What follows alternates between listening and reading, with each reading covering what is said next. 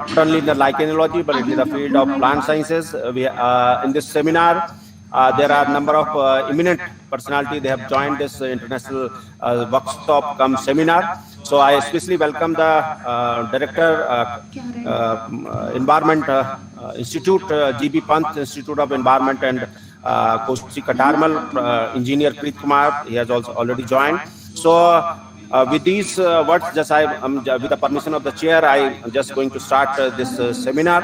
अरस्तु ने कहा था कि जन्म देने वालों से अच्छी शिक्षा देने वाले को अधिक सम्मान दिया जाना चाहिए, क्योंकि उन्होंने तो सिर्फ जन्म दिया है पर उन्होंने तो जीना सिखाया है। तो इन पंक्तियों के साथ जब अरस्तु जैसे महान फिलोसोफर की ये पंक्तियां हैं, माना कि अंधेरा घना है लेकिन दिया जलाना कहाँ मना है, तो ये जो पंक्तियां हैं ये इसी बात की है कि जो लाइकेन का दिया है इस पूरे विश्व में फैले, इसी कामना के साथ, इस विषय के साथ हम इस सेमिनार में उपस्थित हुए हैं। और इसके लिए जो हमारा ministry of environment and forest जो हमारा डिपार्टमेंट है उसके तहत कोसी कटारमल के द्वारा हमें आर्थिक मदद NHMS के माध्यम से दी गई, उसके लिए हम उनका आभार भी व्यक्त करते हैं। तो lichen is a symbiotic association of algae and fungi. This is a basic point.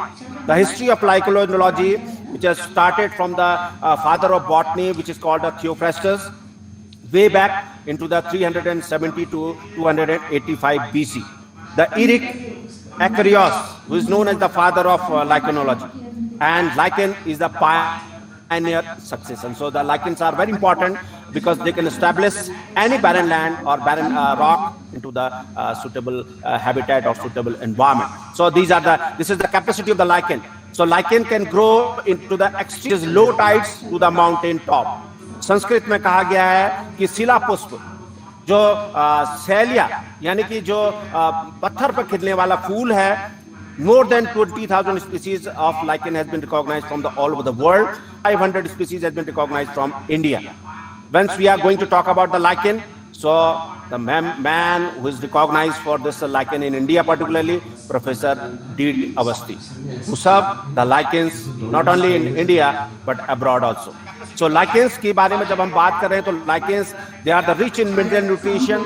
They are also the important point for biomonitoring as they can indicate the air pollution content. The lichens is growing well into the 8% of the terrestrial plants area that has been occupied by the lichens. The epiphyte lichens, they are indicators of the pollution. They are absorbing, they are giving the points of by giving the percentage of heavy metals like cadmium, chromium, aluminium, copper, iron, nickel, lead, and zinc.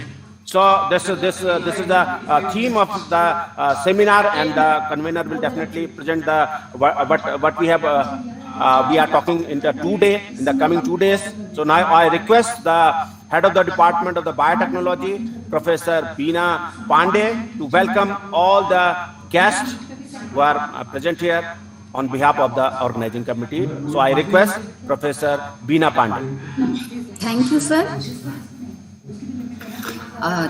Chairperson, Honorable Vice Chancellor, Professor N.K. Joshi, who is always a source of inspiration for us.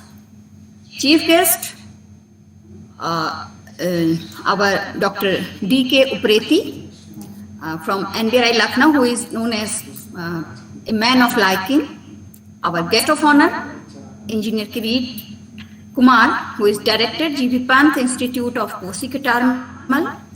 Our Dean Science, Professor S. Sati, Director Campus Bhimtal, Professor P.C. Kavidyal, eminent speakers from our country as well as other countries all over the world, all the participants, HMS, and another one is Diaper. He will give you the details, and he has really worked a lot in these 3 years, and we have got very good data and informations. They have the view that why we are interested on this international webinar on the issues of lichen. So Dr. Santosh Upadhyay, please.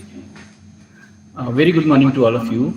Honorable Vice Chancellor, sir, our guest of honor for this occasion, who would be joining us shortly, Director of Govind Pant Institute of Himalayan Environment and Sustainable Development, Kosi Katarmal, Engineer Preet Kumar, sir, our chief guest for this occasion and renowned lichenologist, Dr. D.K. Upreti, who is associated with the area of lichen trade and lichen research as well. a research project on establishing a DNA barcoding and chemotaxonomy empowered herbarium of lichen species of Uttarakhand Himalaya and development of a resource book for conservation and characterization of lichen biodiversity was conceptualized. And under this project, we use DNA barcoding, classical taxonomy, taxonomy method. I would request all participants to please, switch off their mic. So under this project, we use DNA barcoding, classical taxonomy, and chemotaxonomy method all together to build a feature comprehensive database of selected lichens of Uttarakhand. So this database links the morphological features of the selected lichens with their molecular features and chemical signatures as well. So I'm happy to share that, to the best of our knowledge, currently we are at least among the maximum number of lichen DNA barcode generating labs in India. So other objective of the project was that we are dealing with, that we are also working towards generating trained human resource in lichen research. In the past as well, different meetings, lectures, workshops, and field excursions have been organized under this project to train the young faculty members, researchers, and students. Additionally, long-term training program of 6 months, 2 months, and 1 month have been organized for the students who are interested in lichen research. Our country is celebrating this Amrit Mahotsav to mark the 75th Independence Day of India in year 2022. And through generating trained manpower and carrying out biodiversity studies, we are contributing towards the biodiversity conservation and Skill India campaigns, which are associated with the same. As our past workshops have been majorly focused on lichen identification, lichen identification methods. So this year, our team decided to introduce or familiarize the target audience to different dimensions of lichen research. And therefore, this workshop cum conference was organized on lichen research. This has two themes this time. First is dimensions of lichen research and techniques involved, where the expert would talk on how they study different aspects and applications of lichens in the area of environment, medicine, biodiversity conservation, monitoring climate change, and many others. And most importantly, for our young researchers or young faculty members who are interested in lichen research, they would be actually talking on how they carry out this thing practically. The second theme of today's of this workshop conference is biodiversity and bioprospection of lichen and other life forms, where the experts would talk about lichen biodiversity and its bioprospection. As you know that bioprospection principles have a great overlap between different life forms. So to get ideas from other fields, we have included a few talks from plant and other sites as well. And at last, I hope that during this COVID hardship, when meetings based on physical presence are not possible, this workshop cum conference would provide a chance to our young researchers to learn at least a few aspects of lichen research. As besides eminent speakers, we have received abstract from participants as well. The conference would provide a chance to them to discuss their research and get some feedback from the world-class experts. In this workshop, we have speakers from across the globe. Professor P.K. Divakar from University of Madrid, Spain. Due to some reasons, he has not been able to make it this time, and he has sent a message that as he is not able to attend this event due to some official assignments, but he has conveyed that he would be delivering a separate talk for this audience in the first or second week of August, so the coming month. So we would be keeping your contact details and send you the link whenever Professor Divakar is available to deliver his talk. Additionally, I am happy to tell you that we have received around 250 registrations to participate in this event, rather more than 250, and they are representing participants from 15 states, 3 union territories, and around 80 institutes. We have been joined by more than 80 faculty members and scientists and research scholars, along with more than 150 PG and UG students. And besides this, this Google link, we are also running a YouTube stream in parallel. So, and Thank you all for joining us this morning. Thank you, sir. Thank you, Dr. Santosh, for presenting the theme of this seminar cum conference. So really, it's a great opportunity. We all of are having that. We have an eminent personality today and tomorrow also. So all the best for the workshop also. मैं चाहूँगा इस कार्यक्रम को, इस राष्ट्रीय और अंतर्राष्ट्रीय seminar को आयोजित करने में जिन्होंने दिया है, पंडित गोविंद बल्लभ पंत पर्यावरण संस्थान के निदेशक इंजीनियर प्रीत कुमार जी को आमंत्रित करना चाहूँगा। उनके बिना ये कार्य संभव नहीं हो सकता था। आज उन्होंने हमारे आग्रह को स्वीकार किया है, हम सबको ऊर्जा प्रदान करने के लिए हमारे बीच में आए हैं। मैं उनका आभार भी व्यक्त करता हूं और आमंत्रित करता हूं डायरेक्टर गोविंद बल्लभ पंत संस्थान पर्यावरण संस्थान कोसी कटारमल को, इंजीनियर प्रीत कुमार जी को, कि अपने वक्तव्य से, अपने व्याख्यान से हम सबको लाभान्वित करेंगे। Doctor engineer Preet Kumar sir. आपने मुझे इनवाइट किया और यहाँ मौका दिया कि मैं आप लोगों के पीछे बैठूं, और ये बात, I am may be the most unfit person for this forum because having least background of this knowledge of this subject. But as you said that you please come and join and also tell us about why we actually sponsored this project and why we were interested in working with Santosh ji on this project, particularly which is on lichens, and what are the significance of that. So I will be briefly talking about that. So respected Honorable Vice Chancellor Professor Joshi ji, Dr. Upriti ji from CSIR and BRI, his professors, young colleagues, and also the researchers in the field.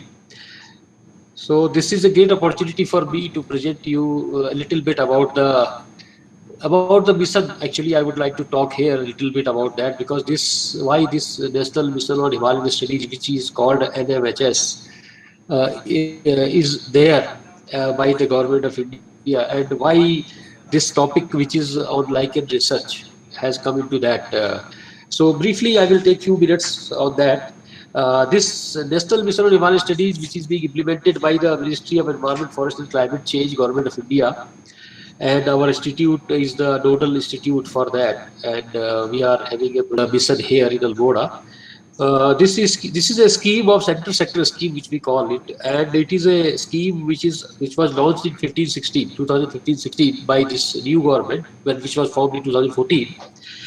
It was thought that Himalaya researches are there and studies are being conducted in Himalaya also under various programs and schemes, but a dedicated scheme should be there to focus on some studies which can reach the people and also which can go in a long way to develop something new in terms of research or data, particularly data information. So the vision for this mission was to support and sustain the sustenance and enhancement of ecological, natural, as well as human culture, human capital of the Himalayan region. So this was the mission which was given, so that we can improve that natural and human capital of the Himalayan region. With this, and we implement this mission with few objectives. Of course, the first objective is always there to build a knowledge, scientific or technical. The other three objectives are more applied, which says that we should strengthen technologies for mountains, Himalayas. This technology may be the technology for application, it may be technology for the research also, for conducting new researches. Third objective is more related to the policy, how we can connect our science to the policy and practice. And the fourth objective is there, which need to be upscaled and demonstrated at a larger scale. That has to also be done under this national mission. So this was the idea which was there. So biodiversity is one of the major themes under this mission. We have 7 thematic areas where we work, which include, of course, biodiversity. It includes livelihood, and also the skill development, skill building, which was also talked by. It has 3 important areas, like it has infrastructure development as one of the area, waste management is one of the area, and also the physical connectivity, that is also one of the areas.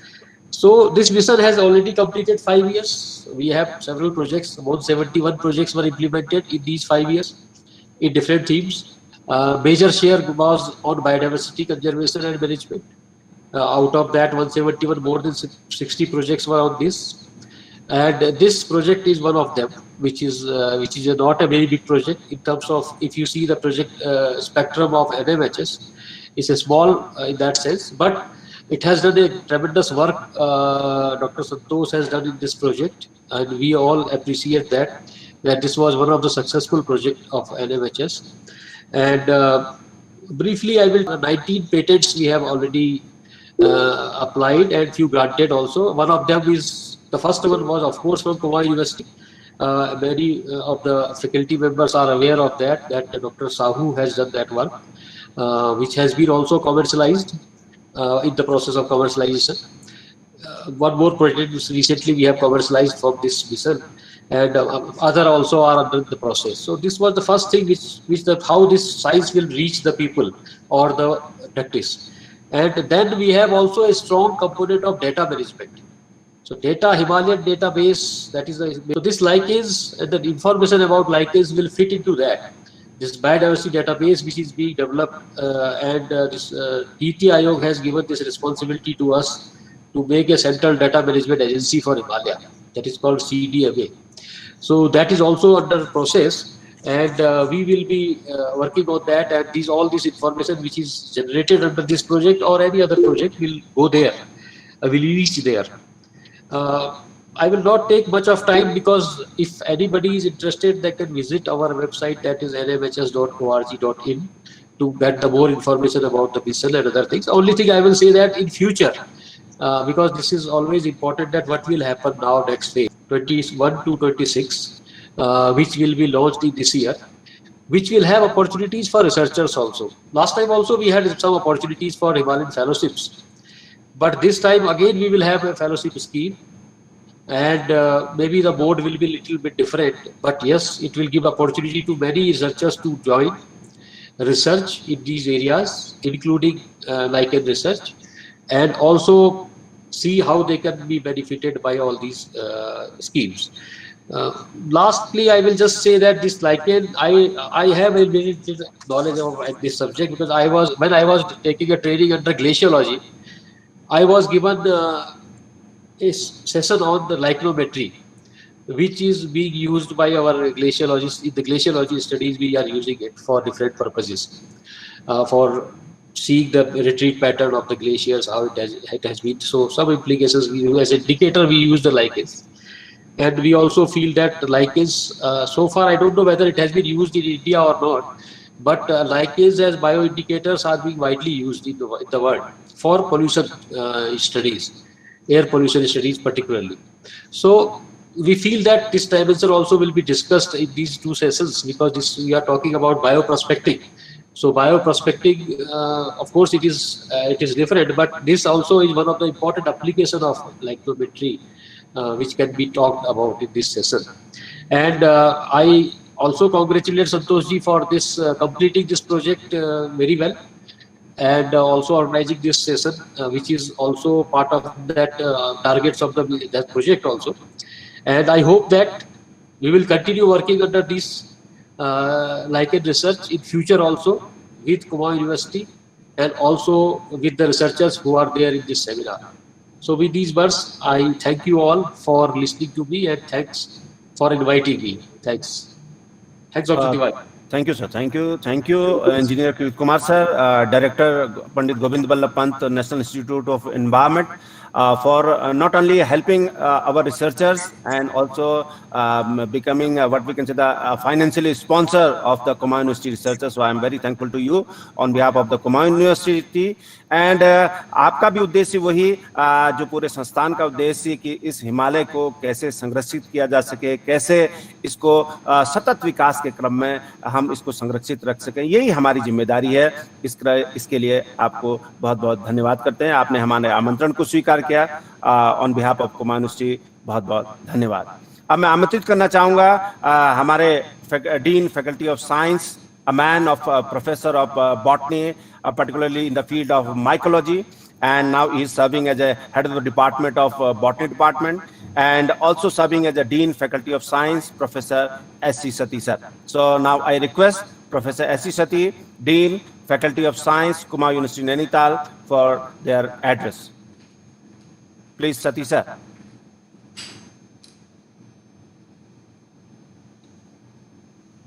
Sir, unmute, please. Please, sir, unmute.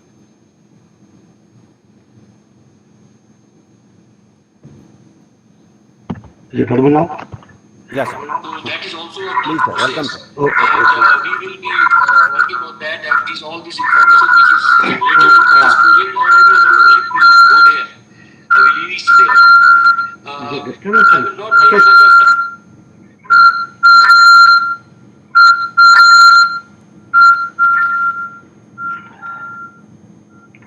Yeah, very good morning to all of you. First of all, namaskar. And first of all, I would like to convey my heartily warm welcome to our head of the family, our Honorable Vice Chancellor. So I could not find him here at this moment, but he is wherever he is inspiring us, and he is encouraging this this type of activities in the university. So I heartily welcome Professor N.K.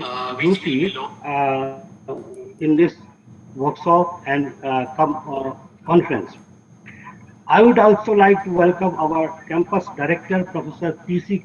Kabidiyar Bhimtal, guest of honor Ilmoda, and the chief guest of this conference, Dr. D.K. Upreti, and his team in this 2 days workshop cum conference for their active participations. So all these are most welcome.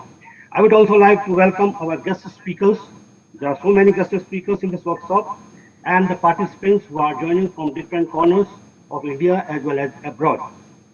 It is indeed a great pleasure for me to be here to address this workshop, international workshop, during this international workshop and conference on Lichen Research, organized by Department of Biotechnology, Kumar University in Nainital, under the headship of Professor Bina Pandey, and dynamic convener.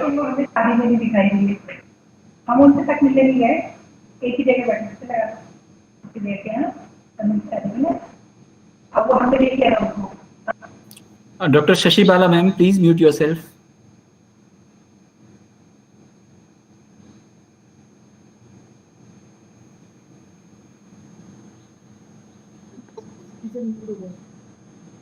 Dean sir, you are not audible sir. शायद आपका mute हो गया क्या mic? Satish sir, please unmute yourself, sir, please.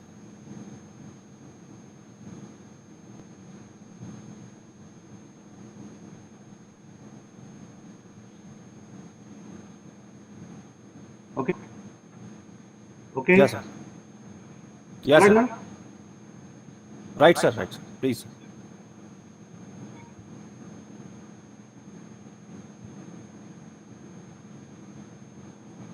Are you audible now? Satish sir, you are audible. Please continue, sir. Oh, okay. So that much have been introduced by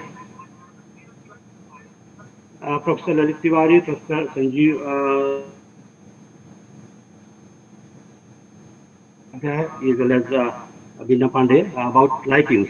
But I just start with that background that the history of lichen could be traced in the long back in the prehistoric times. We heard Theophrastus, who used this term for the first time, lichen, just to introduce outry branch in his book History of Plants. Lichens are unlike the other organisms, not a single organism, as it has been thought for a long time that they are single organisms.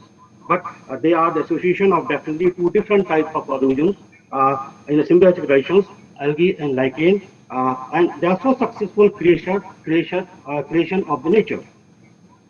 They are the most cosmopolitan and the pioneer of the vegetation, and have been reported from all extremes of the environment, normally where no other plant could be survive.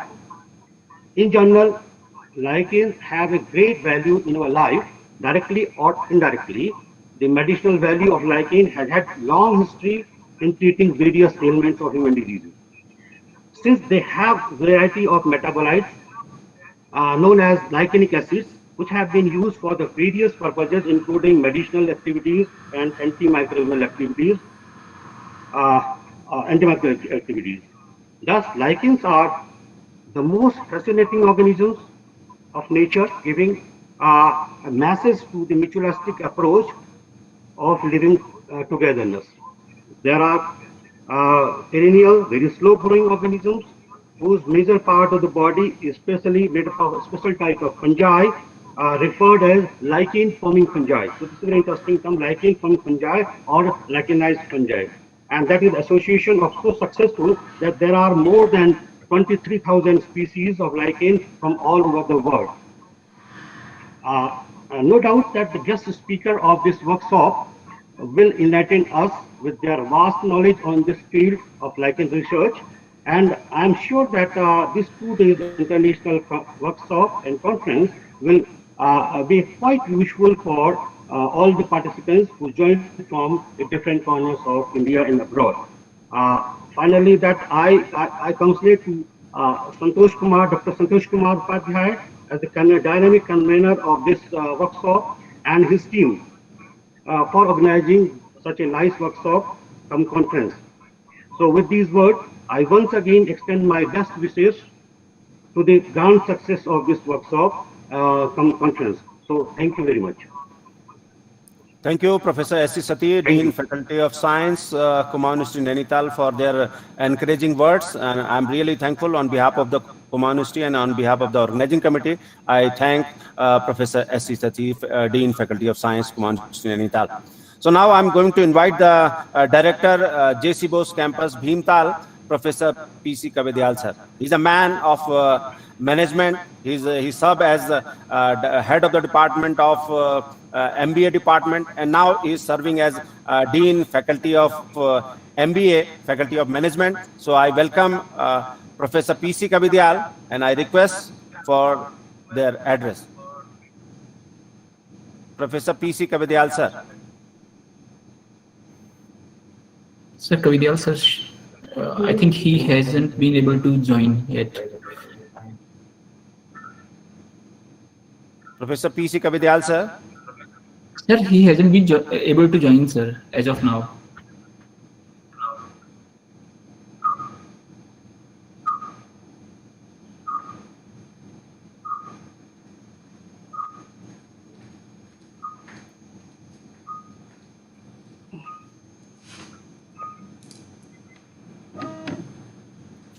Okay, so we can proceed because he couldn't join due to the problem of network.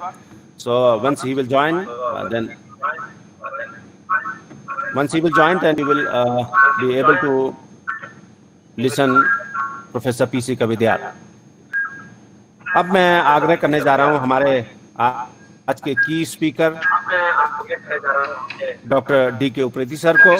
He is a man who is born for lichen. He is a man, eminent man from India who is serving the lichen. He is a fellow of National Academy of Sciences. He is also the fellow of National Academy, FNA. He served as former director of NBRI. He was born on 6 January 1958.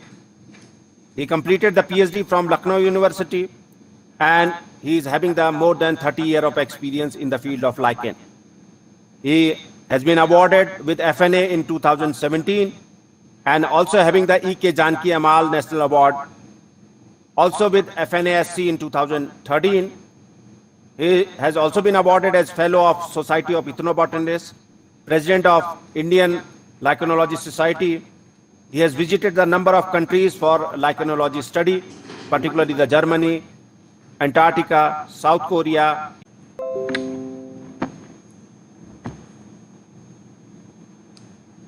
पहले unmute करेंगे sir, आपकी आवाज नहीं आ रही है. DK. Upreti sir,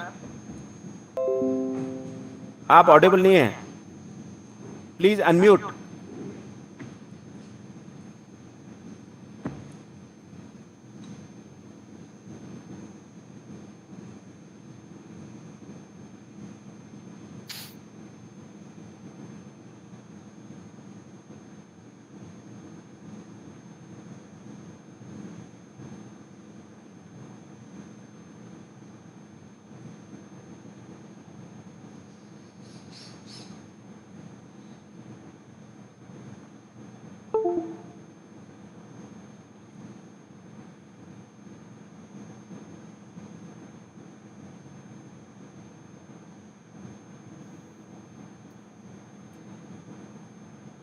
Upreti sir please unmute yourself, आपकी आवाज नहीं आ रही है।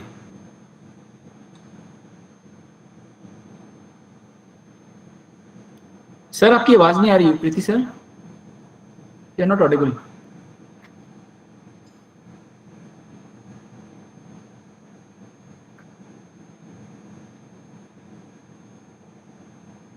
Upreti sir, your voice is not coming sir. Sir, his mic is on, but I think there is some technical issue with the mic because here it shows that his mic is on. हाँ, बहुत light सी sound आ रही है but not clear. Yes. But कुछ है, मतलब he is unmuted but कुछ है problem. उनसे एक बार थोड़ा सा अपना माइक वो करने को, चेक करवाने को कह दीजिए। DK Upreti sir please check your mic sir.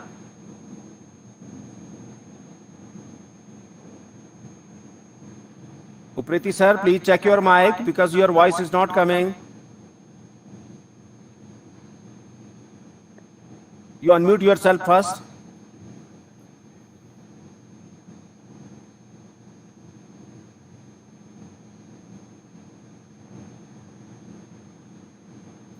Hello sir.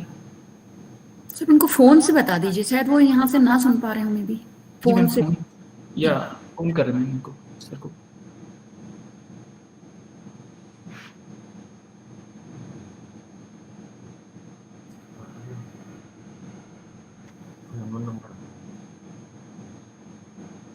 Preeti sir आपके माइक में कुछ इश्यू है ऐसा लग रहा है, वैसे ऑन तो है लेकिन आवाज नहीं आ रही।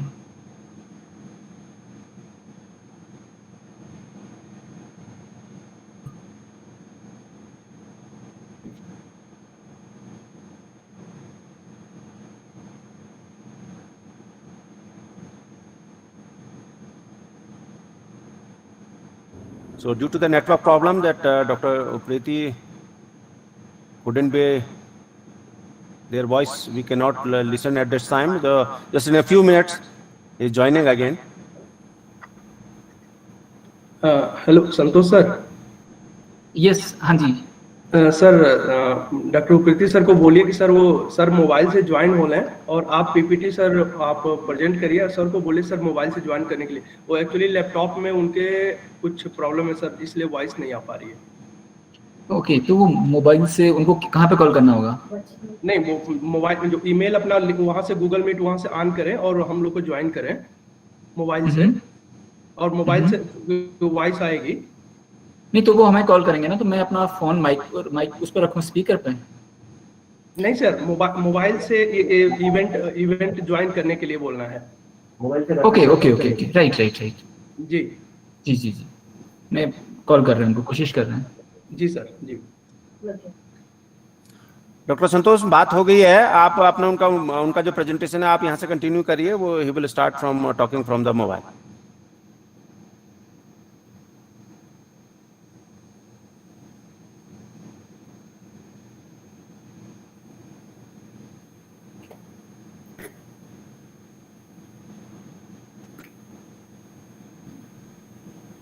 डॉक्टर संतोष आप शेयर कर लीजिए उनकी स्लाइड्स। यस मैम मैं कर रहा हूँ।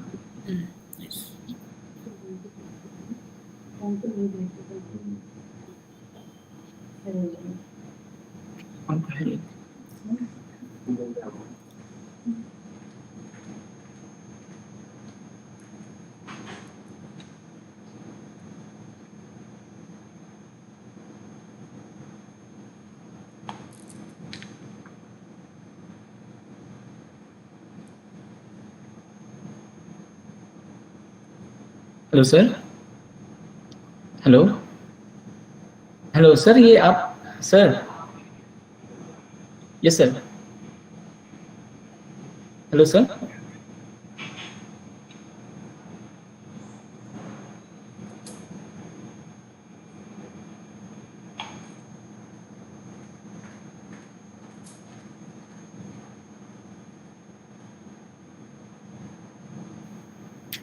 सर से ये रिक्वेस्ट करो ना, वो पहले तो मोबाइल इसको ऑफ कर, मोबाइल से वो कर लें, ज्वाइन कर लें सबसे पहले, तो उससे वो वॉइस सबसे पहले वो ज्वाइन कर लें जी अपना वहाँ ऑन कर, फिर उसके बाद ये हो जाएगा कंटिन्यूशन। कोई नहीं।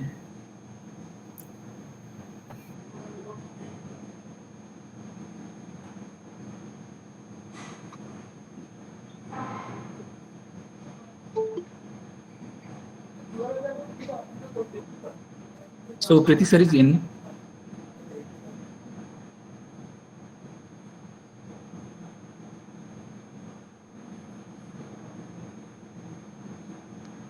Hello?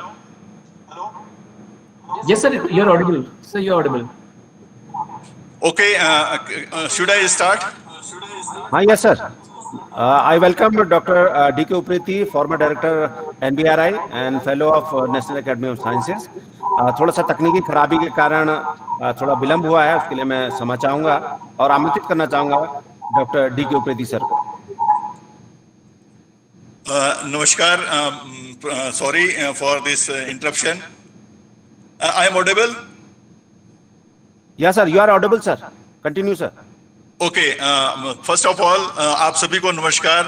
Professor NK Joshi ji, honourable vice chancellor Kumar university, engineer Preet Kumar ji को, director GB Pant institute, professor KC Kavidayal ji, professor SC Sati ji, professor Lalit Tiwari ji, professor Veena Pande, doctor Ashish Tiwari, Geeta Tiwari ji, doctor Santosh Upadhyay, Penny Joshi और मेरे बहुत सारे जो कोलीग्स हैं who have helped me during these lichenological researches in this country. So if I say that our Himalaya and particularly the Uttarakhand is well known for its lichens or luxuriance of lichens. So there is luxuriance of lichens and there is again a large number of our lichenologists are from this place.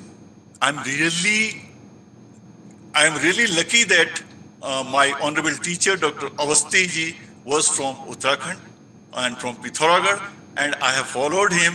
And we have too many students, whether it is Yogesh Joshi, Santosh Joshi, Santosh Upadhyay, and too many lichenologists, they are from this state of Uttarakhand. Sometimes back, Dr. Preet Kumar ji was telling that he was not ignorant about lichens. I will tell you, when you eat or when you talk about Hyderabadi biryani, it is only famous due to its essence or fragrance, which is due to lichens. When you were in high school or intermediate, you have used litmus paper. This litmus paper, dye was earlier extracted from lichens.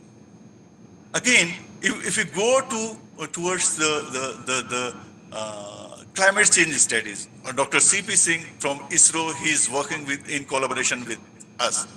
So we have carried out lichenometric studies in North and in Western Himalaya. Dr. Rajesh Vajpayee is there who has carried out this type of work in collaboration with ISRO, Indian Space Research Mission, Ahmedabad, that scientific, the Space Application Center. So lichens are not ignorant. We know them, or even in our this literature, they are mentioned in ancient literature. If you see that chalet, shalpush, they were later synonyms of a large number of Parmelia species in which we have discovered and we have validated their medicinal properties in the recent years. So with this background, this particular my lecture is about the recent advances in lichenology. So if we see the lichenology in India, if we go to the past, it was initiated. The lichenological researches were earlier started with the Britishers, because the Britishers, they ruled over here, and the British naturalists, they started collecting lichens from Himalayas and from Western Ghat area. And it is interesting to know that the first lichen report from India is from Coromandel region, which was mentioned in species Plantorium by Linnaeus. So it was a lichen physiformis, but later on it was named as Rossella montagnai. So lichens was known from India from that time. But what happened? Mostly the lichens, they were collected during the British period or during 200 years before. They all were passed on to the Europeans, and Europeans, they have preserved the material in British Museum or in European herbaria. So we do not have access to that type material. But if we see the systematic lichenological investigation in our country, they were carried out by one of my honorable teacher, Dr. Dhanidhar Awasthiji, in the 60s of the late century. In the 60s of the late century, he established a school of lichenology.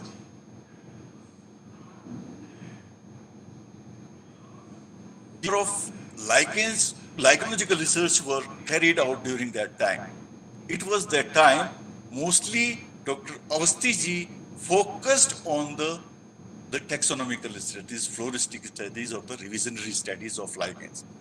He has compiled all the informations which were published by the Britishers or the European lichenologists into a catalog form.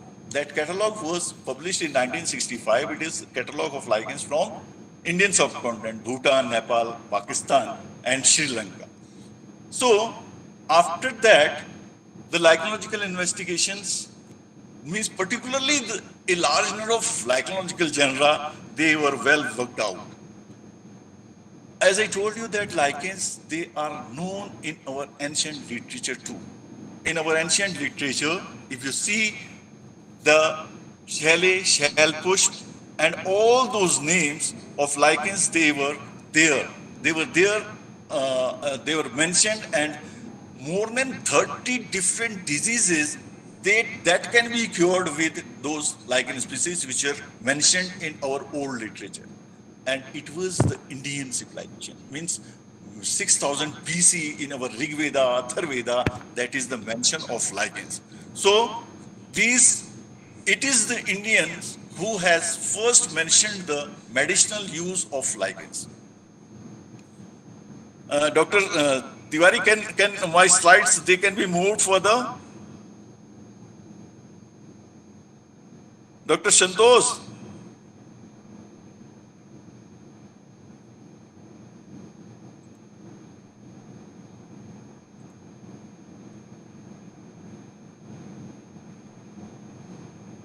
Good morning. I am audible. Hello? Yes, sir. Yes, sir. Yes, sir, you are audible. Yes, sir, you are audible. Okay. You just wait. I have to fix my slides in my this laptop. Then I will proceed. Okay. So just wait.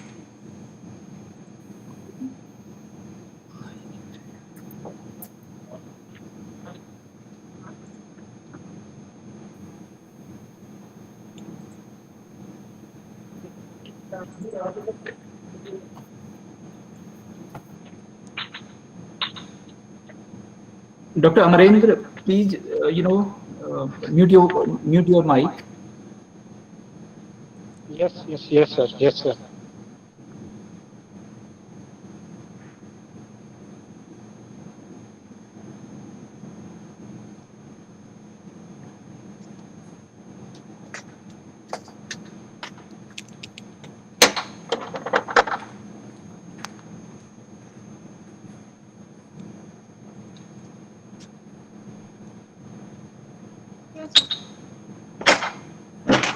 Your mic is still on.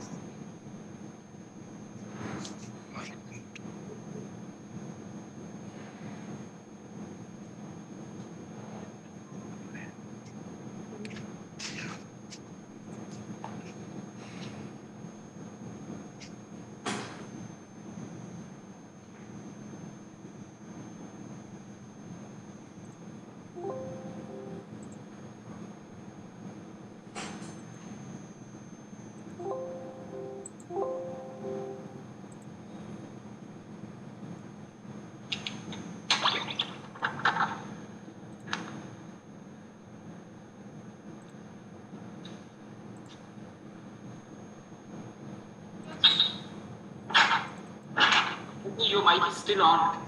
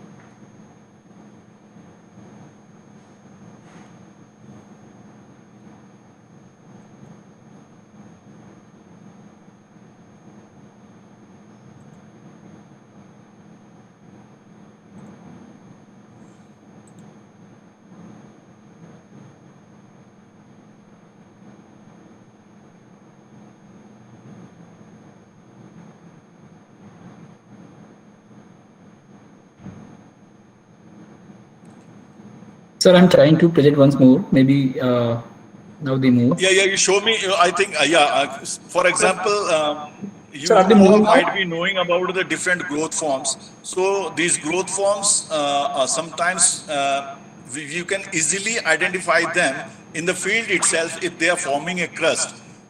So before that, there is mentioned about the lichens, or what is lichens? Lichens, that they are symbiotic association of algae and fungi. So how many algae and how many fungi are there? We all know that there are 3 growth forms of fungi, that is Ascomycetes, Basidiomycetes and Deuteromycetes type of fungi, and about 145 different species of green algae, blue-green algae and brown algae. For example, most of the lichens which are formed they are combination of mostly the Triboxia, a green alga, and mostly the ascolichens. So in nature, if we see that there is plenty of ascolichens. Basidolichens are few because they especially need some specific habitats like the rainforest or that type of habitat. In our India, we have only basidolichens. Few they occur in eastern Himalayan region. Then after this means when there is lichenization, when algae and fungi come together and form lichens, that type of fungi and algae, they occur in nature also. But when they are lichenized, when they form a lichen, you cannot recognize them. It is very difficult to recognize them. So in nature, you will find those algae and lichens, but when they are lichenized, it is difficult to recognize.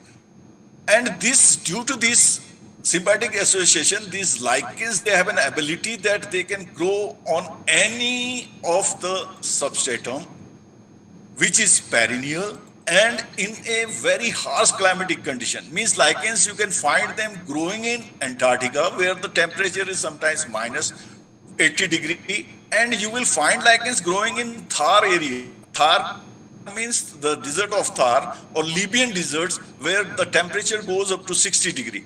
So this lichenization gives them strength to withstand very harsh conditions. Nowadays, it is thought that, earlier it was thought that it is only a symbiotic association of algae and fungi. No, it is not symbiotic association of only algae and fungi. It is involvement of other some micro saccharomyceal fungi and some bacteria are there. So the nature of lichen thalli is quite complex. This is not only symbiotic association between algae and fungi. Other organisms also involve lichenization. Further, if we see, I think my slides are there. It's open.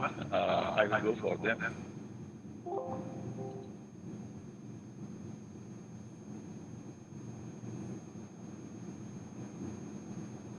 In nature also, sometimes it's difficult that we have confusion between algae, between fungi, and between these lichens and mosses.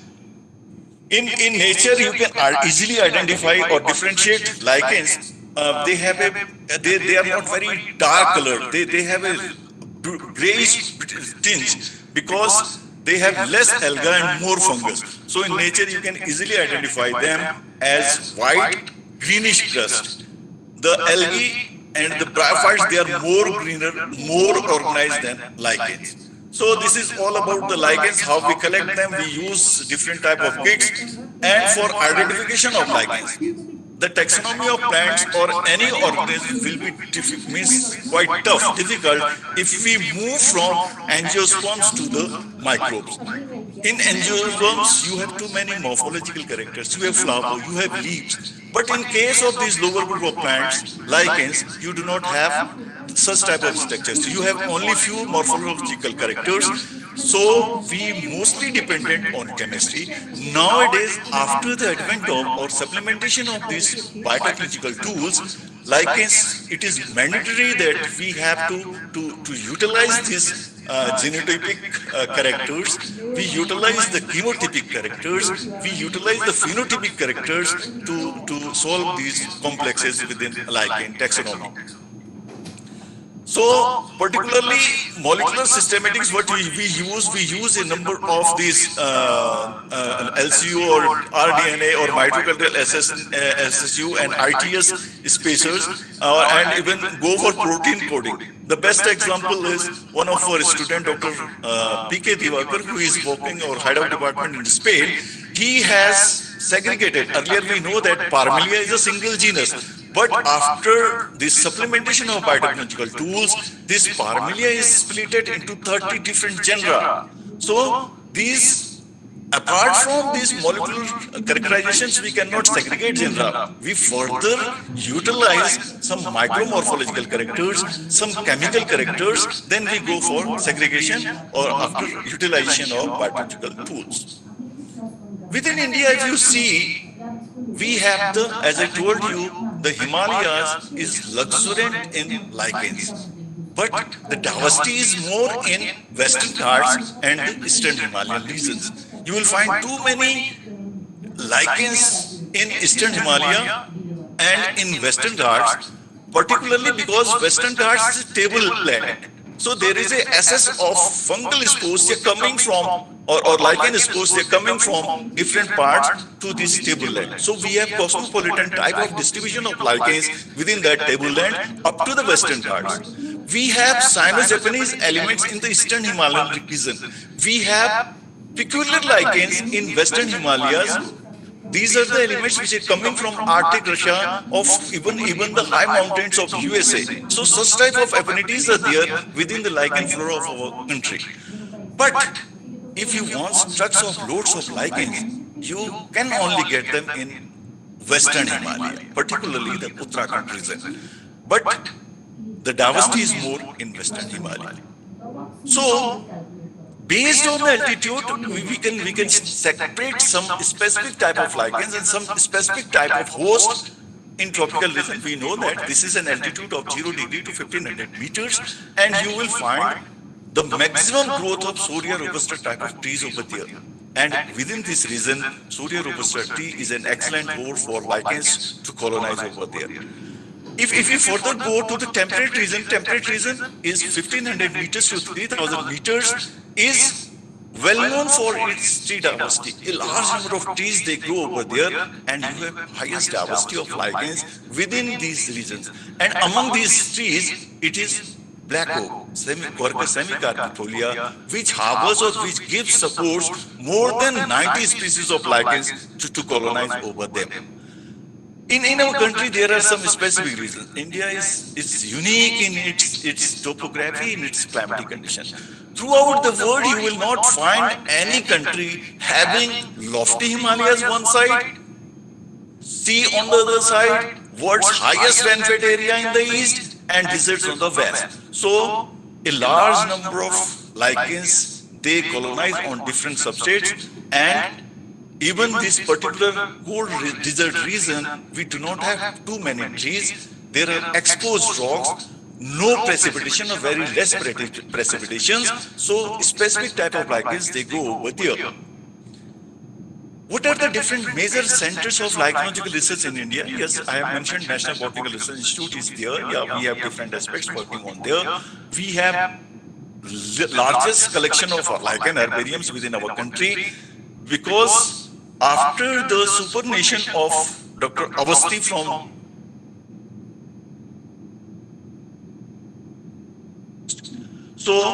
all his material, as Dr. Avasti has done 2 PhDs. One PhD is from Lucknow University, Lucknow, and second PhD he has done from Colorado University, USA. And during that period, he has visited a large number of European herbaria, and from there he has procured excavate material. Excavate material is authentic and well-identified material which can be received as a loan or gift from a herbarium. So, Dr. Avasti brought a large number of excavate material from European countries, and it is all transferred to NBRI. Now it is preserved at NBRI and well looked after by the scientists or the researchers who are working over there.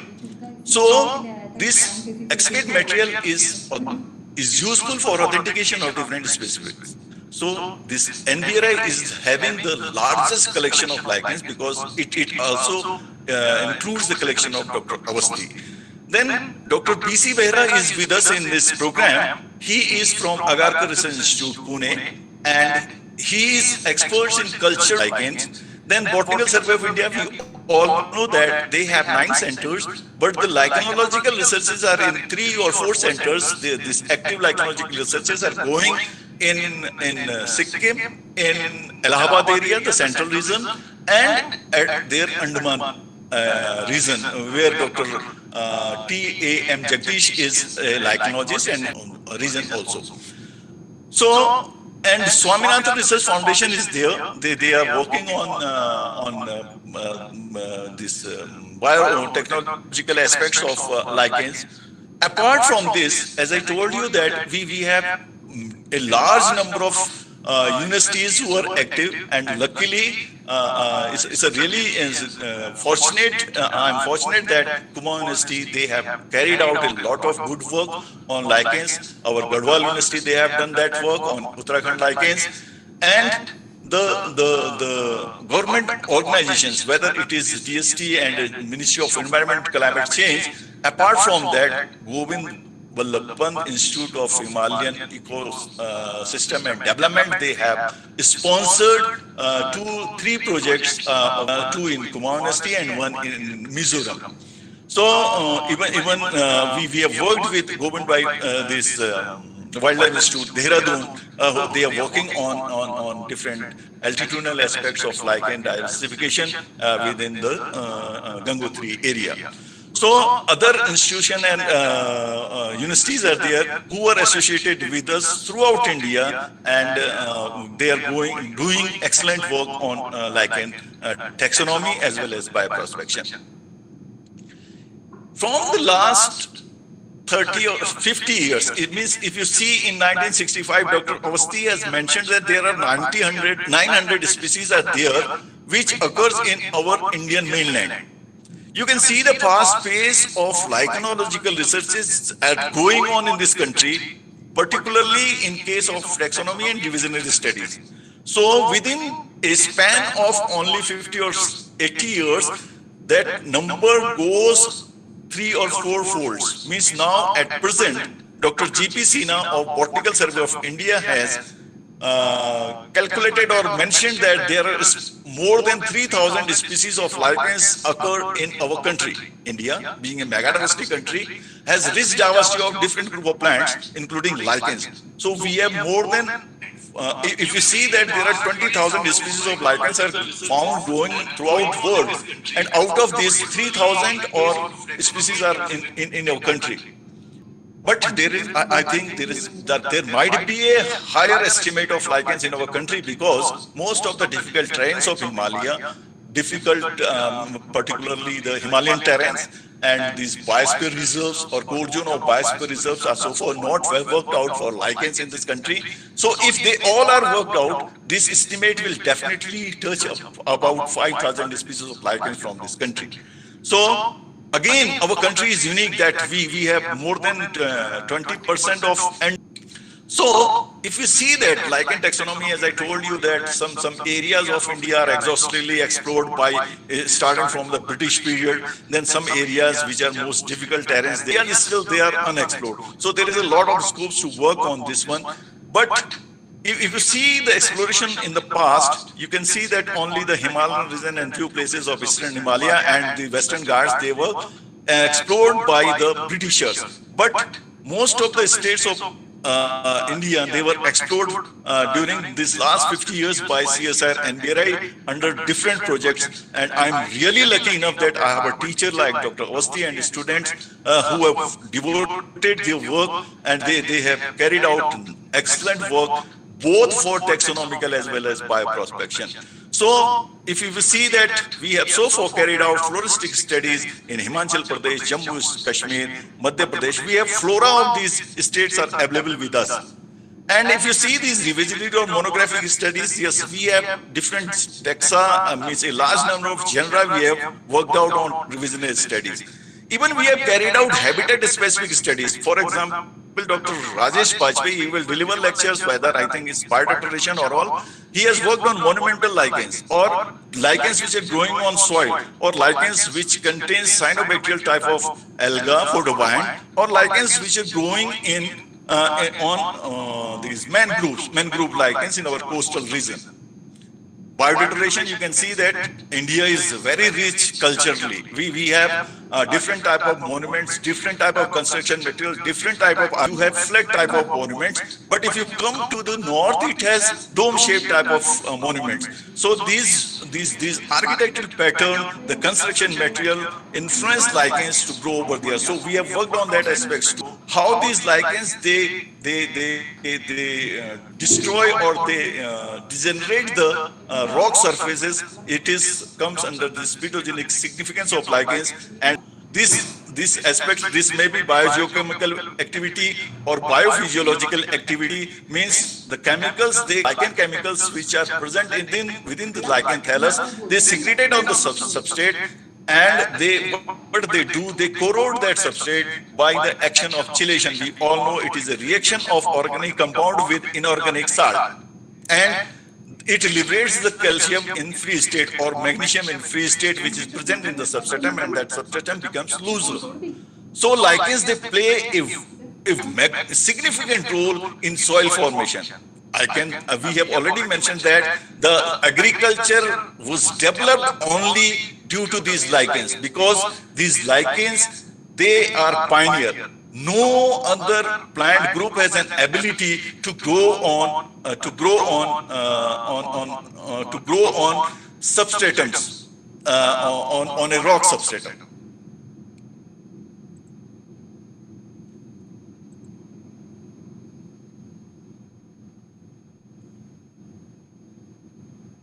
Can you move my slides, because there is some again problem, it's not coming. Sir, I think they're moving. You can see my slides? Yes, sir. So tell me, it is all about the chemical reaction of calcium and all, huh? Sir, this time it is on taxonomy and floristic studies, revisionary studies, monographic studies, and all those. Okay, I have told you that all these studies means lichens, which whether it is, yeah, it's available. It's available, just wait.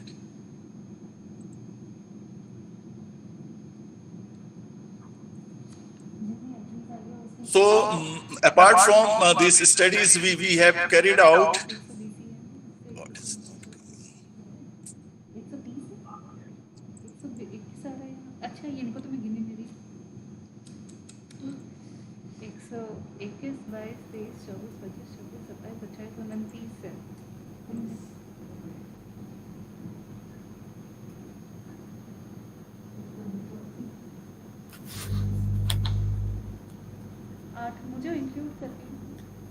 can you move forward?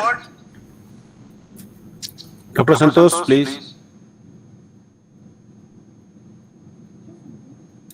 Dr. Santosh, please.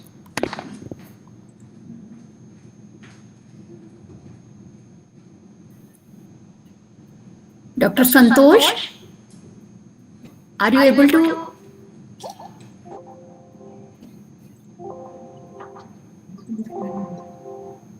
Yes, ma'am. Yes, he's requesting, I think, for the movement of the slide. Next slide, please. Yes, ma'am. So I was talking about the lichens, how they grow on monuments and cause damage to their upper surface. Such type of studies are useful for the conservator of these monuments, particularly the Archaeological Survey of India. We give them the estimate of lichens, how, what type of lichens are growing, and how the damage or damage of estimate we give them, how they are damaging the substrate. And such type of studies are useful for conservation of these monuments. If you see the recent advances in lichens, you can see that we have worked on how these lichens, they can be used in forest management and conservation, in pollution load mapping, in remote sensing, in bioinformatics, in phytochemistry, in geological. What Dr. Engineer Preet Kumar was talking about is how we can use lichens in lichenometry or glacial retreat, Even mostly our one of the group in our institute, they are working on Dr. B.N. Singh, they are working on nanomaterials from lichens. We all know that lichens, they are very slow growing and we cannot get them bulk or big biomass of lichens for their bioprospection. So these nanotechniques are very useful. Even we can go for these endolychenic fungi or culture of endolychenic fungi. These are the fungi which live inside in the lichen thallus. If you see the use of medicinal lichens throughout the world, out of the 20,000 species, only mention of 500 lichens, whether it is a folklore or whether it is an ancient use or ethnic use of lichens, we have received only 500 references. So that 500 references are the base for carrying out further bioprospectional or medicinal importance of lichens.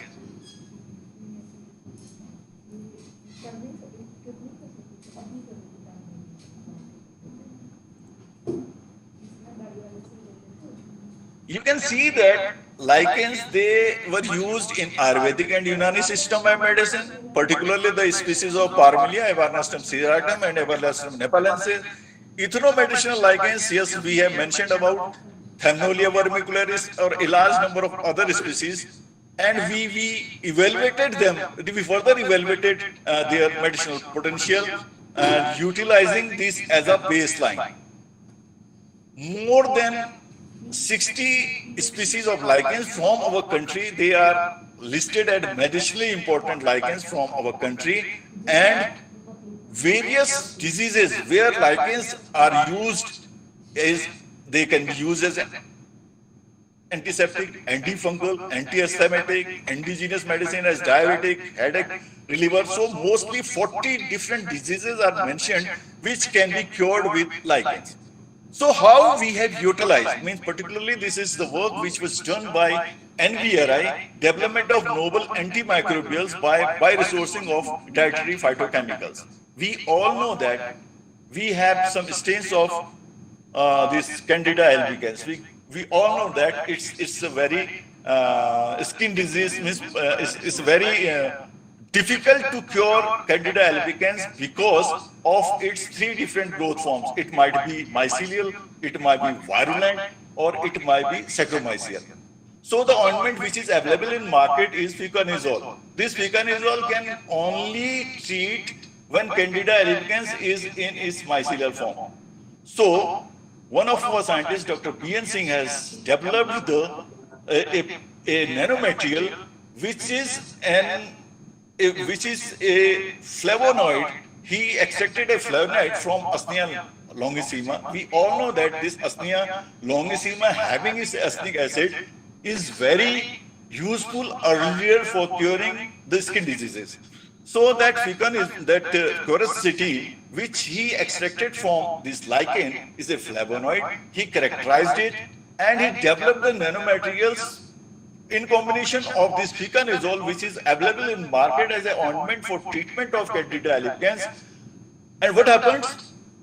That quercetin, it increases the production of furcinol, which is responsible for this Candida albicans cure in 3 folds or many folds. And the efficacy of that particular nanomaterial increased 250 times, as it was mentioned, and it cured all the 3 growth forms within a span of a week.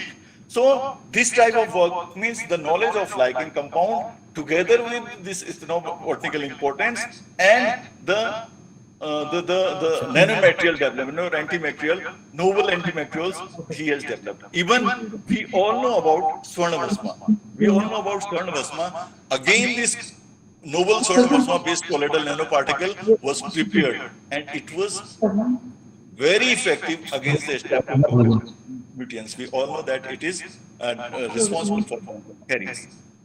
So this is the way how this lichenology is starting from its taxonomy towards the bioprospection scores. So again, we have proposed a hypothesis of these nanofactories. What are these nanofactories? It's simply the combination of 3-4 nanomaterials in where we have used natural product from a lichen. We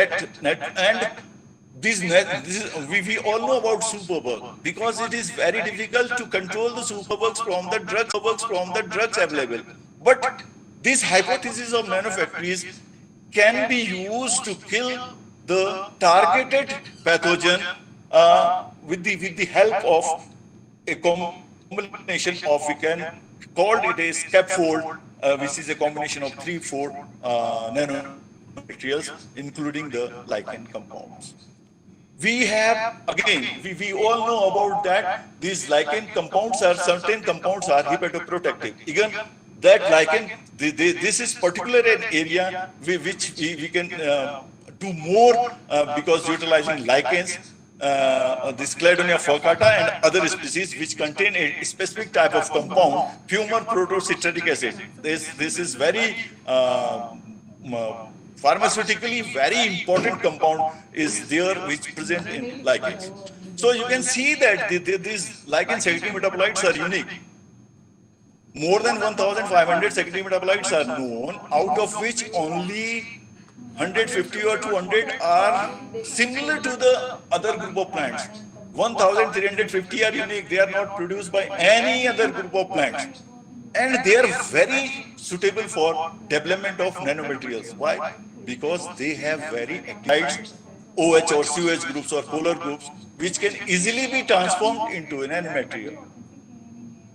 In India, as I told you that mostly the lichens, they grow luxuriantly in Himalayas. This is a common sight. You can see that trucks of loads of these lichens you can see if you go to Ramnagar. If you go to Tanakpur Mandi, you can see huge loads of these lichens in that area. And we were talking about segregation. You can see that these ladies, they are segregating lichens into different grades. A grade contains only 1 or 2 species, particularly Averniastum serratum.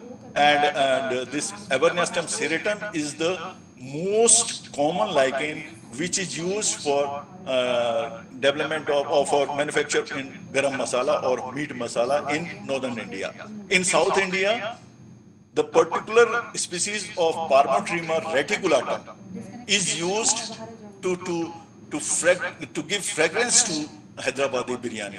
So in South or Western Ghats or in Hyderabad or that area, that biryani is famous only due to this lichen, Parmotrema reticulatum in South, and in North, this Averniastum serratum is most frequently used for this manufacture of mahak masala or garam masala.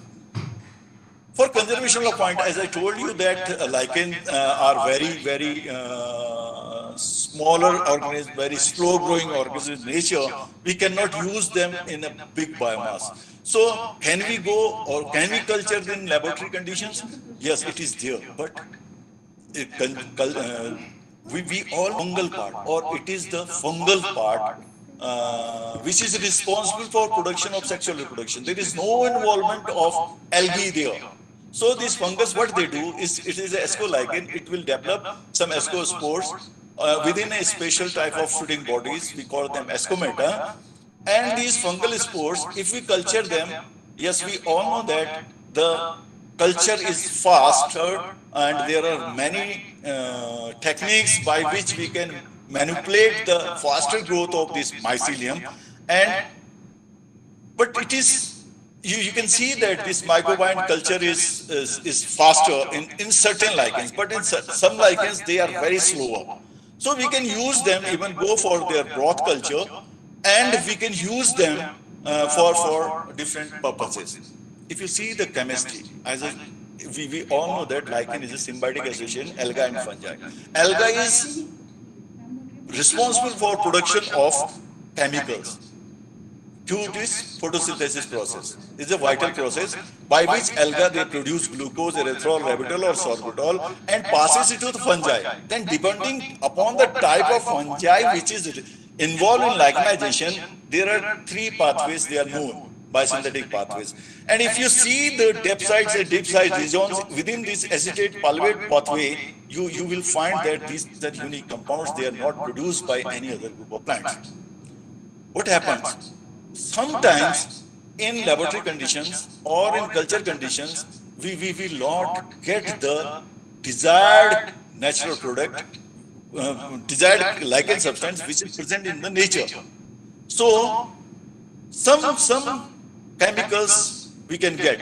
This is all about the lichens. We all know that these lichens, they are used as food, cladonia, osteocolon, or species of Asnia and Ramalina, which are bigger in shape and size and having good amount of carbohydrates and fats.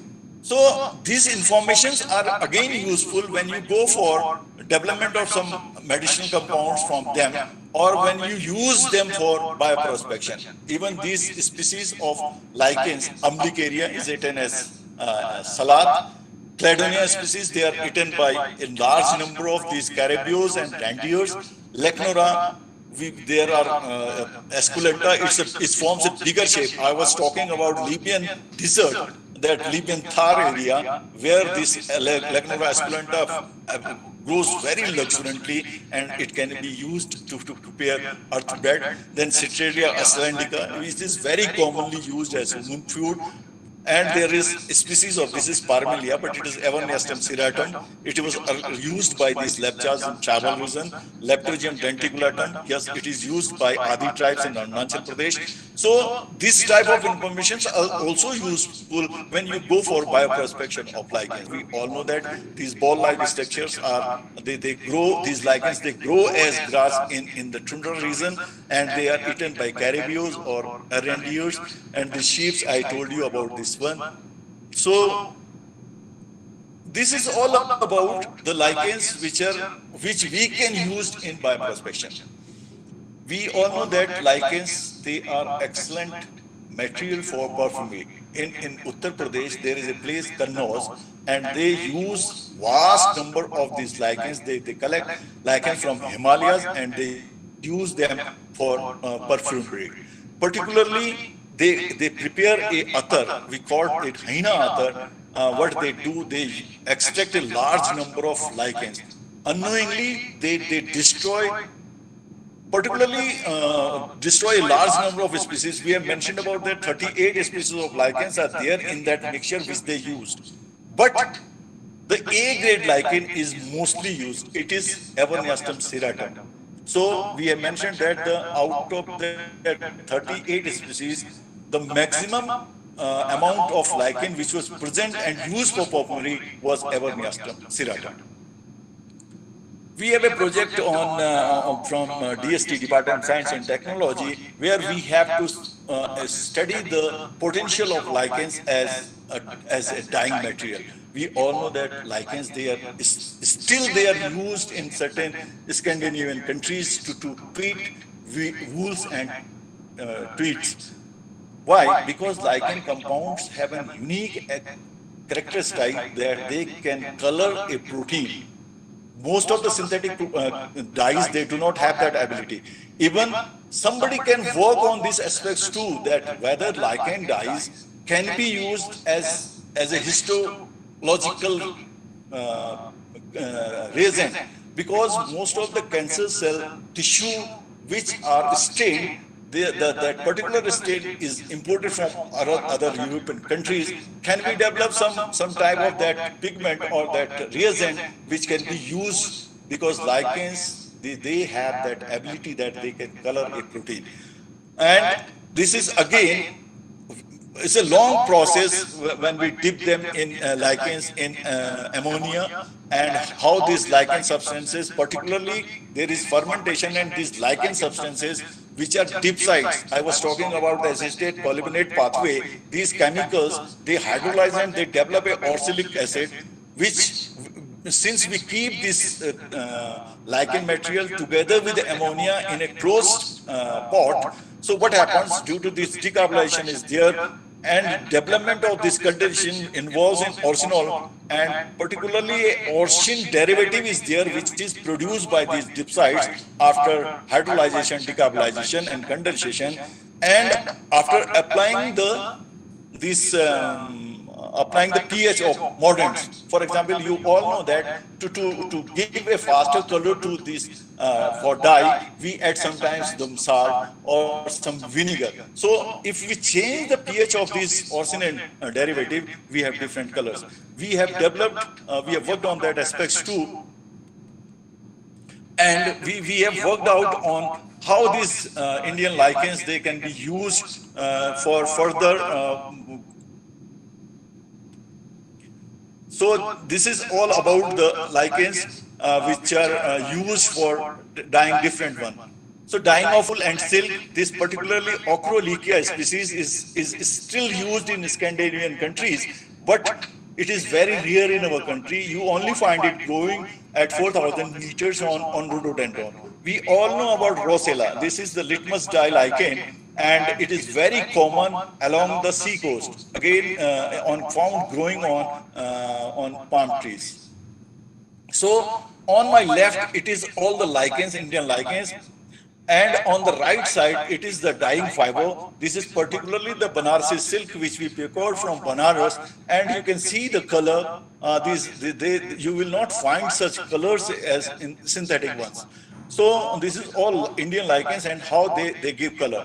But for conceptual point of view, we tried to culture lichens in laboratory conditions, and we are successful that particularly we used a Asnia ghatensis lichen and one species of Genthoria, and you can see that in the center F1, F2, F3, it is the control one, and the dyes which come, which the fibers they attain is on C, D, E and G1. So on the bottom GHI is all the dyes which we yield from mycelium. So it is possible that yes, we can go for culture of lichens and get dyes from the mycelium itself in laboratory conditions, which is an important conservation aspects of lichens. We use lichens in forestry. It is quite clear that if a forest is undisturbed, it is thick with moisture, will definitely have different type of lichen communities than a forest which is disturbed one, having winds or thinned out and more light, will definitely have different type of lichen communities. So based on those bioindicator lichen communities, we worked and we published a paper. It is again one of Dr. Rajesh Pai have worked on these aspects. Dr. Vartika Shukla, they have worked on these aspects, and we have mentioned about 16 or 18 different bioindicator communities of lichens for India, which will clearly tell you what type of forest condition is there. For example, if you find calcicoid lichens growing in a particular forest, you can say that is ecologically continuity or old forest, means it is less disturbed throughout its period. Then again, it's a different communities we have mentioned, and the condition of forest you can study. Lichens, they are excellent. We all know that they are excellent bioindicators and bioindicators and biomonitors. Bioindicators and biomonitors means when some species are so sensitivity, means they are very sensitive to pollution. We call them that they are scales of indicator species. Lichens are true indicators, means they very quickly show the changes within their morphology, within their physiology, within their chemistry, and they are excellent accumulators. Means they can accumulate different metals which are lethal for other group of plants simultaneously without dying. Means sometimes they accumulate 50,000 ppms of copper and they turn blue. Particularly lichens which are found growing on fences in wine orchards, which experience frequent spray of copper sulfate. Earlier, they have 50,000 ppms of copper. Without dying, they turn blue and they accumulate that much of metals. So they are excellent materials, plants for this one. Even they have certain features that you will not find cuticular membrane. As in higher plant, you will find cuticular membrane, but in case of lichens, there is no cuticular membrane. The cells are directly exposed to the atmosphere, and the lower surface is to the surface, to the soil. So whatever present in atmosphere, whatever present in substratum, it is accumulated cumulatively within lichen thallus. So lichen can be used to tell you that what was the environment in this particular area 500 years before, because they are long living. Then they do not they do not break, or there is no not part their organs, as what happens in higher group of plants, there is leaf fall, but in case of lichens there is nothing there. So lichens, they can be used with different methods. Transplant method, if in a country or in a city with it very too much polluted and lichens are not growing over there, then what we do, we transplant lichens from a healthy area, nearby area, having a similar climatic conditions, and see what happens to them. Then lichen zone mapping, yes, it's quite easy process.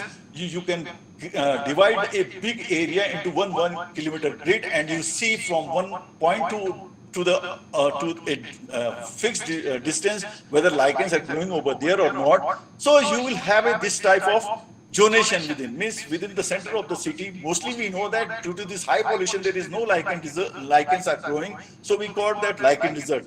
Then there is a transitional zone where you can see few growth. So with the help of lichens absence and presence, we can map a bigger area, how they appear, or whether the level of pollution is over there. So lichen desert, yes, if no lichen is there, it is critical air pollution. Similarly, normal zone, very low air pollution, you can manage it, or you can easily study through this one. Even if we have past description or publication, we can use lichens. Means we have worked in Calcutta region. Do lichens still grow in Calcutta? I have published a paper. Means what we have studied, we have revisited that area from where the publication of these lichens was available 150 years before. So we again revisited that plant, again revisited that area, and see that whether there is change or on particular species or not. So a large number of monitoring materials and metalloids which are accumulated in lichens can be analyzed with this one, whether it is trace element, it is metals. So there is a lot of scope within our country that we can go for such type of studies. Even lichens, they are used as biomarkers, because even we can do such type of experiment in our laboratory conditions. We spray them with different concentrations of these heavy metals or these lethal metals, and we can see that whether there is change in protein, or how this protein is going change, or what type of heat shock proteins are producing, how this genetic material is changing. We have carried out such type of study, and there is still a scope. Even polycyclic aromatic hydrocarbons, which we cannot see, and they are liberated through the vascular activity, mostly in the areas when there is heavy traffic. You can experience such type of experience in our Himalayas, when there is voyage to this holy place, Badrinath. So we have carried out, and even there is a lot of scopes to work on how these lichens they accumulate different heavy metals which are carcinogenic. There are 16 such pH. They can be studied. So we all know about lichens that they are very sensitive to sulfur and acidic gases. And what happens? These lichens, they absorb. If they absorb lower concentration of these acidic gases, they easily show some symptoms within their morphology, anatomy, even in the reproductive organs. Such type of studies, including the changes in ultrastructures, can be carried out. So air pollution sensitivity of lichens, yes, we all know that fructivo lichens are very sensitive, then the folios and then the clusters. Even if they are growing on soil, if they are growing on rock, so such type of studies also help in estimating or in studying the pollution level in a particular place. We are talking about lichenometry. It is nothing, it is use of lichen in dating rock surface. For example, if a building is 60 years old, you can see a growth of lichens. You can measure the diameter of that patch. You will tell that this particular species A grows this much of centimeters in 60 years, because you know the age of that construction material of that building. Similarly, we know that this rhizocarbon geographicum, which forms a circular structure, grows 1 millimeter in 100 years. So, biodiversity from the threat of biopiracy. In this regard, some remarkable work has been done by the research team of Dr. Santosh Upadhyay, Professor Lalit Tiwari, and other collaborators in the area of DNA barcoding of lichens. I have been told that this research group is now among the maximum lichen DNA barcode producing groups in India. For that, I'm very thankful to Engineer Kirit Kumar, Director G.B. Pant Koshi Katarmal Institute, and NMHS for funding this project, and also Dr. D.K. Upreti and Dr. Rajesh Bajpayee from NBRI and Dr. Yogesh Joshi from University of Rajasthan for extending their support towards this project. I also congratulate this group and the Department of Biotechnology of Kumaon University for doing an excellent job towards educating lichen collectors, communities, young researchers, and academicians about the importance of lichen identification and conservation. Lastly, I once again congratulate the team of Kumaon University for organizing this wonderful workshop cum conference on this highly relevant topic, and thank you all for joining us. Thank you very much. Namaskar. Thank you, Honorable Vice Chancellor, Kumaon University, Professor N.K. Joshi, sir, for giving us more energy towards working on the fields of lichen. और मैं धन्यवाद करता हूं आपका organising समिति की तरफ से कि आपने हमारे आग्रह को स्वीकार किया और हम सबको ऊर्जा देने के लिए आप पधारे, इसके लिए बहुत बहुत धन्यवाद। तो अब इस इनॉग्रेल सेशन की समाप्ति की तरफ चलते हैं और मैं ऑर्गेनाइजिंग कमेटी की तरफ से माननीय कुलपति कुमाऊं विश्वविद्यालय प्रोफेसर एन.के. जोशी सर का धन्यवाद करता हूं।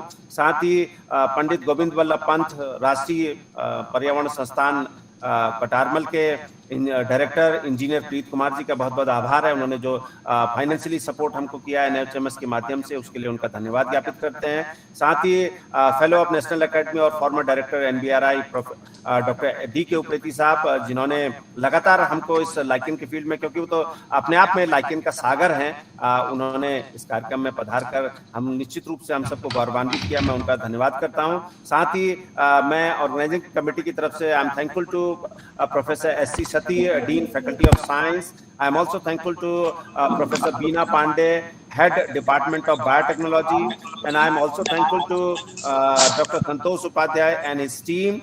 And I also thankful to our guest who is with us for the 2 days. And I'm also thankful to Dr. Udayini Jiala from Sri Lanka, Dr. Rajesh Bajpayee from Lucknow, Dr. Vartika Sukla from Lucknow, Dr. Yogesh Joshi, who is our colleague in the Kumaon University, but now he has joined as Rajasthan. So Dr. Yogesh Joshi, Dr. Mudit Vaidya from USA, Dr. Swapnil Pandey also from abroad, and from Dr. C.P. Singh from Ahmedabad, Dr. B.N. Singh from Lucknow, and Dr. Deven Kumar from Lucknow. So I am very thankful to these all the eminent speaker who will continue with us for the 2 day in the International Workshop Cum Conference on the lichen research. So I am on behalf of the organizing committee, I thank all the participants who's the key man, because without the participant we cannot go for, we cannot organize, we cannot share the useful information.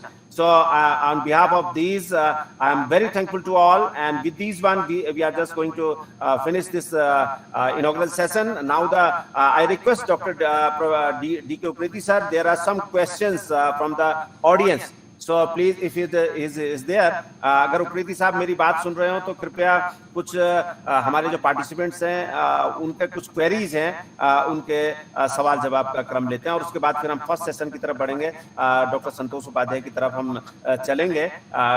Doctor D के Upreti sir, अगर मेरी बात सुन रहे हो।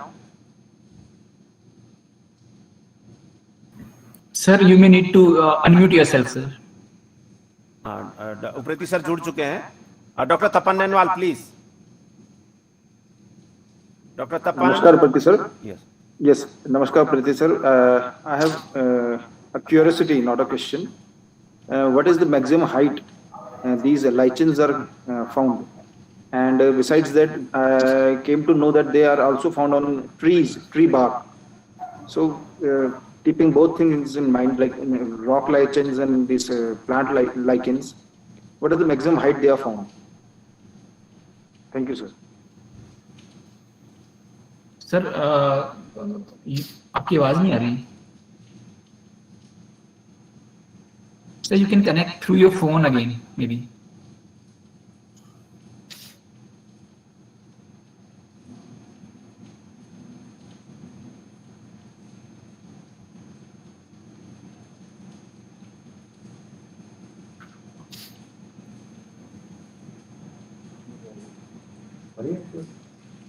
हाँ sir, हल्की आवाज आ रही है सर। जी सर।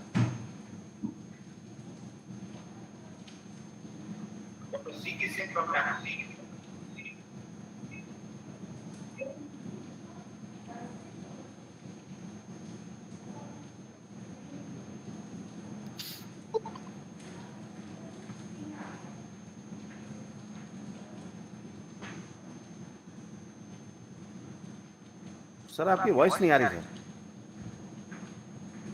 सर आपकी वॉइस नहीं आ रही है सर। नहीं, आवाज नहीं आ रही सर। सर तो मोबाइल में लिंक से जोड़िए सर, तब आवाज आ जाएगी सर। मोबाइल में लिंक है जो वर्कशॉप का, उससे जुड़िए sir.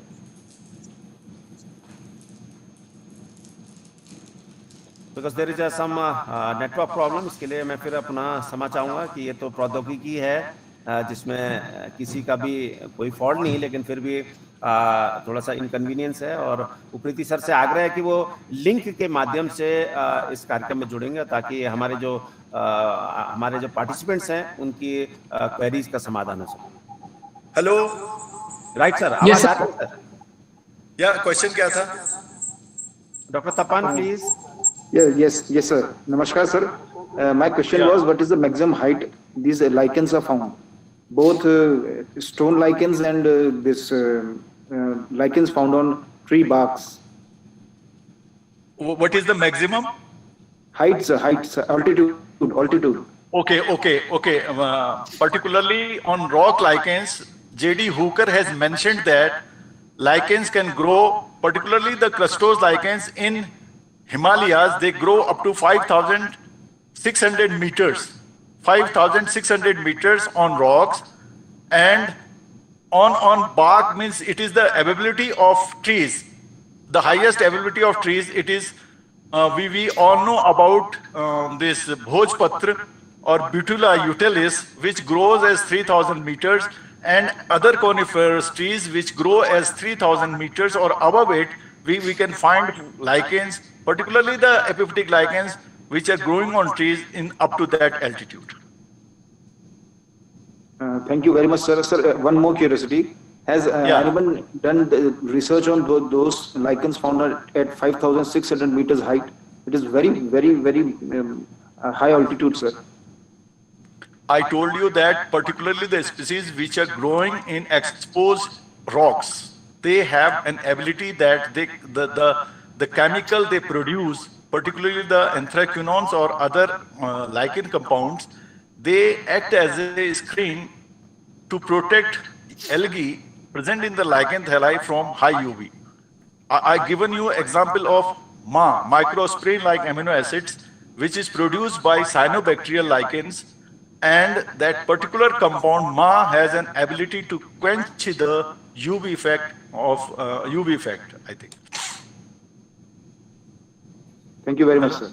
Thank you, Dr. Tapan Nenwal, for asking their query, and I hope that you get your right answer from our expert, Dr. DQ Preeti sir. So, any other question, or because we are having a time constraint, so if any participant have any query, any question, he can ask or she can ask directly. Dr. Tiwari, Yes, sir. you ask the students or the participants whatever they have questions, you can write down or they can send in your this chat box, Yeah, and yeah, then right, sir. from that chat box we can go for further clarification. या right sir, thank you sir, thank you very much sir.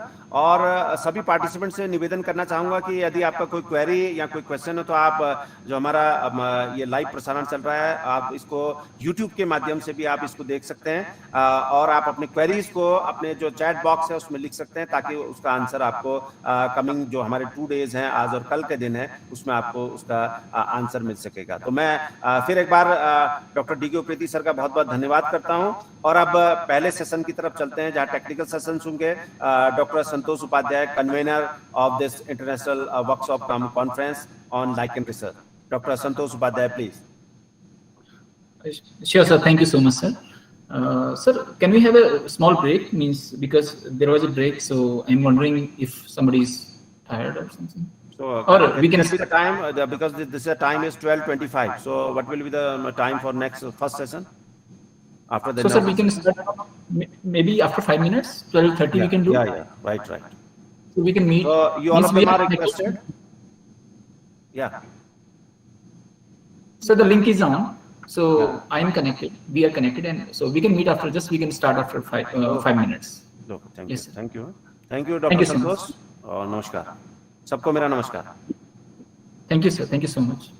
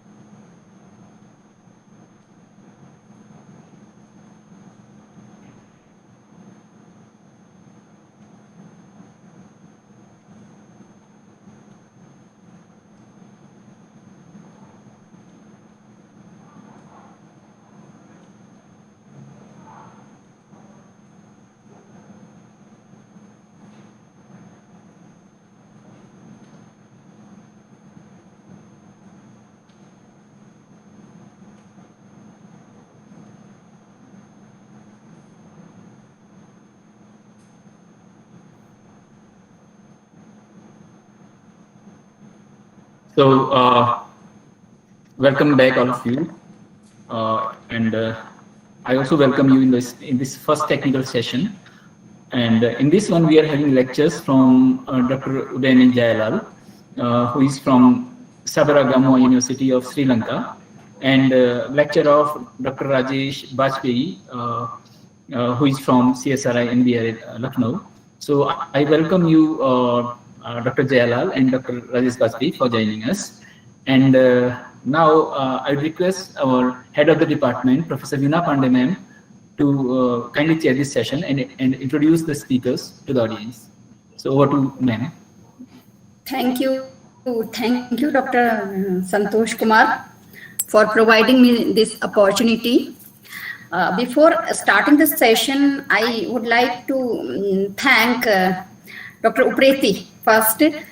He's such a knowledgeable person, and I'm really feeling grateful, sir, to listen you. And I'm very happy that for next 2 days you are with us. And I'm very thankful, sir, for your knowledgeable and this enriching lecture, who really enlightened us. And I hope that we will get many new things from you.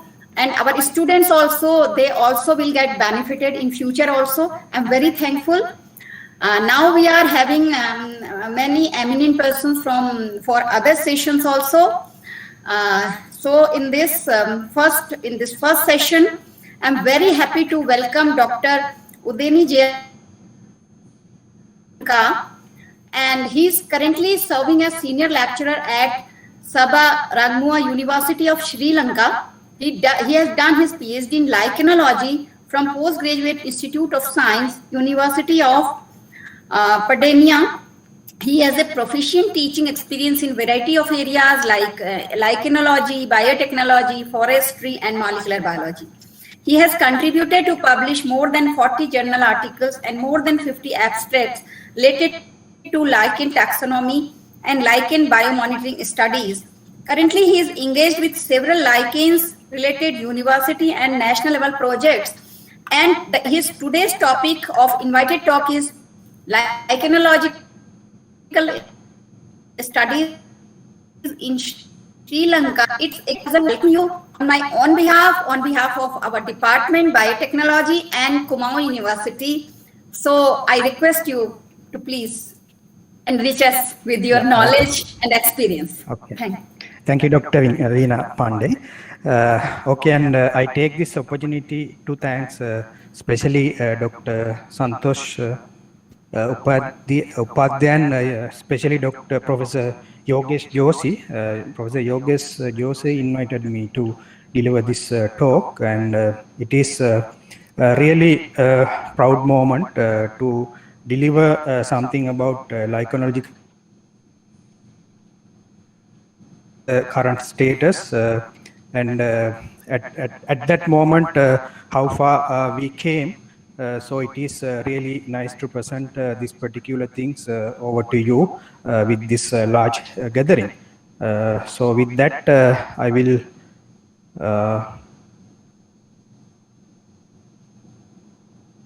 share my window.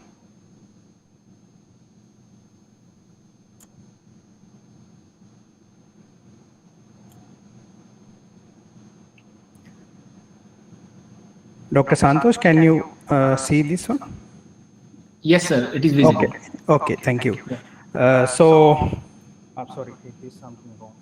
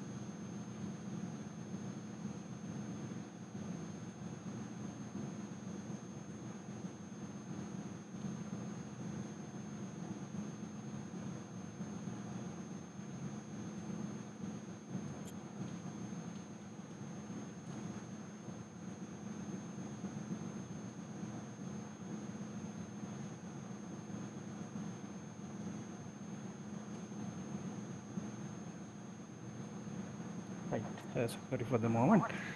Okay. Actually, I just need to discuss something about lichenological studies in Sri Lanka. When considering our lichenological studies in Sri Lanka, before I move into my talk, I think Dr. Upriti has mentioned all the things related to the lichen. Anyway, recently I found very interesting photographs of electron microscope photographs of lichens, so that I think you already know that this is a kind of symbiotic association between algae and fungi. So if you closely look that particular lichens, so that you can see it like this. Now you can see this green color one is the algal cell, and it is surrounded by large number of fungal hyphae.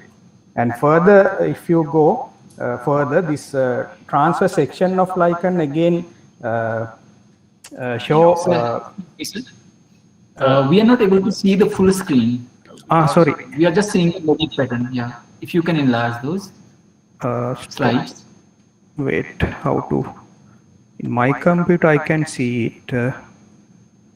If you double click it, maybe. Sure. Okay.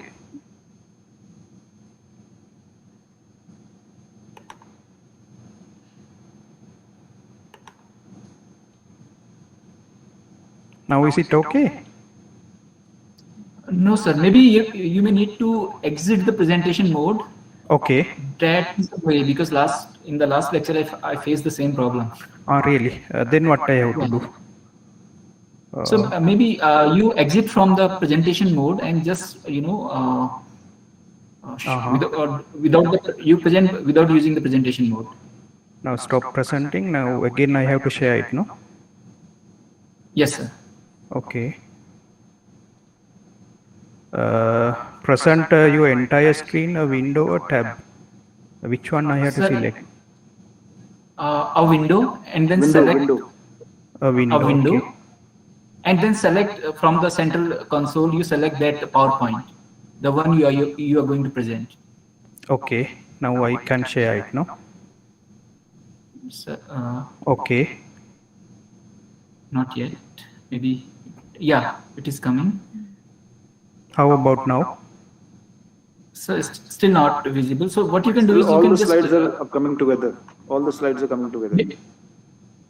Maybe you can press the escape key. Okay. From PowerPoint. Yeah, maybe that works. I don't know. Wait. First I start my file as the full mode. Then it probably work. Give me 1 minute. Sure, sir. No worries.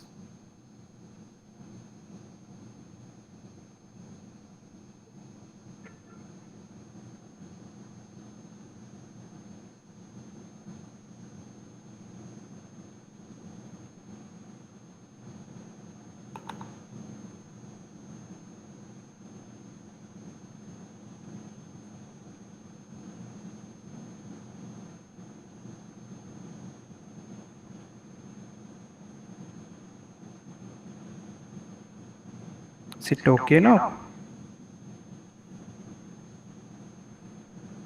Yes, sir. Now it's okay. Yeah. Okay. Please present in this mode only.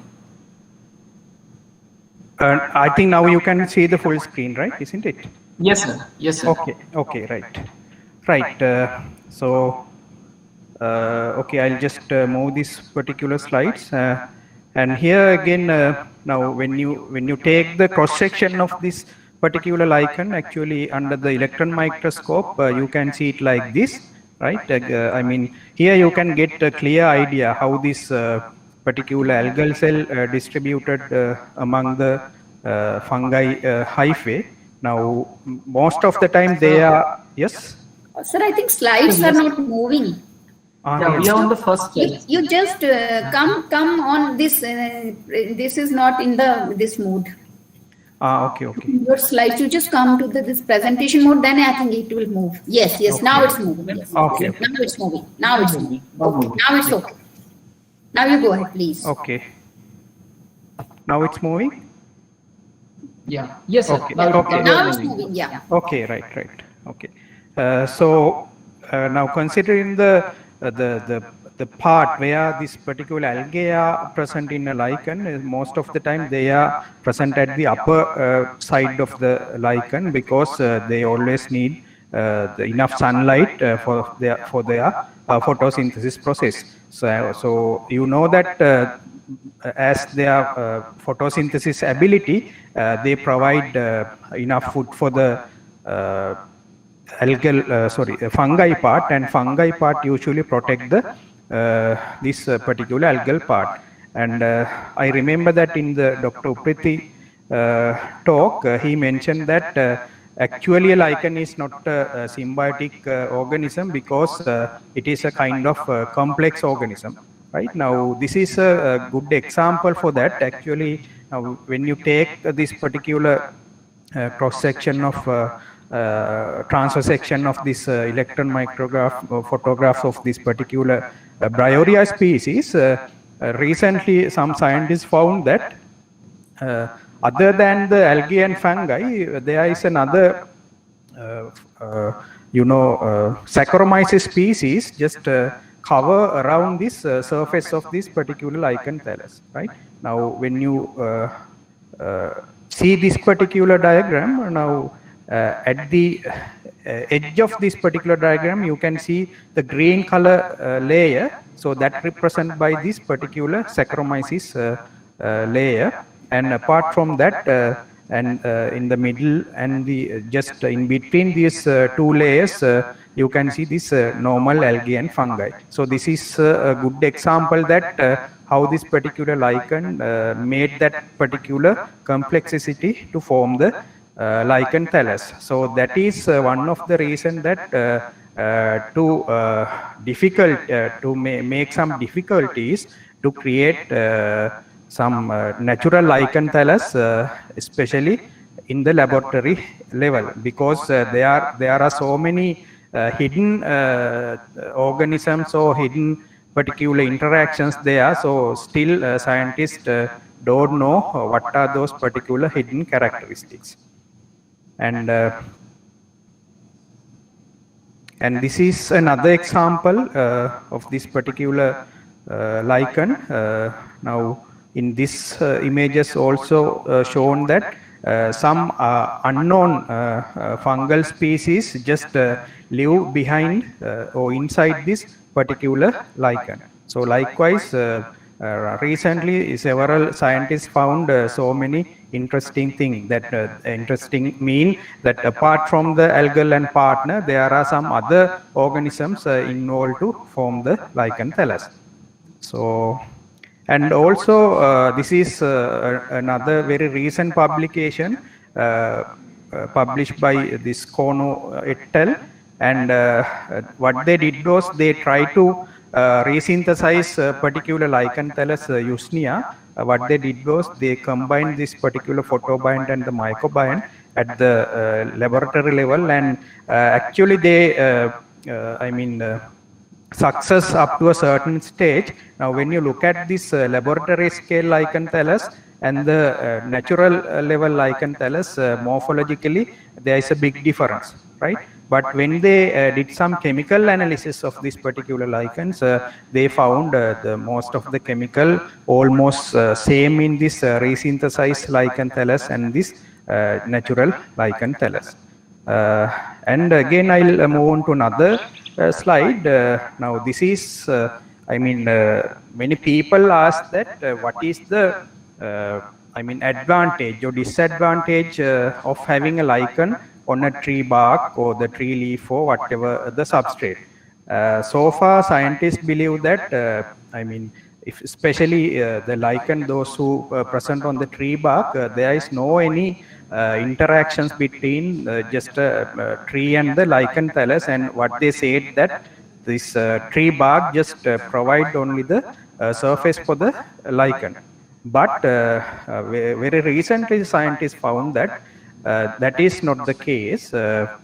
Some lichens present on the tree bark, actually their hyphae just grow into the inside the tree and they contact with the xylem and phloem.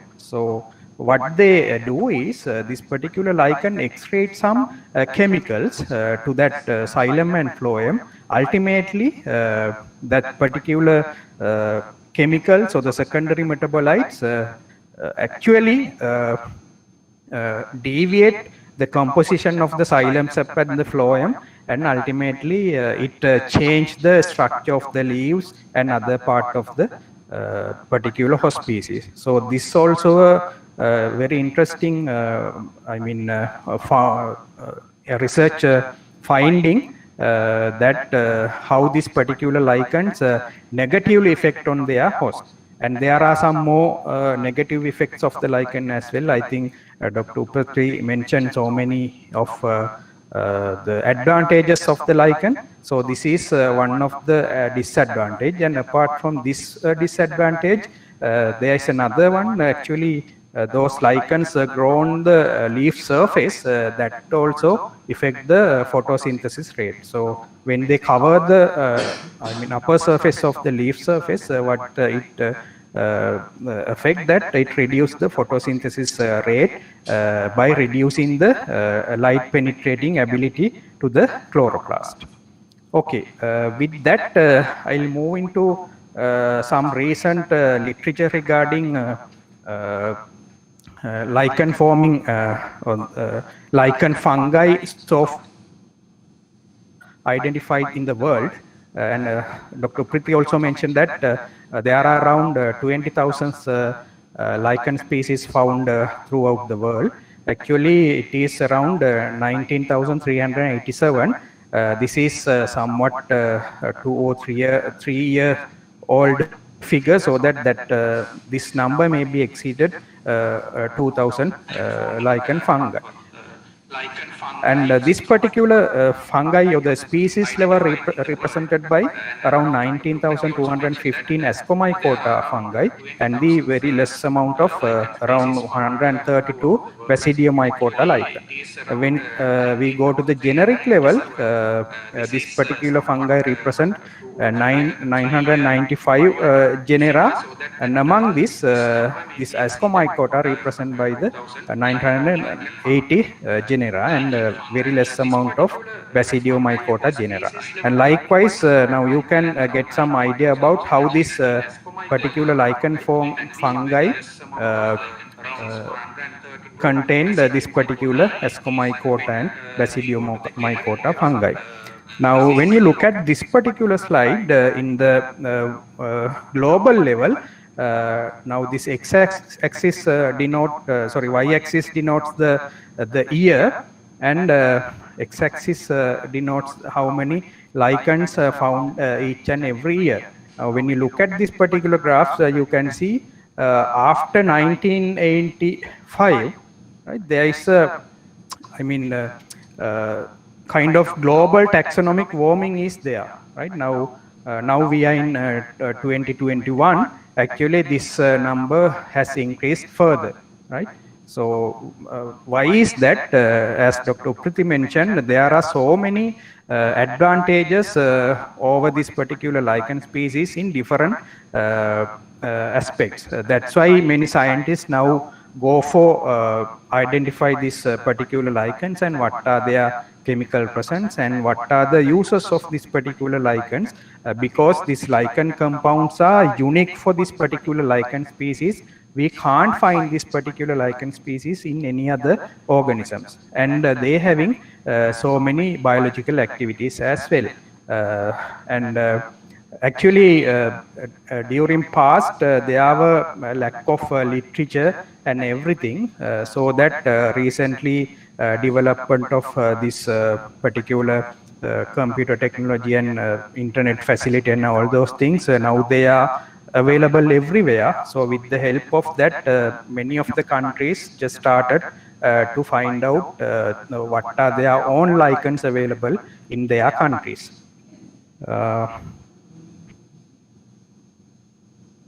Okay, if we consider how this particular lichen diverse in the global scale, there are some families, they are more prominent, especially this Palmeliaceae family. and Graphidaceae and Verrucariaceae. So we call them as the ultra diverse lichen families. And when we go to some of these genera, you can see this particular Parmeliaceae represent this Xanthopalmelia, that is around 820 species. Likewise, we can find so many generic level species represent in this particular lichen species. And when considering this Graphi species, actually when consider this Graphi species related to Sri Lanka, recently we have found a large number of Graphi species from Sri Lanka, because it's I mean many scientists don't like to work on Graphi species, because when you go to identify this particular species, it is very tough process, right? Therefore, that might be the reason that at a particular level,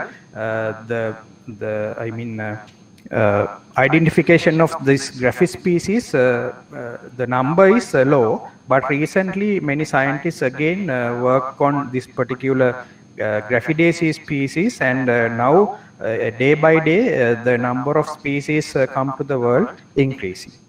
And with that, scientists now preparing global lichen red listing project with the help of IUCN.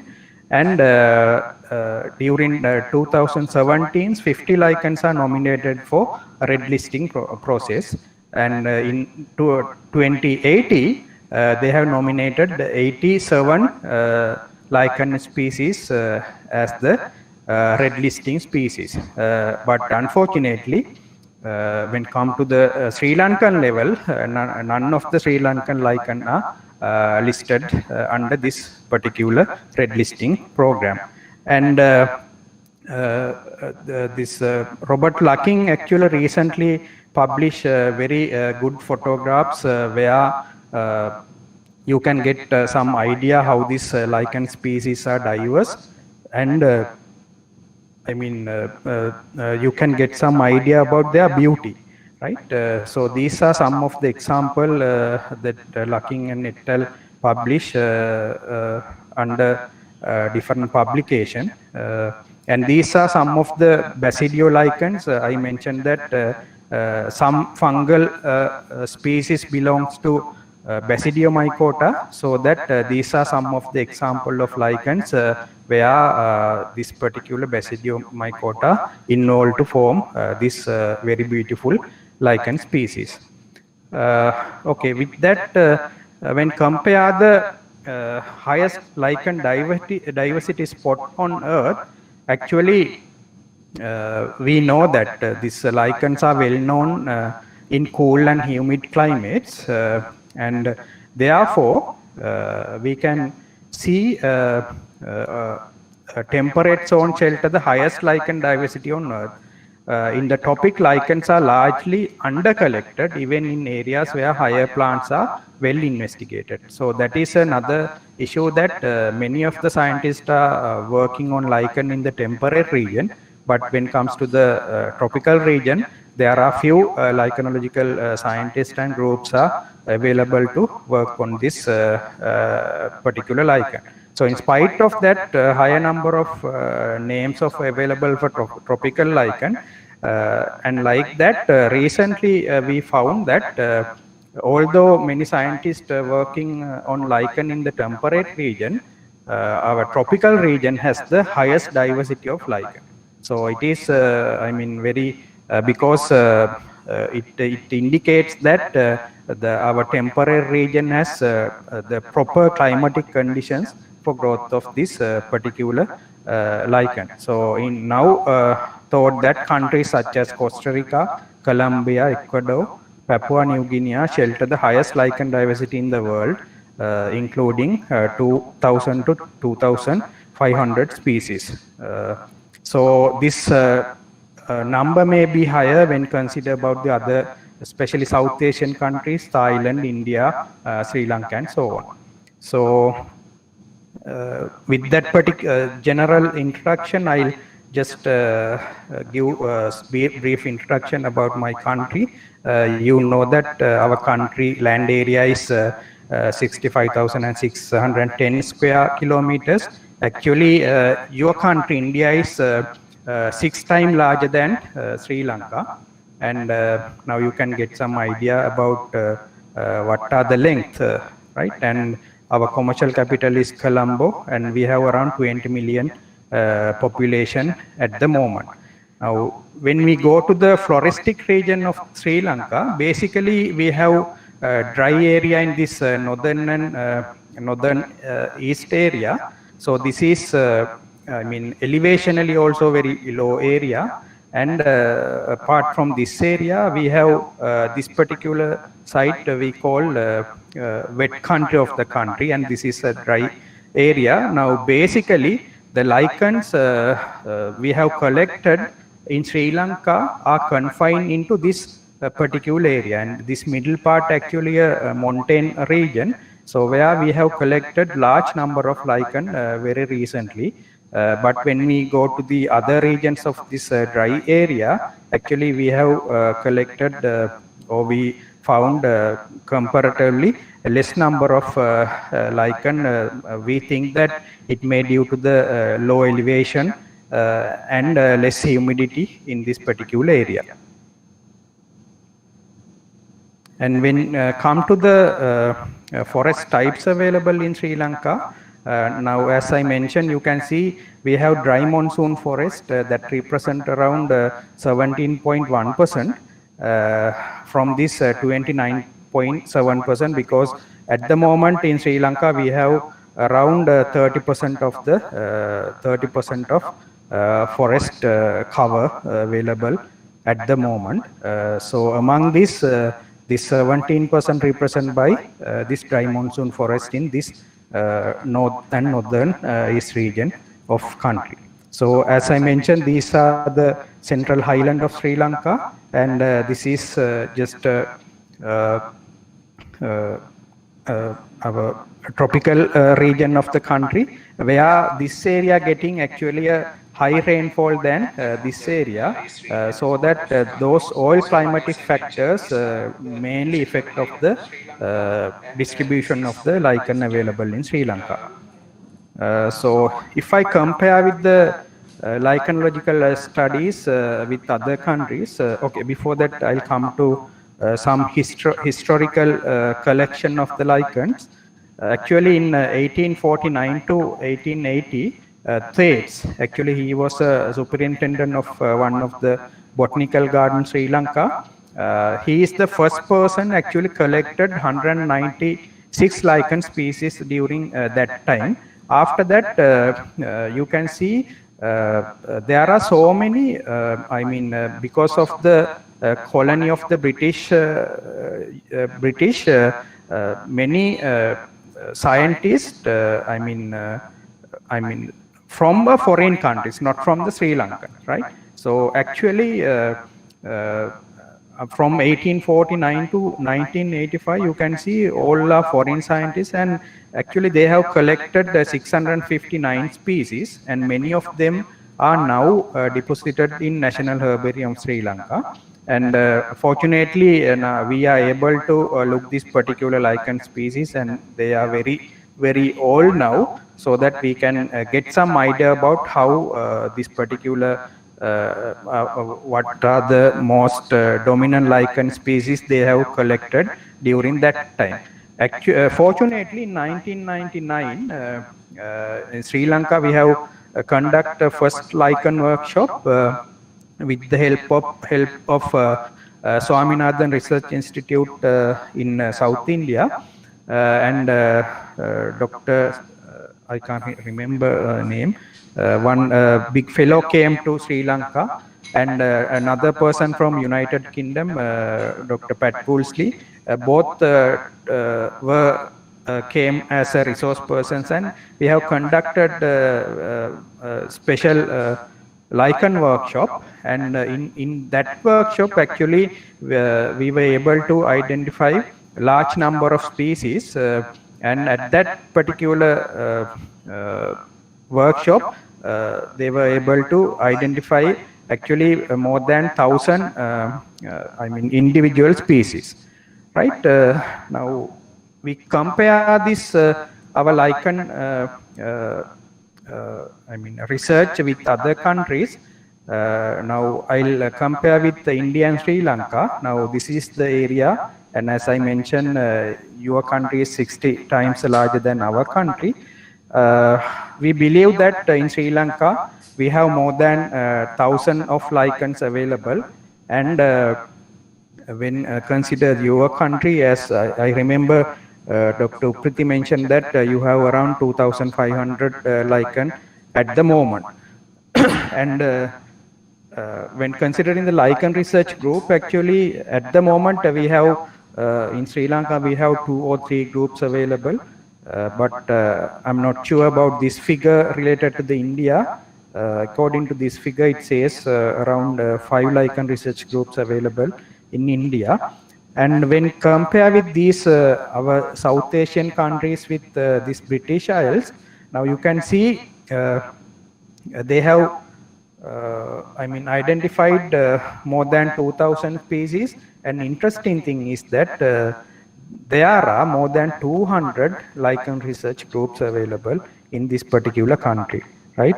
Now, what you can get here that although we have very limited number of research groups or the scientists, we were able to identify large number of lichen species in this in our countries.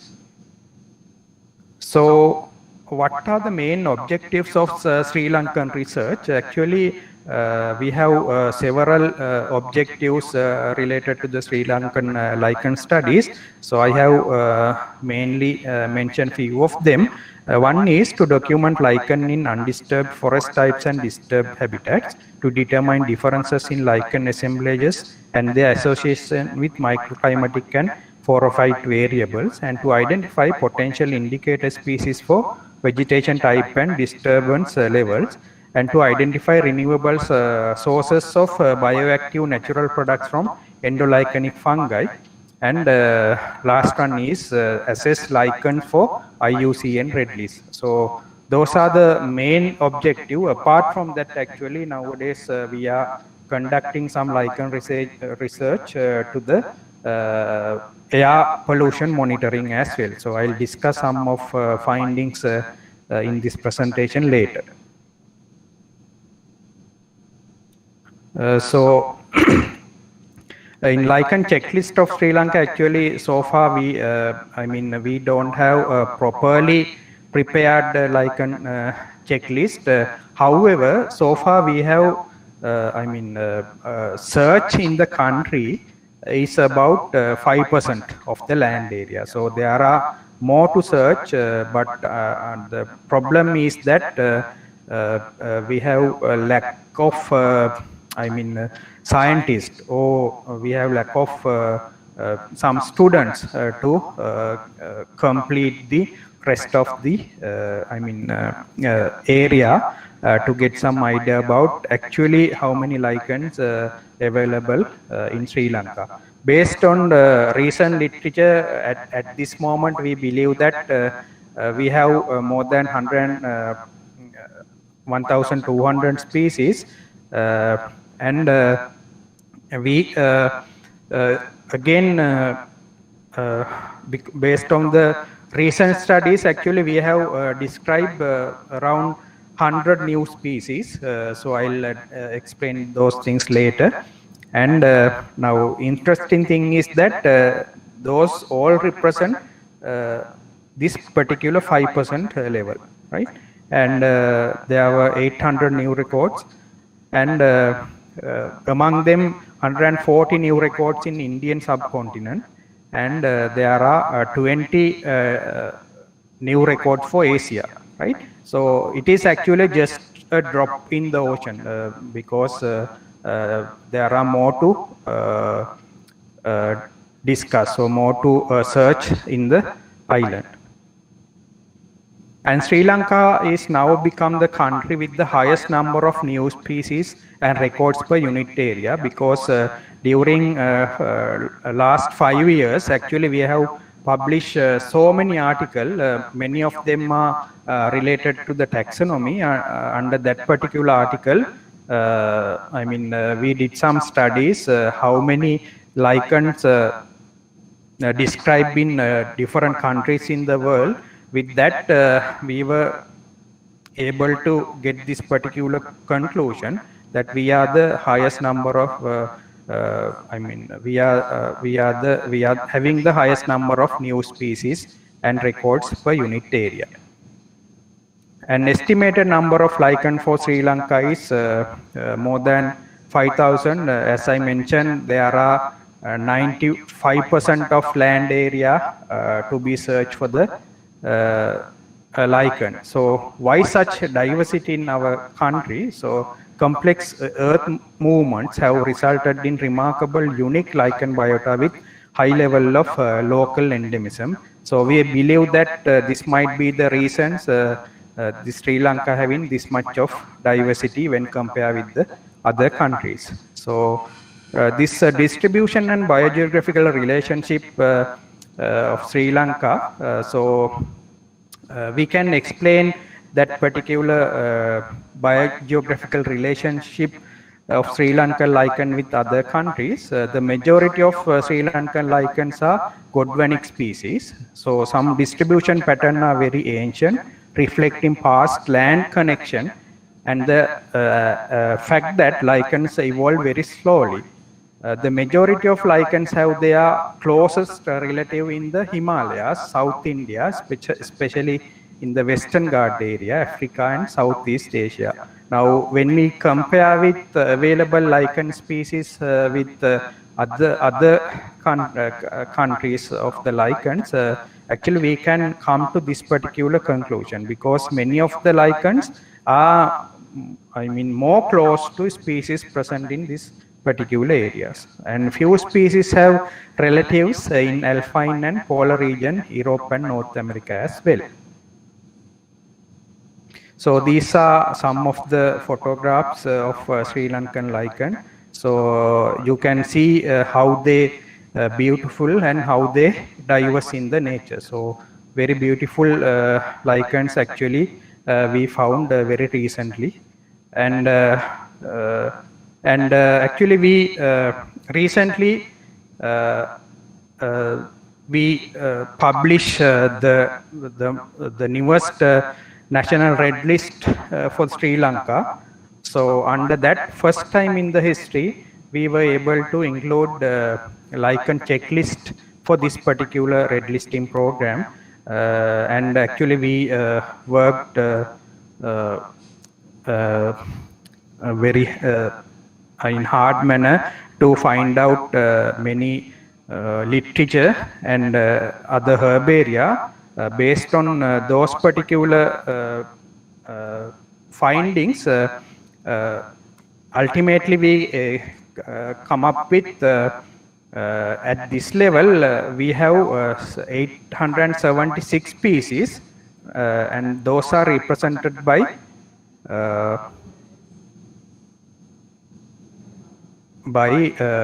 233 genera and 60 families, and actually of them there are more than 150 species are endemic to Sri Lanka now, based on our literature survey.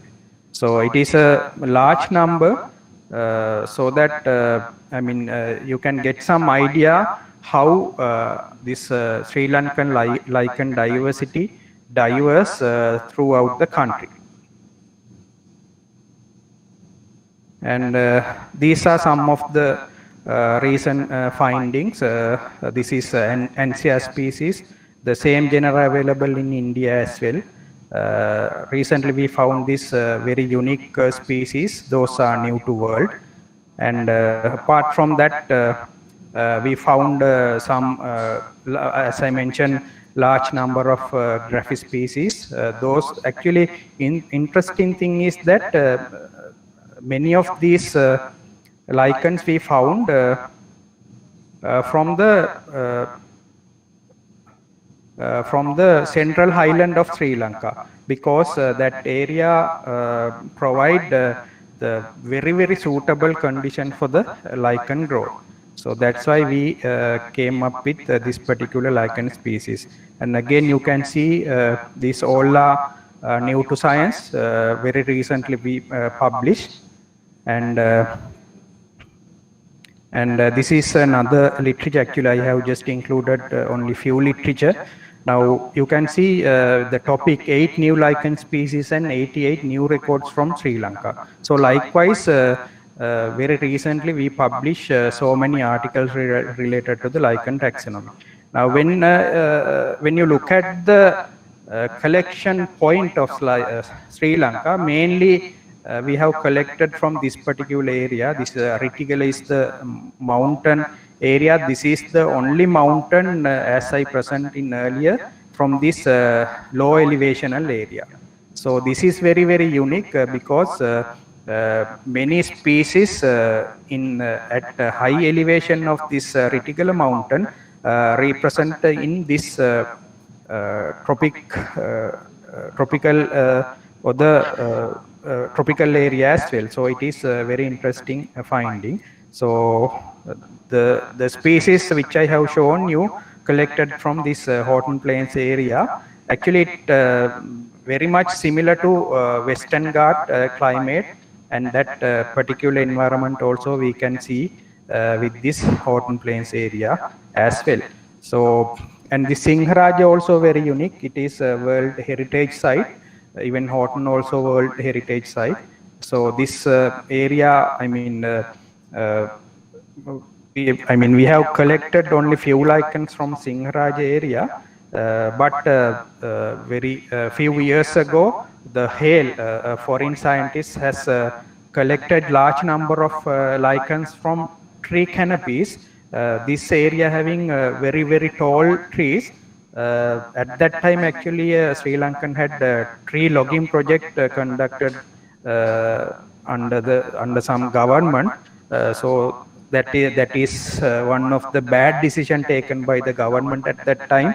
Once that tree felling by this particular people, this Hale was able to go to this particular area, and he has collected large number of lichen from canopy of the especially I think some of you know that dipterocarp forest. Those are very tall trees, and all the lichens he have collected belong to crustose lichen, and all are new to science at that time. He has a special monograph. He published that monograph, the Theletromatoid lichens from Sri Lanka. That is the topic of that one. So all are new to science at that time, specially collected from tall tree canopies from Singharaja forest. So with that, I'll move on to some of the recent research conducted by undergraduate students. This is one of the new study. Actually, we were able to publish this one in a very good journal article, Antibacterial Activities of Crude Extract of Sri Lankan Lichen Palmatrima rampodens against clinically important pathogenic bacteria. This is the first study actually we have selected this clinical pathogens. So I'm happy to say that we got very interesting results. Probably still we are conducting some other steps of this research, and probably we would able to find out very interesting results in near future. So these are some of the laboratory level images, so you can get some idea how they show this particular anti microbial activities with this particular control, right? So those are very interesting findings actually carried out by our undergraduate students, the interesting thing is that actually students are given only 3 months to conduct their research. Within that particular short period, they were able to find out very, very interesting findings. And this is another study carried out by one of my students, in vitro antioxidant, anti-diabetic and phytotoxic properties of locally common native lichen species in our university area. These are some of the results. Actually, I'm not going to explain those things. And this is root length inhibitory assay conducted using lichen extracted. And this is another one, relationship between ambient air pollution and lichen diversity in urban, semi-urban and undisturbed landscape in Galle. This is main city, one of the main city in Sri Lanka. So what we did was, we have installed some passive gas monitoring equipment, and at the same time we have calculated the lichen diversity of that particular areas as well on the tree bark. So now you can see, now this is the city area, middle part of the city, and this is just a suburban area, and this is urban area. And we got very interesting results is that this area has, as Dr. Uprati mentioned, this area has very low lichen diversity, and the highest lichen diversity we found in this urban, this rural areas when compared to the urban areas. And we got very good results. And this is this is related to the nitrogen dioxide level, and this is related to the sulfur dioxide level. Again, we got the same results with this particular sulfur dioxide as well, because many of the lichens are highly sensitive for the sulfur dioxide level in the atmosphere. And these are again some of the results of that particular lichens.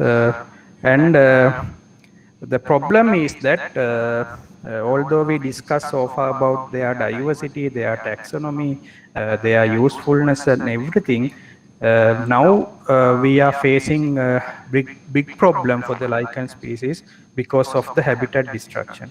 So I think this might be common even in India as well, because I know that one of my friends' backyard has a tree, and that tree has a one lichen. That lichen is new to science, and interesting thing is that he couldn't find any of that particular lichen species in surrounding areas. So that I mean, that's why this the habitat protection is or the conservation is very important. In case if you remove that particular trees containing that particular single lichen, what will happen? So that is the one we have to think. So as I mentioned, these lichens are sensitive to atmospheric pollution, climate change and habitat modifications. So lichens are threatened by large-scale destruction of natural habitats over the past century. So our responsibility to conserve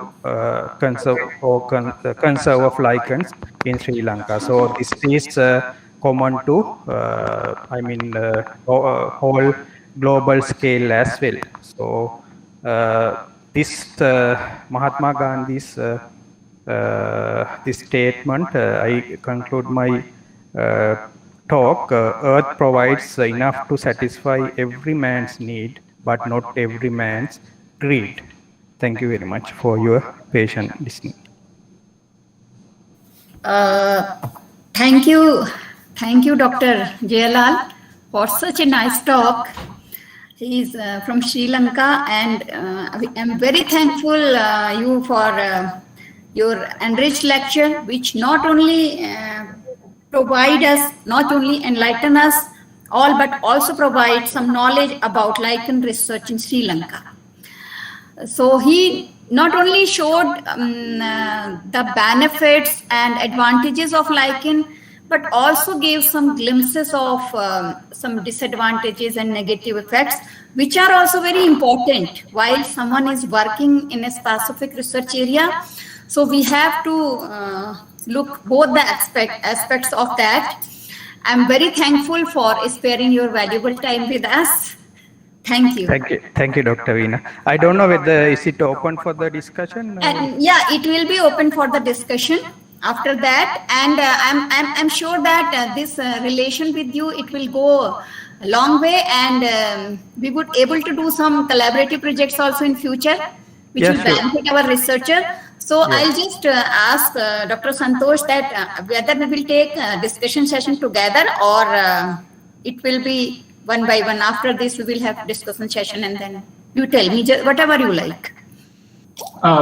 Ma'am, Dr. Jayalal is already connected, so okay, then we can go. Okay, no problem. Then if someone has any queries or anything they want to ask, so Dr. Jayalal with us, please welcome. Yeah, Dr. Jayalal. Yeah. Good afternoon. I am Dr. Tapan Nelwal. Yeah, Associate Professor from Department of Biotechnology. Okay. My question is, I know that some lichens have medicinal properties also. Yes. So, and you talked about red list of IUCN. Yes. So, is it overexploitation of those lichens, or is it pollution and climate change, or is it anthropogenic interference, which is the main reason of these lichens being in the red list of IUCN? Thank you very much. Good question, Professor Tapan. Actually, mainly now one is that overexploitation.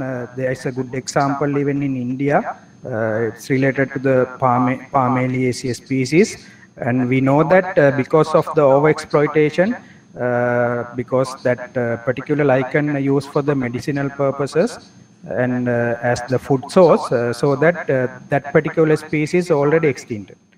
So that is one case of exploitation, and that's why scientists now go for synthetic process of the secondary metabolites. We have even in ourselves also we have collected. If it is really difficult to identify, we just collect only a small amount of that particular lichen for the identification purpose because of that particular problem. And other one is anthropogenic activities. Of course, that is another big issue, not only for the lichen, that also for the other organisms as well. So those are the nowadays because of this highly developed activities going on, therefore many people, without thinking about the environment, they destruct the environment. Now only thing is that now when compared with the lichen and other higher plants, these lichens are highly sensitive for the actually environmental pollution or other gases, as well as temperature, pH and the humidity level. So that now you can get some idea, if you select at least one tree, now that microclimatic conditions in that particular area change. So that also might be a very minimal damage to a particular lichen species that grow in that particular microclimatic conditions. So those are the main reasons for go for this red listing process. Thank you very much, Dr. Jayalal. Thank you. Okay. Any other questions or queries, please? So, Dr. Jayalal, I have a small question. Okay, excellent. So, how many, because the estimated number of, as you said, it is much higher than the existing number, right? So, yes. What do you think? Yes. Means what percentage of Sri Lankan lichens is not yet known, means not yet identified? Actually, we have identified around less than 10%, right? Why I am saying that now when considering the searched area, we have almost completed around 5% of the country.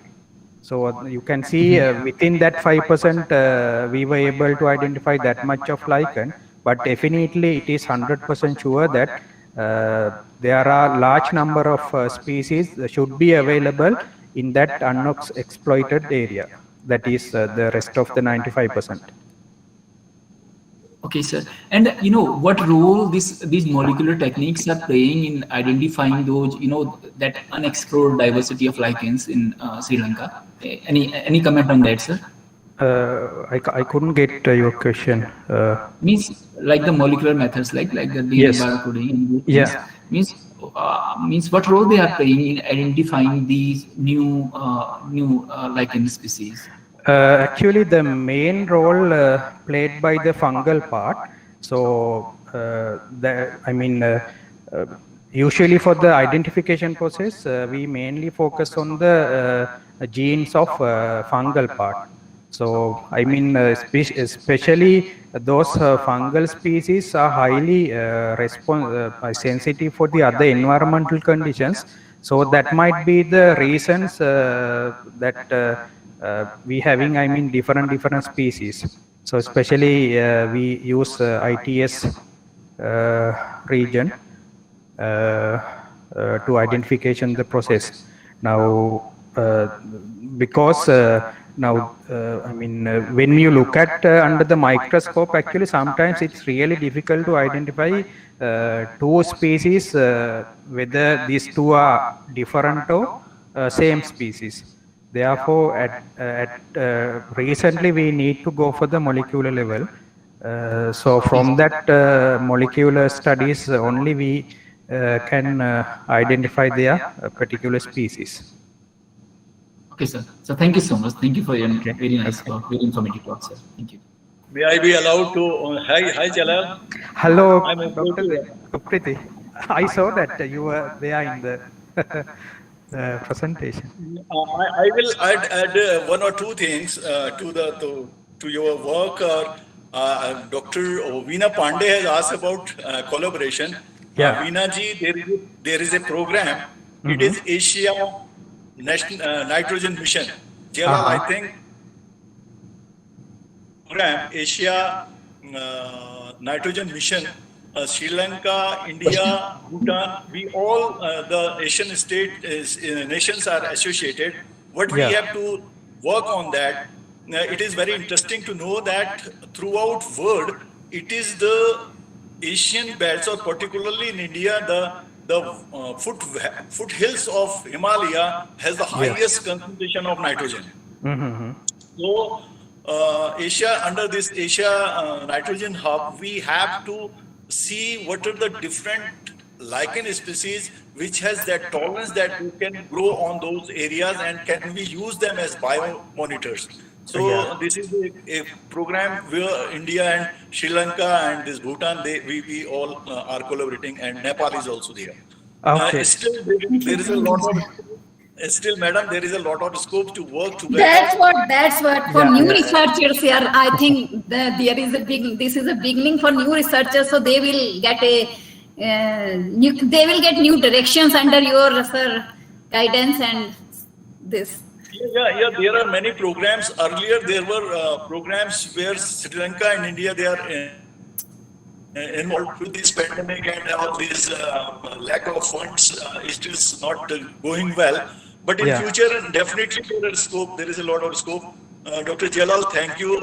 It's really nice to see you and your excellent presentation. Thank you. Yeah, thank you very much, Dr. Pritish. Thank you. And any other queries? Audience, please. Yes, ma'am. Yes. Please go ahead. Yeah. Good afternoon, sir. Yeah. So, as you were discussing about cultivating algal cultures and fungal cultures from lichen by separating them, and then generating lichen or cultivating lichens under in vitro conditions. So, is there any success of generating these lichens, synthetic lichens or artificial? Are there any success cases of generating these lichens? You mean why this process unsuccessful? Or Yes, sir. Yes, sir. yeah. It's. I think she means culturing these license under in vitro conditions. Yeah. The again main issue is that now basically we know that yes, the lichen is the formation of the contact between algae and fungi, but Dr. Upriti also mentioned that now other than their particular role, there are some other organisms also play some role for the formation of lichen.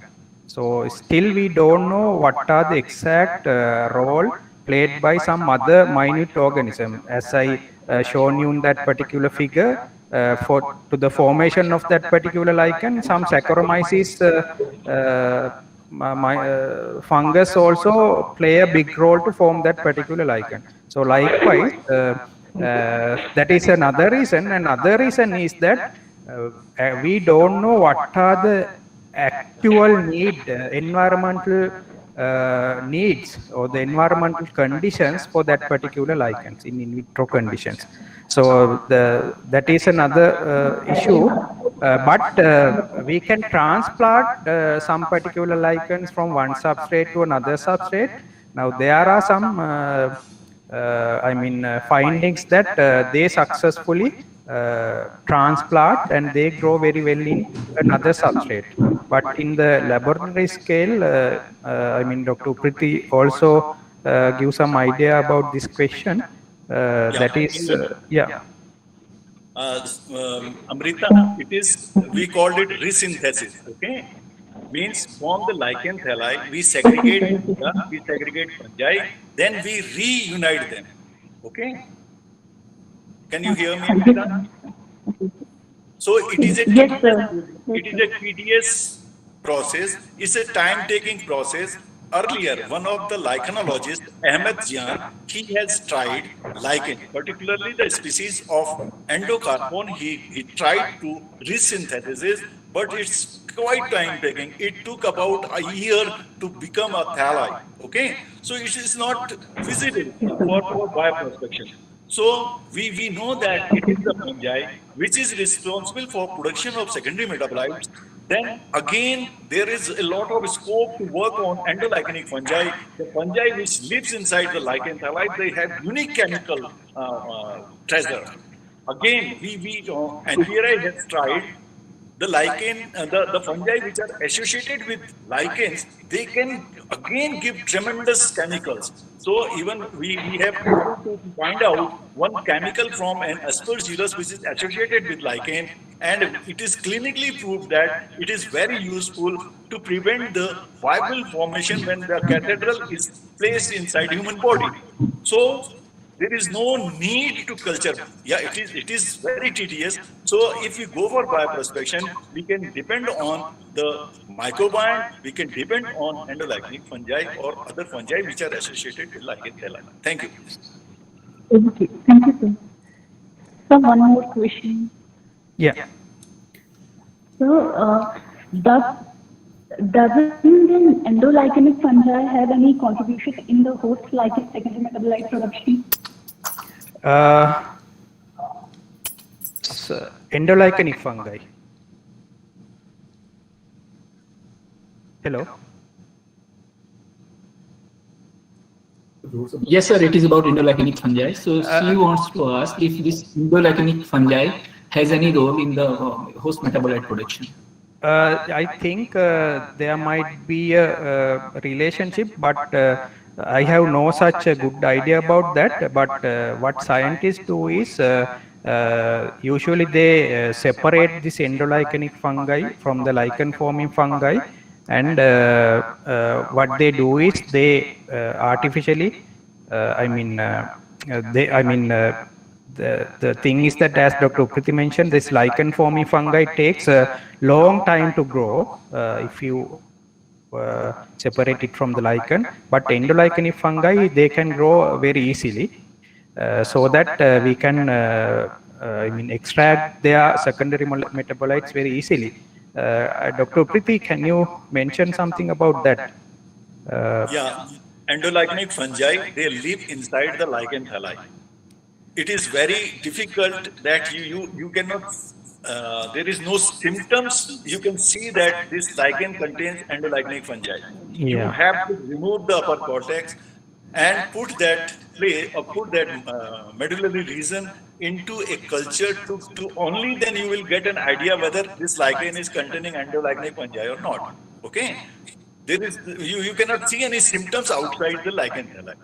Second point, these endolignic fungi are very fast growing. You can get good biomass within few days. Yeah. Second thing, and easy to culture, and they have unique chemicals. There are lichen substances within lichen, for example, fumer protocitric acid containing lichen. But these endolignic fungi, they produce a vast array of steroids, vast array of different type of chemicals. I could not this one, but the chemicals which endolignic fungi are produced are different from the chemicals which are produced by the lichen. Lichen.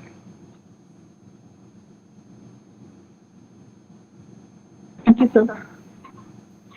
Okay, I think Dr. Santosh, as we are running quite late already, so we could take rest of the questions later, or they could write to us.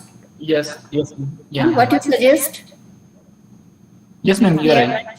Time, or we could go ahead. You just tell me.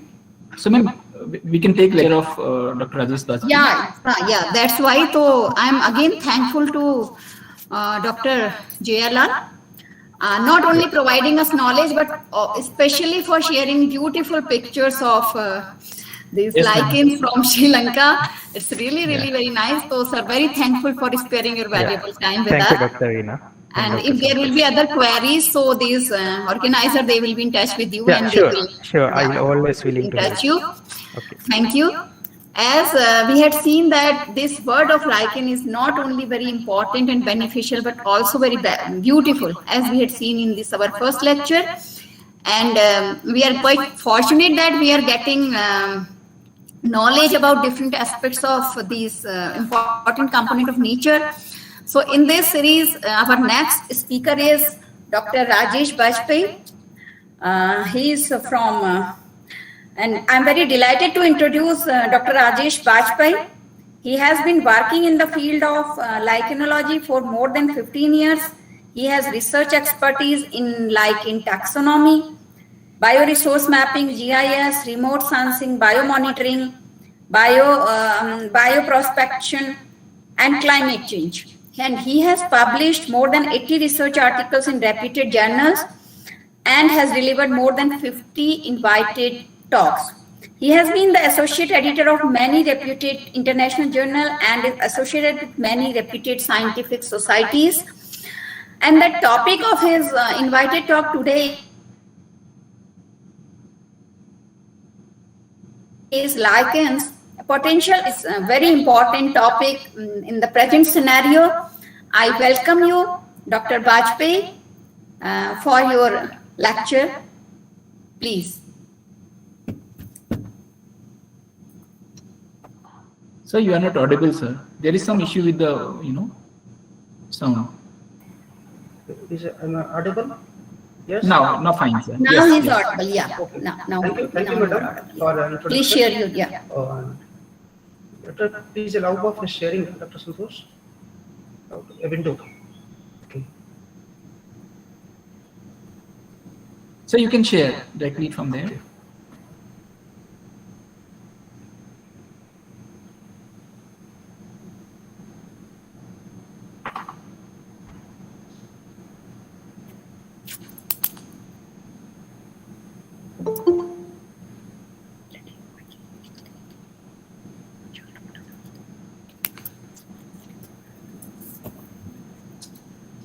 So it is visible. So, Yeah. some calendar is visible. Some calendar is visible. Yeah. Keep it in our building. Okay.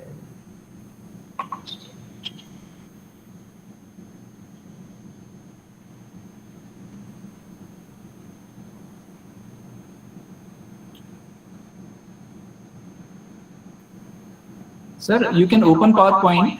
Yeah. Yes, sir. Yeah, now it is opening, seems.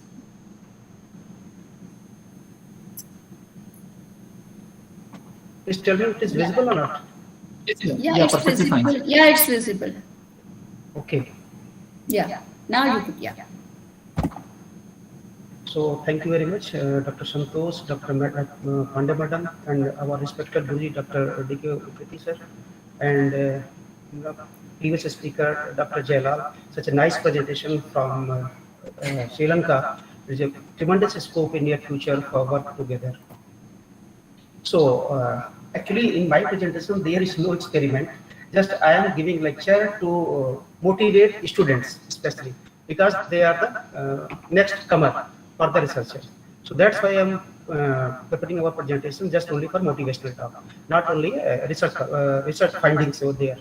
So in this presentations, basically, I may start where that madam asking that beautify is. I think that is one quotation is there, that is botany is the beauty of science and daughter of Asian medicines.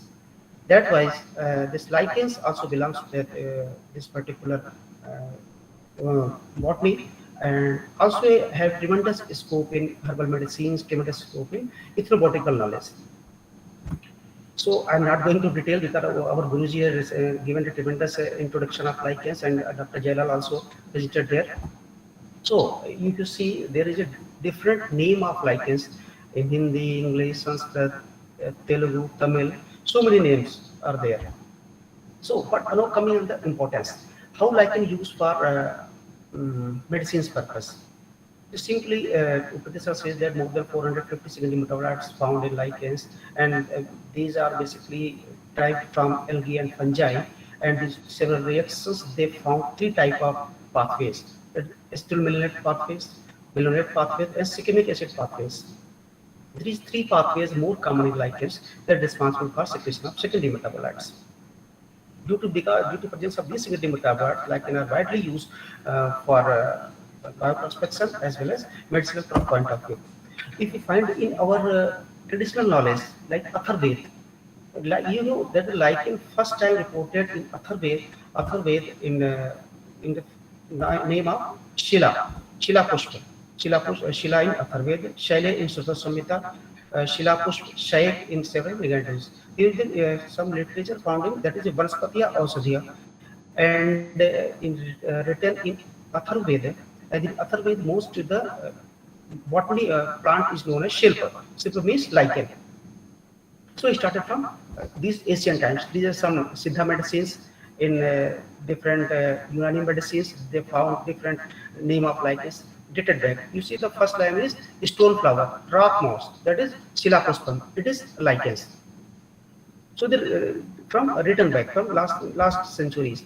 Now come on the basic some histories where the lichen used for medicinal point of view. These are the basic taxonomists and describe the lichens under species Plantarum by Carl Linnaeus, Eric Erectus, father of lichenology, in this book they describe. And now come on 1786 and 1786, two authors, George Hoffman and Belmet.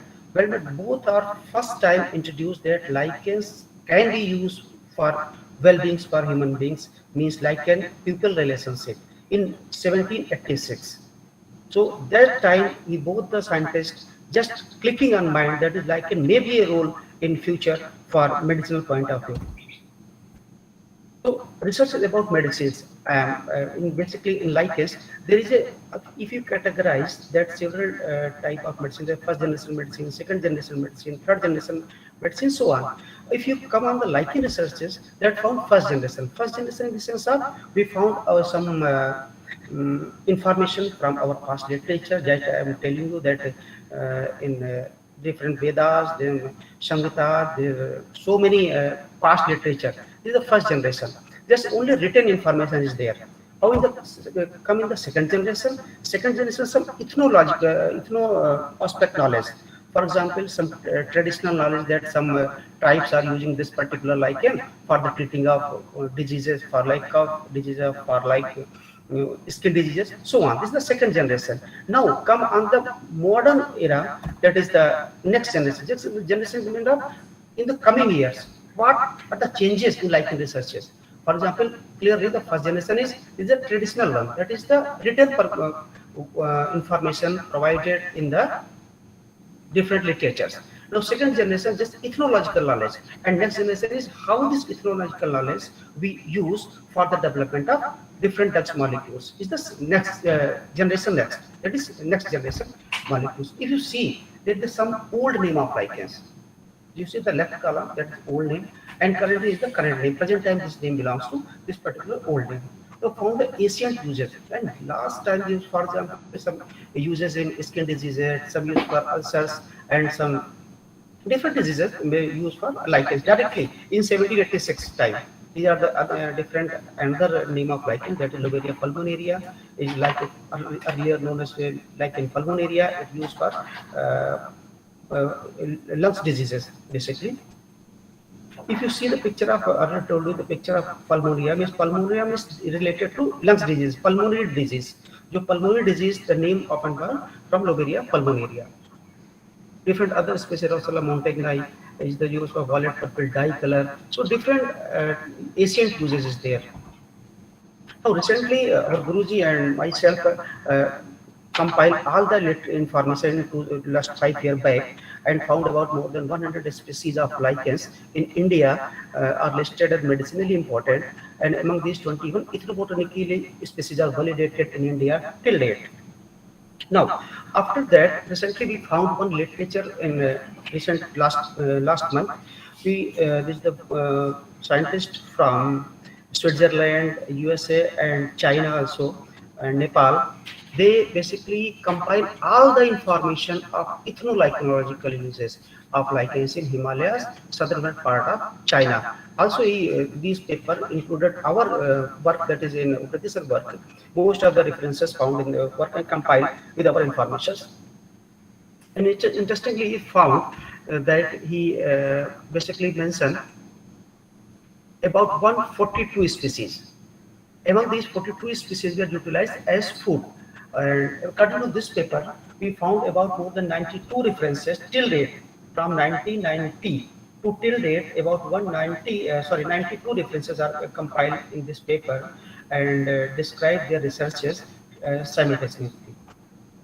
You see, there is a for picture. You see, there is the rhino monkey eating lichens is Asnia. Some are the monitoring harvesting lichens, and some are the market lichens. You see the health promoting lichens easily available in the markets. These are the photograph ordered one of my friends. There is an important picture in this slide. You see the species of number, how many species in the particular genre reported for medicinal point of view, used for traditional medicines. For example, Cladonia. Cladonia genera have more than 20 species maximum, followed by Lobelia, Asnia species. These are the three dominant genera of lichens widely used in traditional medicines at present time, in last time, at the present time too. As per the compilation of these 92 references from the India, China, Nepal, so on. So in this regard, you see there is a picture provided by this papers that found that some edible lichens, just like Lobelia. Lobelia widely used for egg, curd with egg, and used for very tasty diet. And Ramarina fastigera and so many used for dye.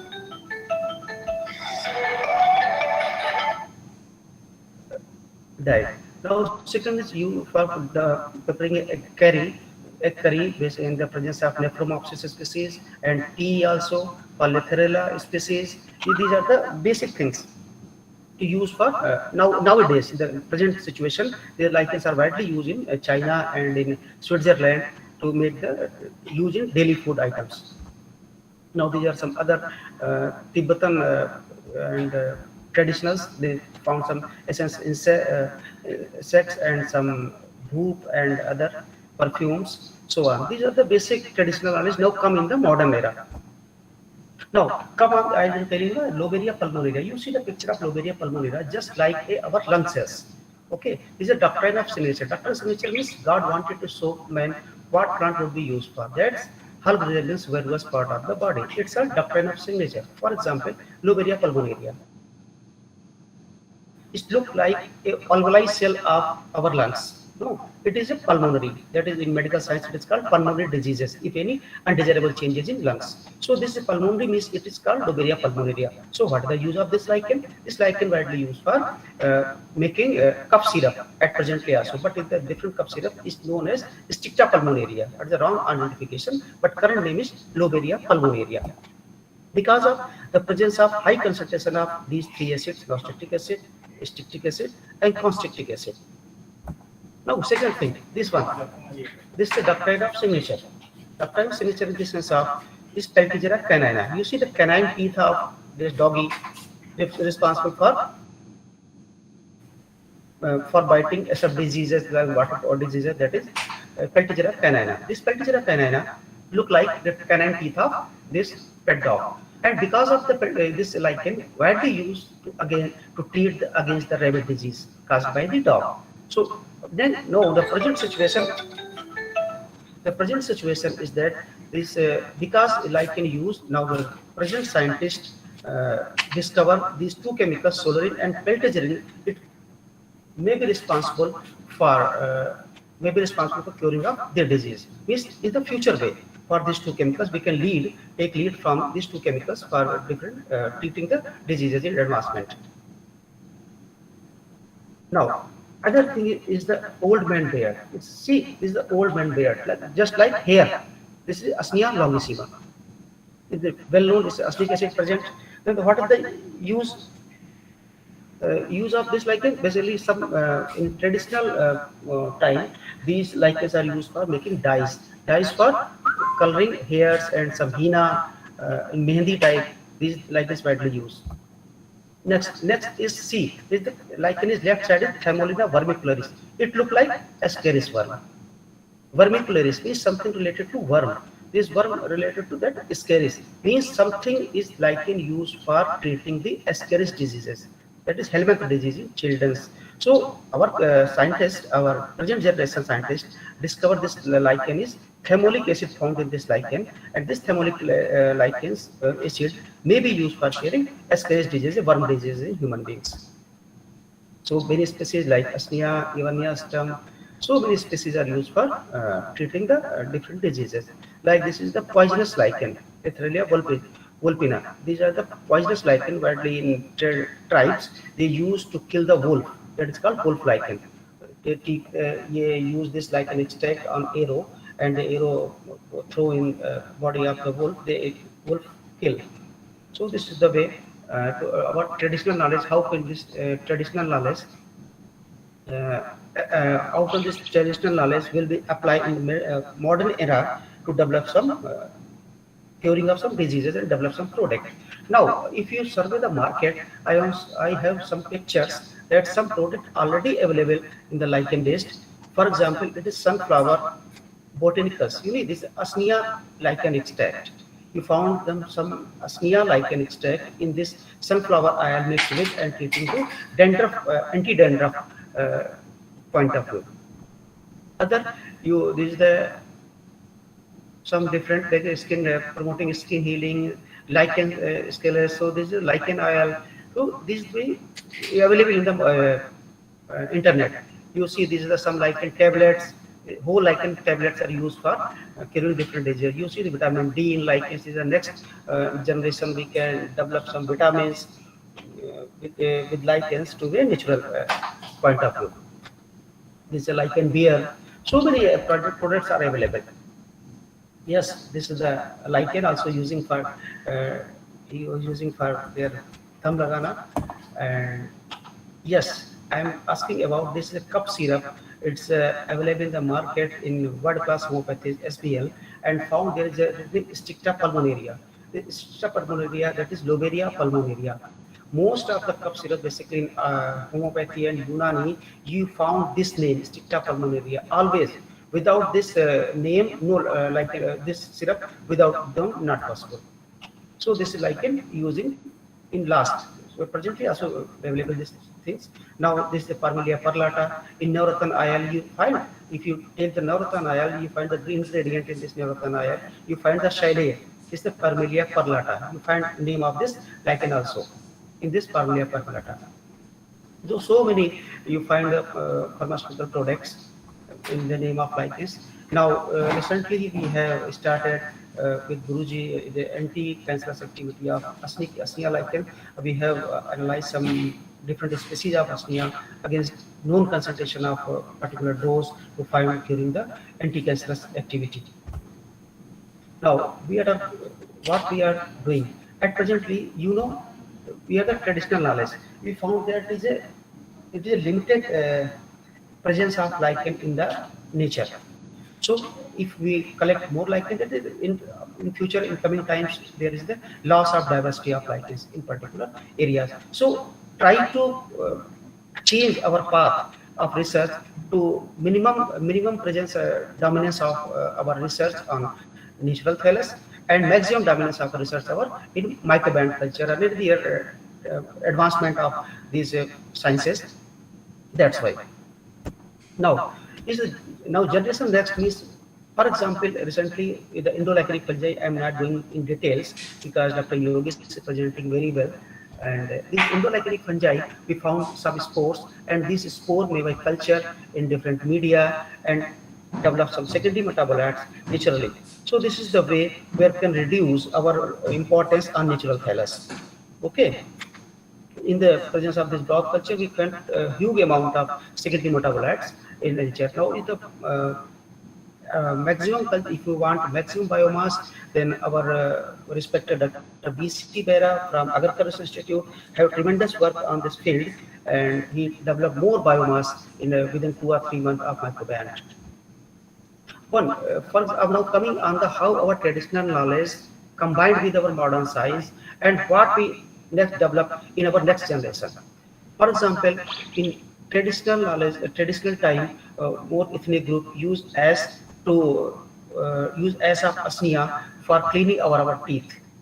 Yes, it is a traditional knowledge, not being present now known these things. It is a traditional knowledge that some ethnic group use this lichen as to treat their teeth cleaning. Now our scientists using this lichen extract to make a colloidal solution and a formal solution to curing the cavity of the teeth in the presence of this lichen acids. So this is the how can our traditional knowledge come in the modern science. Pimping, for example, skin disease, most probably is dermatitis caused by Candida albicans, and this importance is Candida albicans is that it's found in 3 forms, that is mycelium form, it's Saccharomyces form, and virulent form. For example, if you are taking a most common fluoroconazole tablets or ointment, we apply or take this fluoroconazole, then it fluoroconazole only one type of form. For example, mycelium form, for example, Saccharomyces form. When their potency of this medicines is small, then the Saccharomyces change their shape. So this is the not 100% kill the this Candida albicans.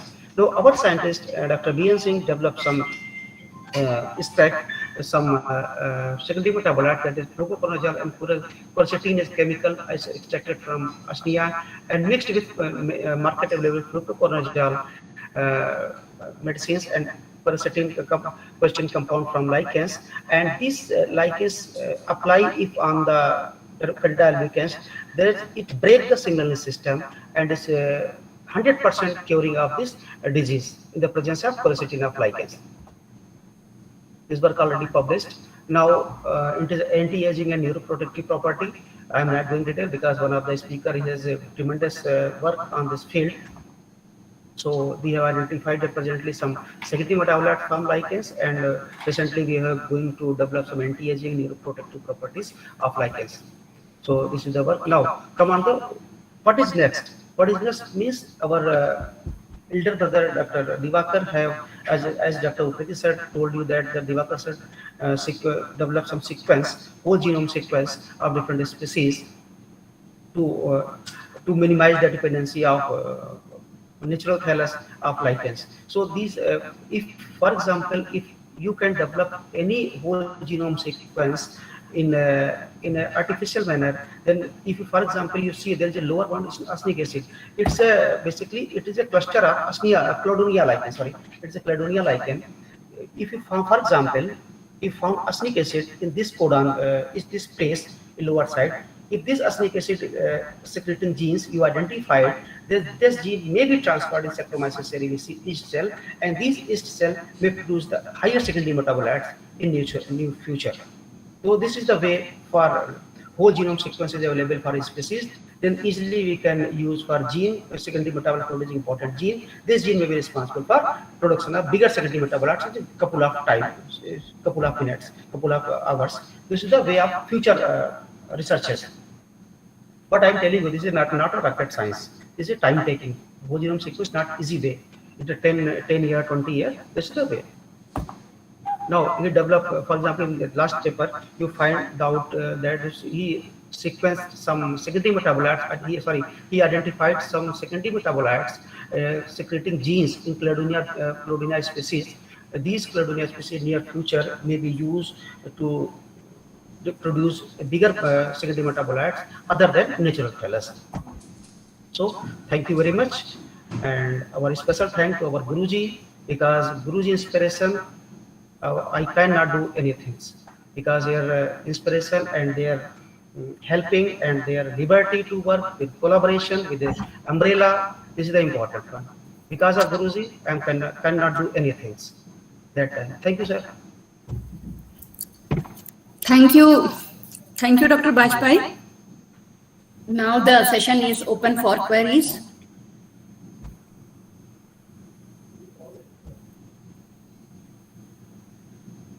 If someone has any queries, any questions, they could ask. Otherwise, you will chat box. I will answer. Query, Dr. Bajpai. Maybe this is just not query. You could say must curiosity. I just want to ask one thing.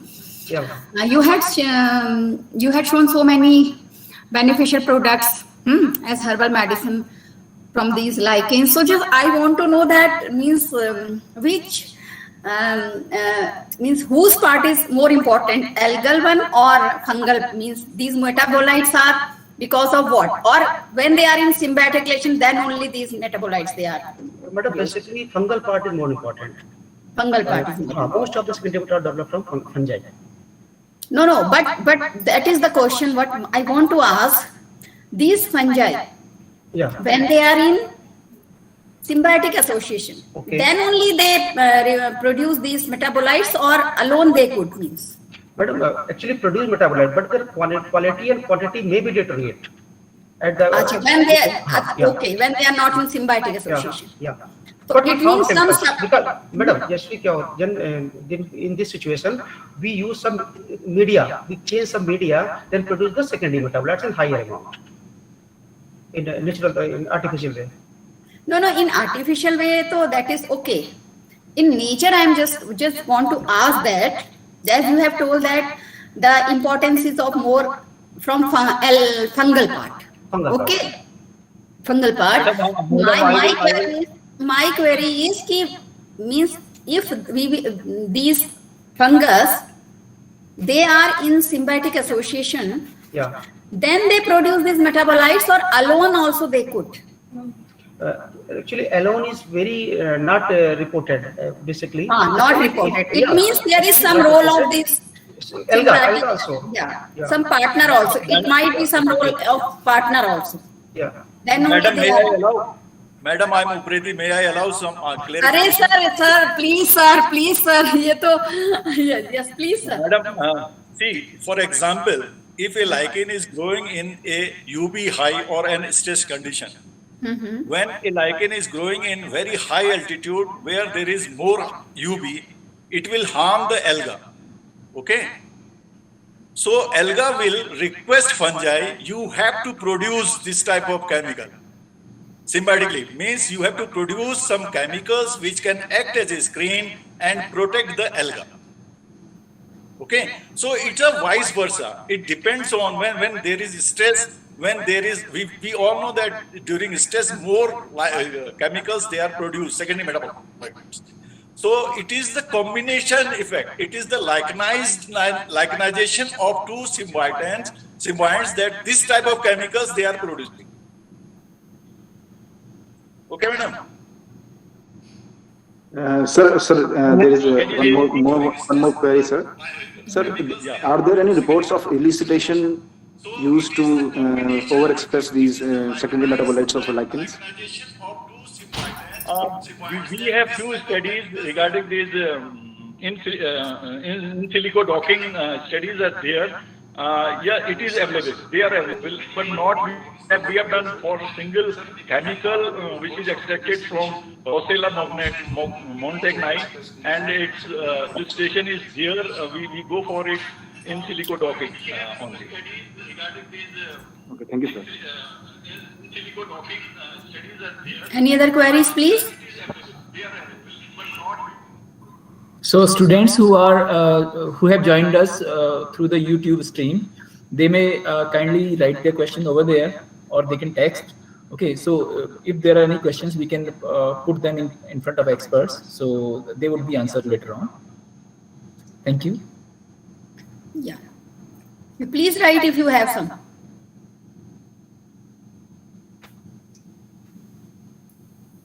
By the time our audience, they could ask if they have any queries. Dr. Vajpayee, are there any reports of anti-cancerous or anti-diabetic lichens? Yes, Doctor. In foreign, basically, most of the work is initiated recently in these two aspects. Okay, thank you.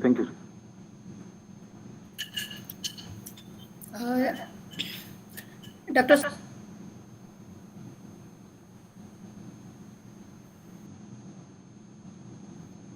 You are not audible. I told, are you getting any questions in writing from students? Not yet, ma'am. Not yet. So I don't think so. If we are not having, later also they could send, because our speakers, eminent speakers are with us, and yeah, sure, above all, we are having Dr. Preti sir with us, who will answer everything. So they could write later on also, you know.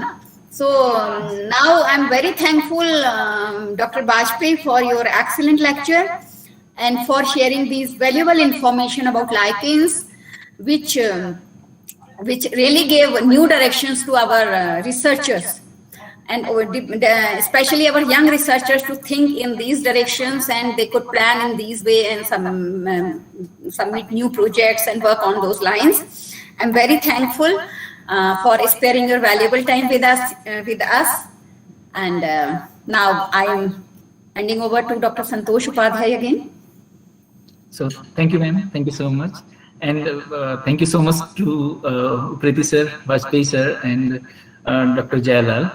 So this is the culmination of this session, and we would be rejoining at 2:40, means after half an hour. So we can disconnect maybe for half an hour, and then maybe we can rejoin to have in the post lunch session. We are having lectures of Dr. Vartika Shukla madam and Dr. Yogesh Joshi sir. So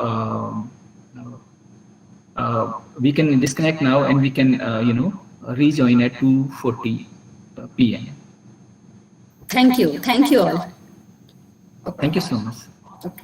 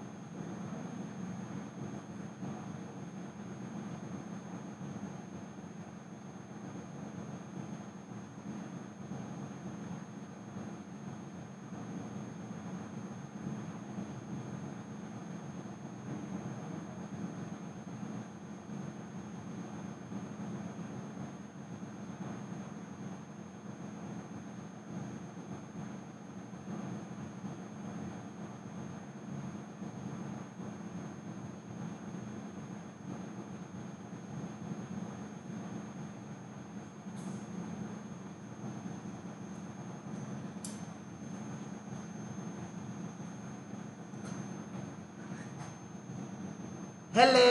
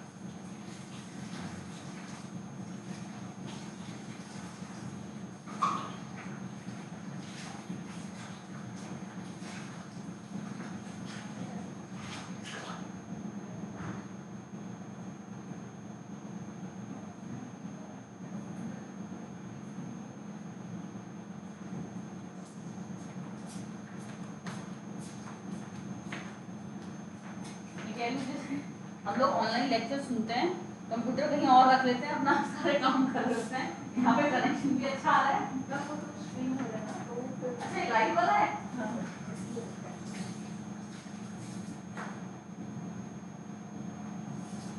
गर्म पानी आ रहा है।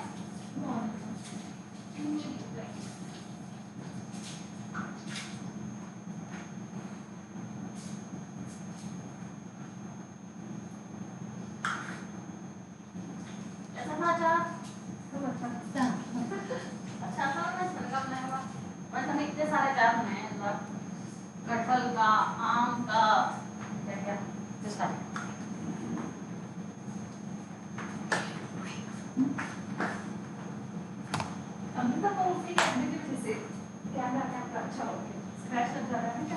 मेरे तो लग चुका है already. हाँ इसीलिए यार इसका कैमरा बहुत अच्छा है यार।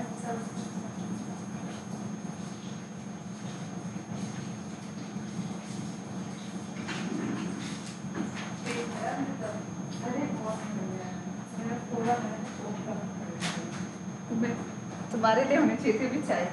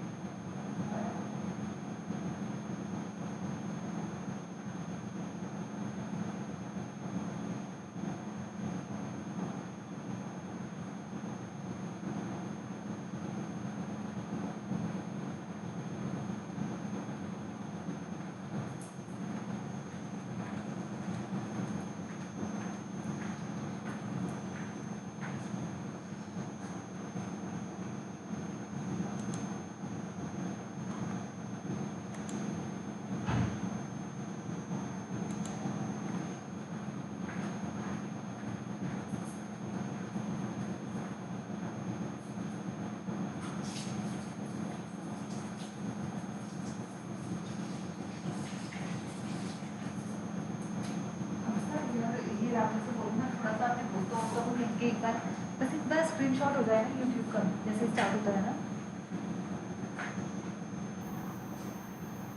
Hello. Hello, ma'am. Good afternoon, ma'am. Good afternoon, Santosh. Could you please let me check the presentation? Is it presenting or not? I want to just check it. Sure, ma'am, please. Yes, ma'am, please go ahead.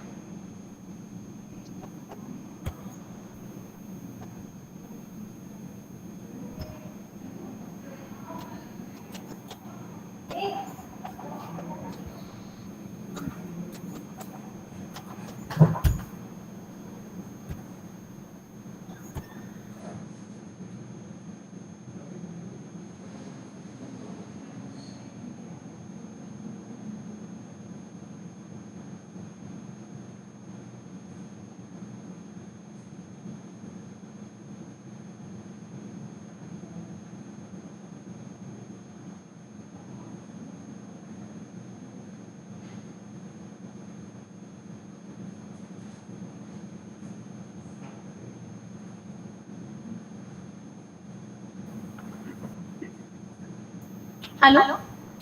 Is it visible now? Yes, ma'am. Okay. Okay. Ma'am, your slides are not visible.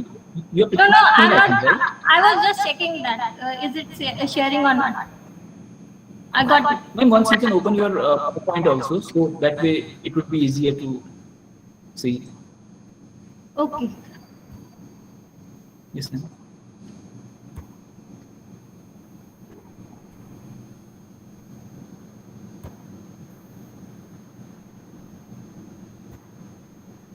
Is it visible?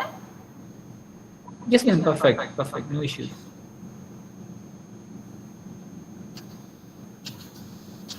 Should I stop sharing now? Ma'am, you can keep it because you are having the first lecture, so I just Okay. request if Okay, it's fine. Dr. Geeta Tiwari ma'am is there. नमस्कार. हाँ, good afternoon सबको. नमस्कार. तो ये हम start कर रहे हैं. For this, so we are starting. yes, ma'am. So yes, ma'am. Please, please go ahead. Okay. So on behalf of the Kuma University Nainital, I am inviting Dr. Vartika Shukla to deliver her lecture. First, I will say some few words about her.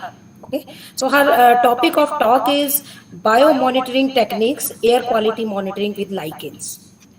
Dr. Vartika Shukla did PhD on the topic chemical study and macro lichens of Garhwal, Himalaya from HNB Garhwal University. Presently, she is working as resource person in the Department of Geology at Baba Shri Bhimrao Ambedkar Central University, Lucknow. Baba Bhimrao Ambedkar University, Ambedkar, Lucknow. During her more than 19 years of research experience, she has been awarded 3 fellowships awarded by DST, New Delhi. 2 projects were pursued in the CSIR National Botanical Research Institute and 1 project in the Baba Bhimrao Ambedkar Central University, Lucknow. Till now, she has published more than 70 scientific articles in reputed national and international journals, mostly in SI journals, and presented research findings in seminars and symposia. She has authored 1 book, Lichens to Biomonitor the Environment, and edited 5 book volumes published by Springer Nature and Taylor and Francis. Presently, she is chief editor of the journal Cryptogam Biodiversity Assessment, an official publication of Indian Lichenology Society, India.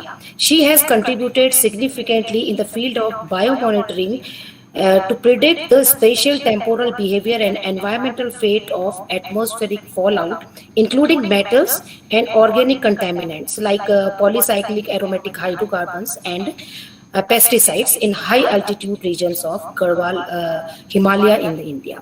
So, ma'am, with these words, I welcome you to kindly deliver your lecture and enlighten us. Thank you, ma'am. Thank you, Dr. Geeta Tiwari, ma'am. I would like to thank first the organizers, especially Dr. Santosh Upadhyay, to invite me to interact with the audience. And Now I'm going to present my work.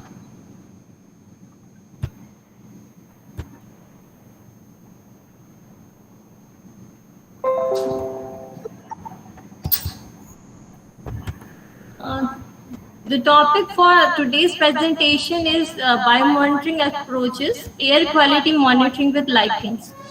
Am I audible to all of you? Yes, ma'am, you're audible. Yes, ma'am. Okay, thank you.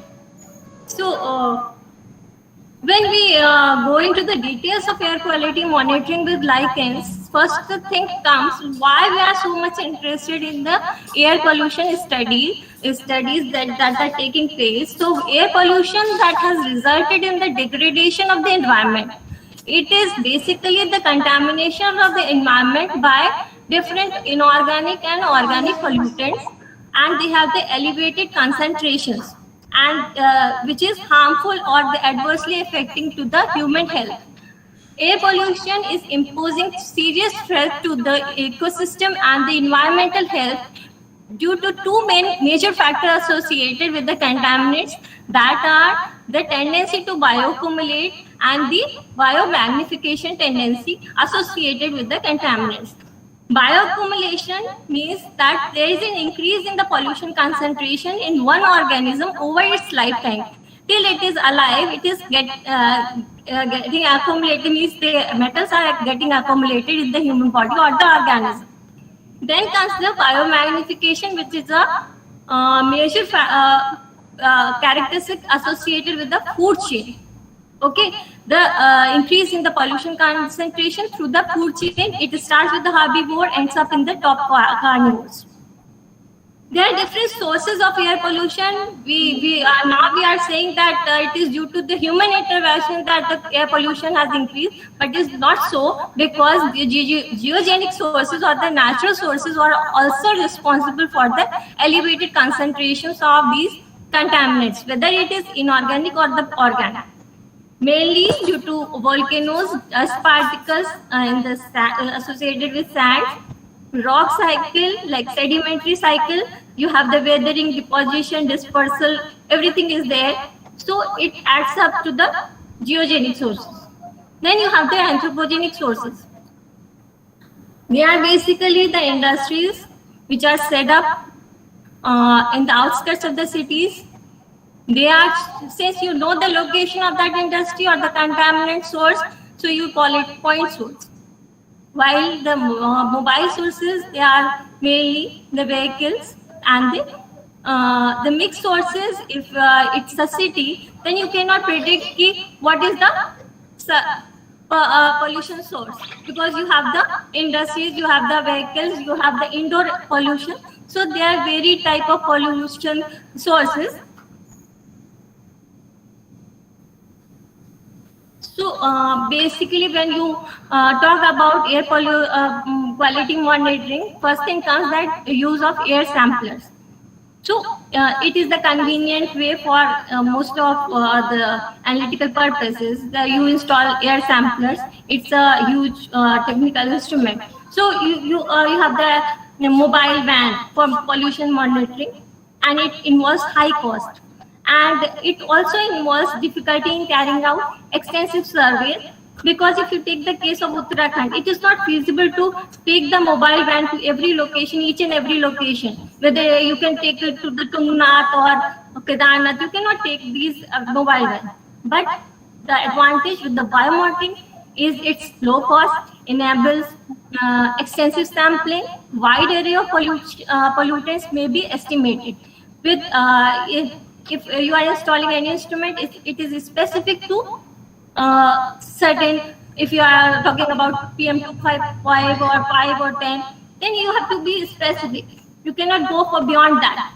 But the advantage with biomonitoring is that you can estimate wide area of parameters. The parameters increases while you are biomonitoring.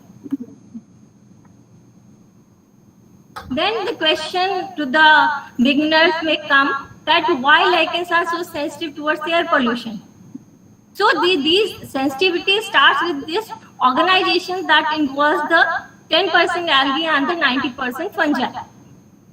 This combination is highly sensitive to toxic gases, and it was first when the biomonitoring studies started. It started with the effect of the phytotoxic gases, especially sulfur dioxide and the nitrogen oxide gases. So, what is the harmful effect of these gases? How the lichens get affected is the main reason for its sensitivity towards air pollution, because it converts chlorophyll A into pheophytin. And if you see the direction of the reaction, it is a unidirectional reaction. It is irreversible reaction. So you have to be very, very cautious that it is the chlorophyll A is getting converted into pheophytin, that is irreversible. The reaction is irreversible. The effect, there are large number of species that you come across in lichen studies. But when you talk about the sensitivity of these growth forms, there are different growth forms, and measures are fruticose, foliose, and crustose based on the morphology. So they have the differential sensitivity that is utilized here, and they have differential sensitivity, and the sensitive species get extinct while the tolerant species flourish well, like this. Means the sensitive species like fruticose and the different crustose lichen, they get extinct, and the tolerant species flourish, and their abundance increases. This aspect of lichen is exploited in the biomonitoring studies and to estimate the effect of air pollution on the organism as such, because they are early indicators of air pollution. So why lichens are utilized in lichen studies, biomonitoring studies? Because they are slow growing association. Okay? And they have no waxy cuticle or roots. So there is no mechanism of uptake of nutrients from the substratum. They mainly depend on the atmospheric inputs for the mineral nutrients or for the growth. So their exposure to the environment is direct. The tolerance of lichens are to most, these accumulate heavy metals and different contaminants beyond their physiological needs, because you know that there are some essential metals also. So they are getting accumulated beyond their physiological needs, and there also they remain good indicators of or the monitors of pollution. And as you know, this association, algal and fungal association, is very robust. So it occurs right from polar region to the equatorial region, from dry arid regions to the icy regions also. So you have the wider distribution, which helps in the detection of different pollution, and with you get the spatio-temporal behavior of any metal, whatsoever, with which objective you are proceeding, that depends on that.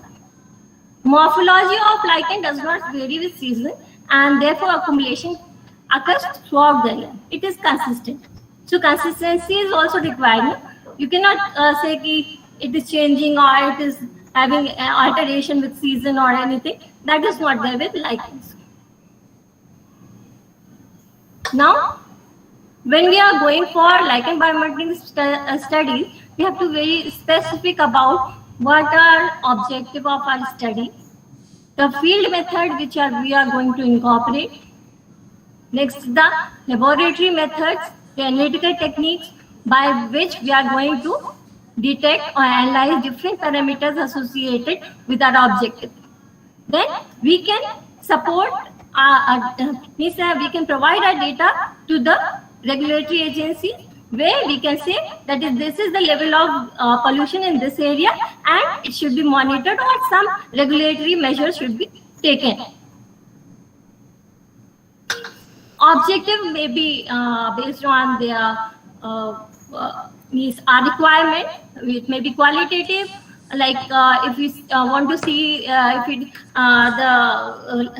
the air quality, what is the quality of air, like indicator. So we can go for lichen diversity changes.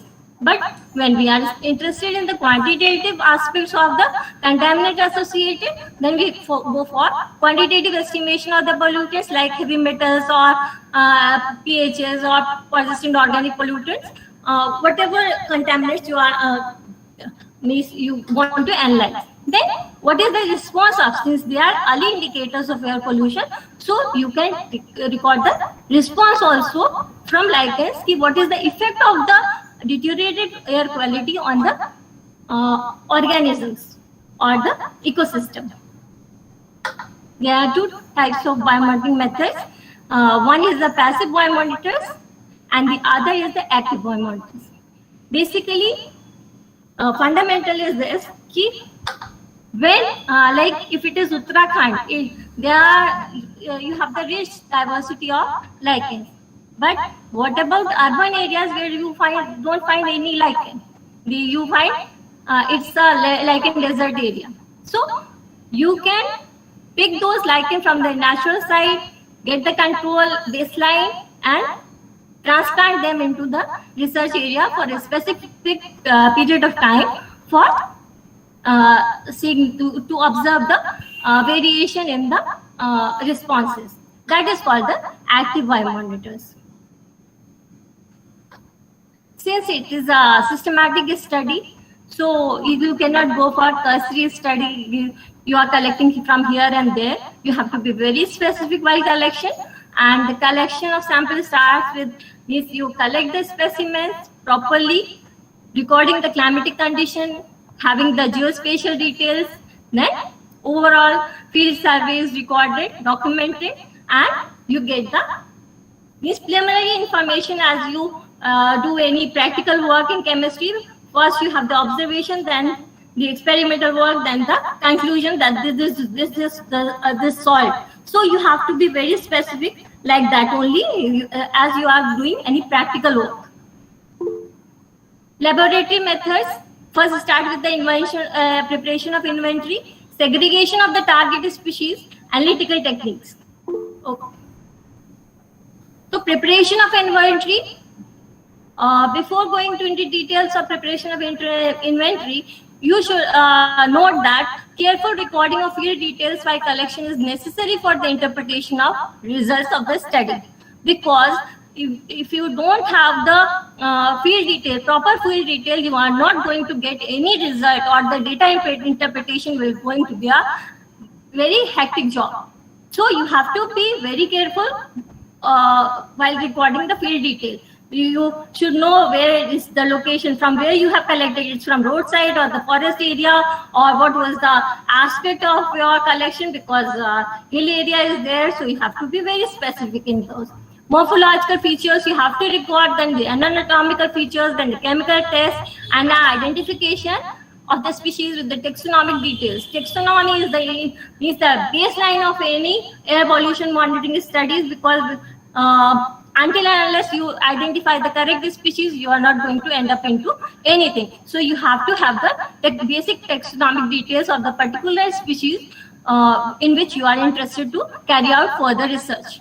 Then you prepare the list of species with supporting field details. There are quality changes you might have seen. There are different lichen community structures, and they provide primary information about the quality of the air quality. So why you will go for the community change, the observation of community change?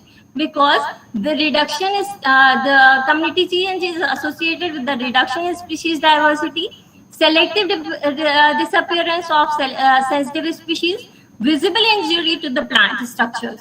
They are, if you observe them, and it is an indicator. So what you are going to get from it, it is circumstantial evidences which indicate deterioration in the air quality of the area. Because you have the earlier you recorded the full species list, now you got the changes, and if you have the herbarium records, you can very well identify what are the changes, and if you don't have, you can based on the sensitivity ratings are there, so you can get the information regarding the sensitive and the tolerant species from there. This is the case from arid regions of India, and here we observe that if you take the herbarium records of 1975 or compare them with the 2015, then we observe that there is an increase in a particular community, that is a fish floyd community. It increased from 5 to 18. So what might be the reason for the increase?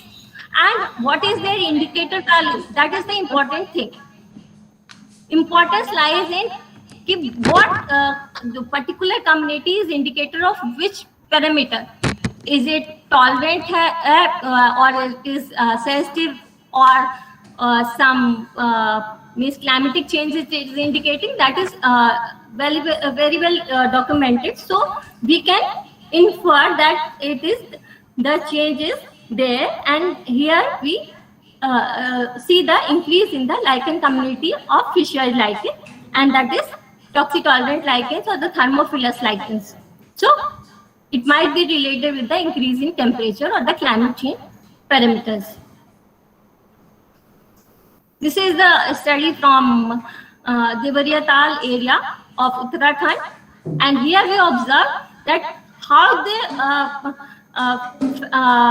lichen diversity is changing with altitude. What are the changes in the different families or the communities? And we observe that there is a transition. If you observe from 1500 meter to 1800 meter, there is transition. Clear shift from earlier it was Parmeliaceae, which was means Phaeaceae, which was dominant, and above 1800 meter you observe increase in the Parmeliaceae members. So Parmeliaceae has certain chemicals which have the sunscreen potential. So it might be inferred that it may be due to the presence of certain secondary metabolites that this shift has taken place, because Phaeaceae members are generally associated with the thermotolerant characteristics. They with the lichen diversity, apart from estimating the concentration of these contaminants, we have the quantitative methods based on the epiphytic flora that the lichen diversity which you are observing, and that based on the number of species, degree of tolerance of each species on the scale of 1 to 10, that is a field experience and well documented in the European system. Then you have the corresponding level of covering, what is the coverage of that particular species, and overall degree of cover of all species. So you have the mathematical calculation there. You get the index of polio tolerance, which is tolerant or which is not. Index of atmospheric purity is also it's a mathematical interpretation of the lichen diversity. Here you have the resistance factor or the ecological index of each species, and it is related with the frequency coverage, that is related with the ecological aspects of. Then you have lichen diversity value. Lichen diversity value, actually you have 4 different aspects, and you have to be very particular while documenting the lichen diversity changes, that you have the overall lichen diversity coverage of particular sampling area. So you have to record from all the aspects, north, east, south, west, and then you have to get the integrated value of these lichen diversity at different scales on the these sampling units.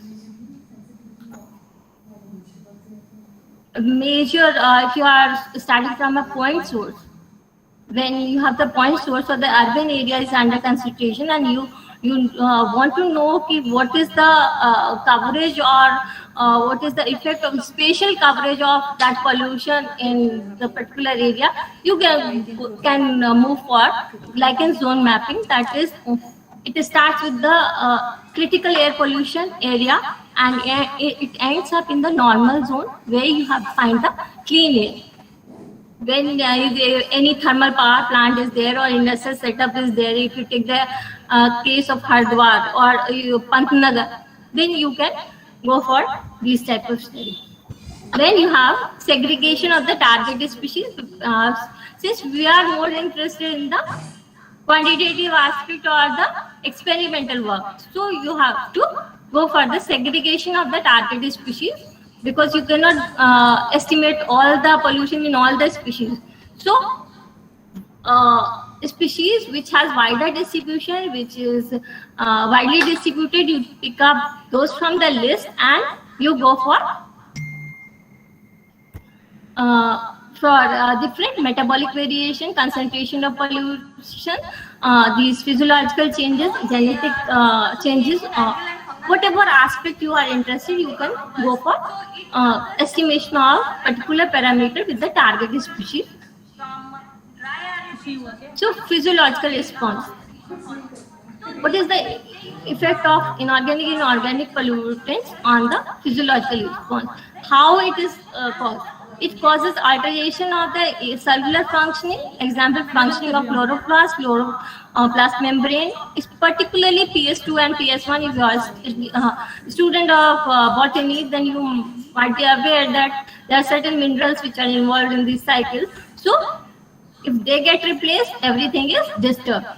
Why? The lower contribution of algae in constitution of lichen thallus, slight variation in the ambient atmosphere is reflected by the change in the physiology of the lichen. If there is any alteration in the concentration of the metal, so algae is responsible for every means functioning, cellular functioning, and production of these metabolites. So then what happens that if there is slight variation in the ambient atmosphere, so the whole physiology will get affected. And how it gets impacted? It has the adverse effect on the chlorophyll A and chlorophyll values decrease statistically with the increase in amount of these are certain examples, but it may extend up to range of pollutants. These are only for reference, that copper, lead and zinc. These are associated with vascular activity and the anthropogenic sources. This is a study from Rudraprayag, and here we have shown that how the metal pollution is increasing, or what is the spatiotemporal behavior of the these metal, especially cadmium, lead, copper, chromium, zinc, and total metal concentration. And here you find that basically it is related with the topography of the area plus the source, because you know it is the city center is the major source of these pollutants. So here you find in the point number 10, it's the elevated concentration, but if you go towards Badrinath, it has lower concentration. So everything has is related with the geography also, that what is the topography of the area, and especially in the hilly areas. If you take the example of Uttarakhand,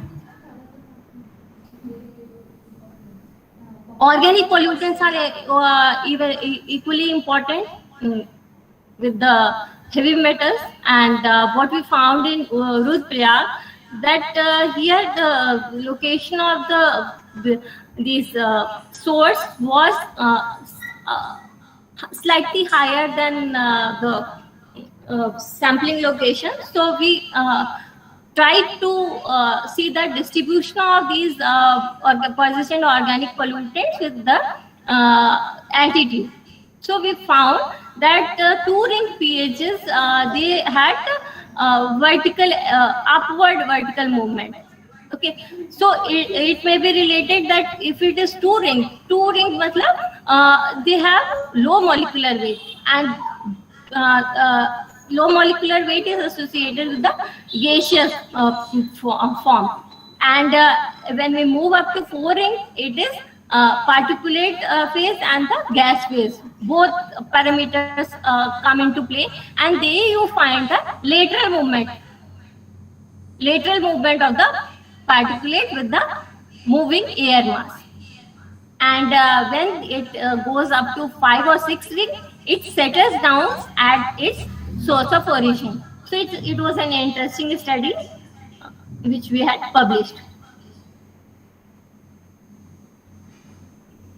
The characterization of microspore-like amino acids, we characterize certain these UV protecting compounds in lichens, and we found that they also respond to elevated altitude and the UV potential is indicated by the variation and the concentration of these oxomas and the immunomas. There are two types of Ma compounds. They are oxy group is there, and there you find the immuno is associated. So they are and they have potential UV protecting nature. And when you go higher up, as I've already told you, then as you go at the higher altitude, you need more sunscreening, and might be lichen is taking care of its health by production of these masks. Then, apart from these physiological change, morphological change, or any these concentration of different pollution, we have also observed the genotypic changes in the lichen species, and we found that air pollution, especially metals, cause consistent increase and appearance and disappearance of bands with increasing concentration of metals, and it was inferred that it could be related with the genetic adaptation that is associated with the species.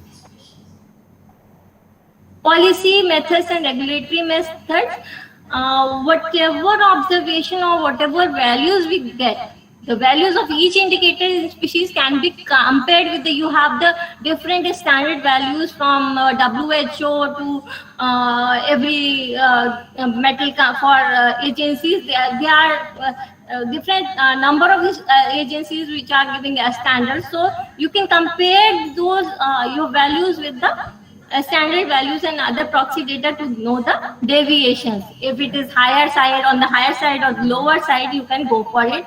Periodic or temporal collection of such information for a period of 5 to 10 years and analysis of such information over a period would indicate trends towards or away from sustainability, because in the recent years the UN sustainable goals are there. So you have the mission 2030. So you have 17 SDG goals, and it is a part of SDGs.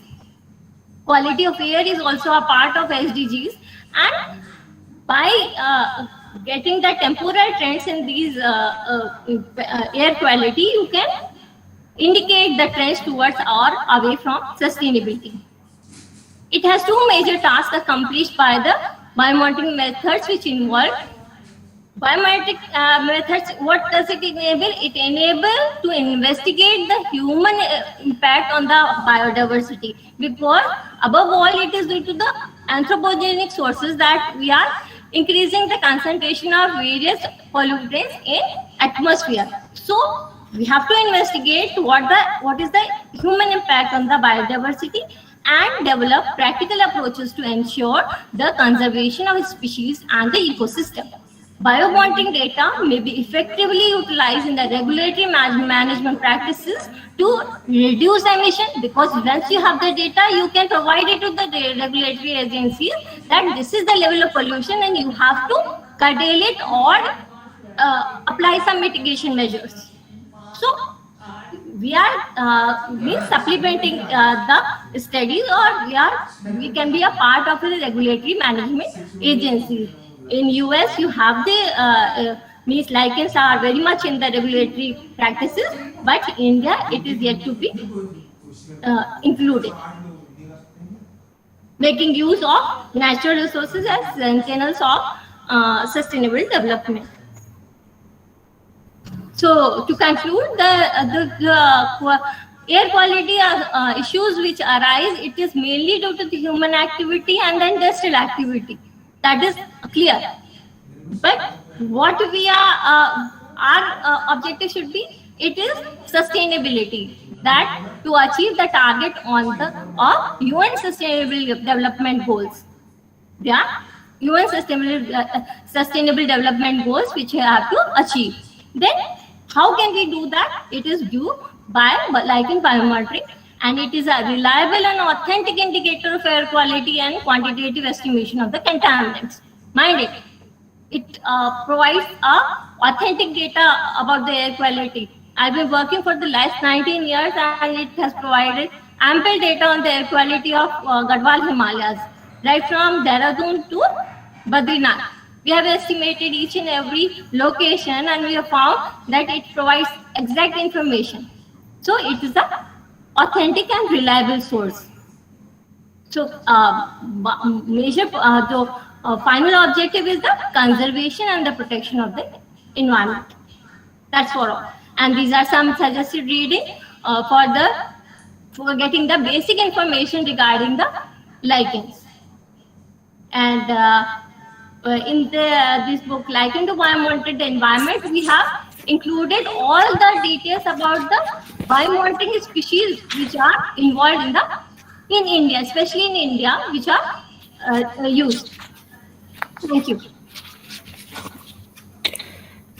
Thank you, Dr. Vartika, for your informative lecture and excellent presentation. In this lecture, you had discussed about air pollution and why lichens are sensitive towards biomonitoring. Very informative lecture because they are pollution indicators, I think. Yes. So how it is superior to the other methods, and then various quantitative methods for biomonitoring by the lichens, and also you have given an insight on the genetic adaptations that are associated with these species. So with these words, ma'am, thank you very much. You had enlightened us with your very informative lecture. Thank you. Thank you. Thank you. Thank you. So shall we go further, Dr. Upadhyay? Ma'am, sure. Or you can, maybe you can take few questions if somebody has. Dr. Yogesh Joshi is there? Yes, sir, he has joined, I think. Yeah. Is he ready? Dr. Yogesh? Excuse me, ma'am. I want to ask a question to Dr. Yeah. This is open for discussion. Sorry, you can ask any questions to ma'am. Okay, I am Dr. F.A. Lone from Kashmir, Kashmir. Yes, sir. It was a nice lecture, ma'am. But I want to know that what parameters we should take for monitoring. Say, for example, sometimes we take chlorophyll. What else we can take as far as the lichen is concerned? What type of the parameters except chlorophyll? No. Chlorophyll is just the beginning, actually. I can say the physiological response is just the beginning if you are going for the air quality monitoring. And it provides the effect of air pollution on the physiology of the lichens.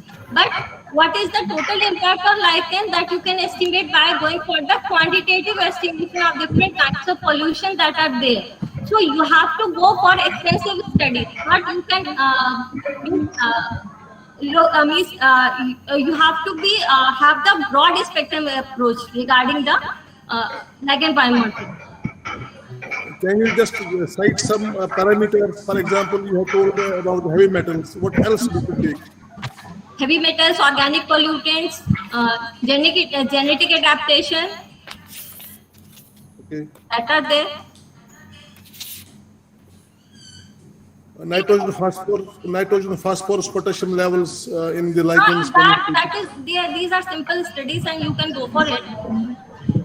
You can estimate any aspect which you are interested, but you have to have the clear objective which we are moving, because otherwise you are going to land up in not going to land up in anything. You have to have the basic objective. What we are going to study by these taking the lichen species, different lichen species, and that lichen species should be very specific if you take.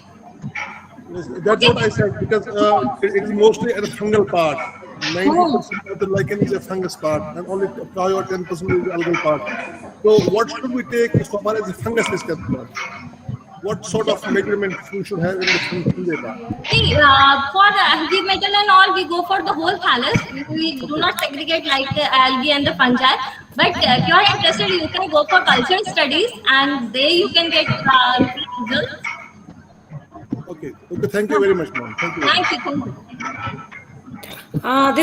This is open for any other discussions. Any delegate can ask some questions to Dr. Vartika ma'am.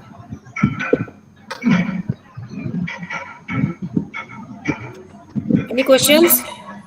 Any So queries? if any of the students are connected through YouTube streaming, they can post a question or they can send us, the WhatsApp message or anyways.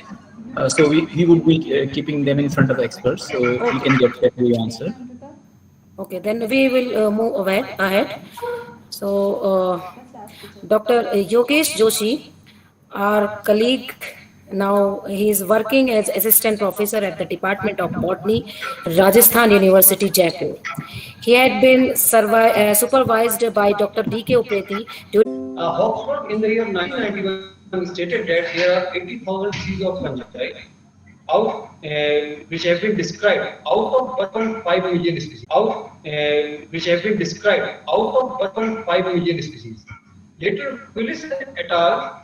They reported that from the world there are 4 to 5 million species of fungi, of which 1,44,000 have been described. So now the question is that how, if you see this ratio, then there are only 2% of fungi which are being described.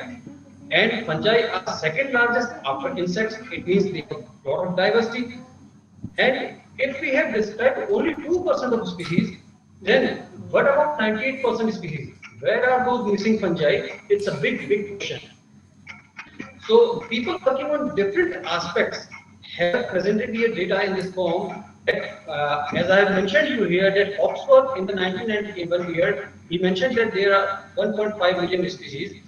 Similarly, persons like Smith and Walker in the year 1992, when they were working on tropical plants, they reported that there are 1 million species of fungi only in tropical plants. Likewise, if we talk about insect fungi, then Hale and Jones in the 1992, they estimated that there are 1.5 million insect fungi. Similarly, if we talk about continents or countries, then you can see here from China, Dai and Zhong has reported 0.18 lakh million species of fungi, while from South Africa, Pedro Kraus has reported 0.17 million species of fungi from that region. Similarly, if we look for endophytes, because this talk deals with the endophytes, then there are 1.3 million estimated species across the world, which is being reported by Dreyfus and Chepela. So, I will base my study on this Oxford and Brookings statement that recently in 2017 they stated that there are 2.2 to 3.8 million species of fungi, and they have considered these 5 criteria in that. They include intact cryptic species and the rates and pattern at which these new species are being described. This you can understand by the fact that every year nearly about 100 to 150 species of fungi are being described on different aspects. Maybe some people are working on coprophilus, some people are working on lichens, some are working on keratophilic fungi. So there are different groups of fungi. So nearly up to 100 to 150 species of fungi are described every year in different journals. There are some unexplored niche like tropical forests is there. Now people are going in that region and exploring it for the fungal biodiversity. And this, the most important thing is the host and plant pathogen ratio. Earlier, Oxford and before that, several workers, they stated that a single plant is infected by 6 fungus. So, if this ratio persists, if one plant is infected by 6 fungus, then what would be the ratio? I will tell you a little bit later. And now people are identifying the species based on DNA. But this criteria that 2.2 to 3.8 million species has a big lacuna. For example, if we see that in 2011, Mora et al. Has reported that there are 2,20,000 species of plants, flowering plants. So if you multiply 2,20,000 with 6, you will get some different answer. Recently, Cheek et al. Has reported that there are 4,20,000 species of fungi of flowering plants. Then again, if you multiply it with 6, then you will get 2.5 million the answer between this. Besides this, the other loophole is that if in entire world, people are basically basically working on some specific genre like Aspergillus, Fusarium, Penicillin. These are the most common genre. That's why they are the most species-rich genre. But besides this, there are several other genera like Plutonium is there, Cadoporium is there, Pistolepsis is there, but they have not been very well worked out. That's why the diversity ratio is entirely different. Because if we are working on or monographic or revising a particular genus or a species, then there is a possibility that we will have numerous number of species in that particular genus. But if we are just confined to a particular, if we are looking for some cursory collections or something like that, then we don't have that much data. And now, the most important is what exactly is the species. Earlier, the species has several different concepts. Now, people, before this era, people used to talk about biological species concept. But before that, there was morphotaxonomic species concept, there were chemotaxonomic species concept, there were eco-species, and now biologically-based species are there. Now people are talking about clades. So we even don't know that what we are talking about. So whatever the amount today we have on this earth regarding fungi, it is only 3 to 8% of fungal species on this earth we are knowing. So again, the situation comes, where are those 98% missing fungi? From where we can describe them? Then the best answer given by Hawksworth and Grassman was that you can go in tropical forests, like in our country, we can go in Western Ghats and Eastern Himalayas, where, as Dr. Upriti has already mentioned in his speech, that the tropical forest, the tropical region of our country is very much diverse in case of lichens. But regarding biomass, it's a temperate region where you can get the things in bulk. But if diversity is considered, then you have to go in tropical forest. The second area where Hawksworth and Rossman has said that you can get some undescribed species is the unexplored habitats. And under this category, some regions like hypogeous fungi of Australia, if you just pluck a small sample of mud from Australia, you will get enormous soil fungi, and all those will be unique. Fungi in guts of beetles, insects, Lichenicolous fungi and endophytic fungi. In this presentation, I will let you know about endophytic fungi. Similarly, there are some lost or hidden species. This I will later let you know about that.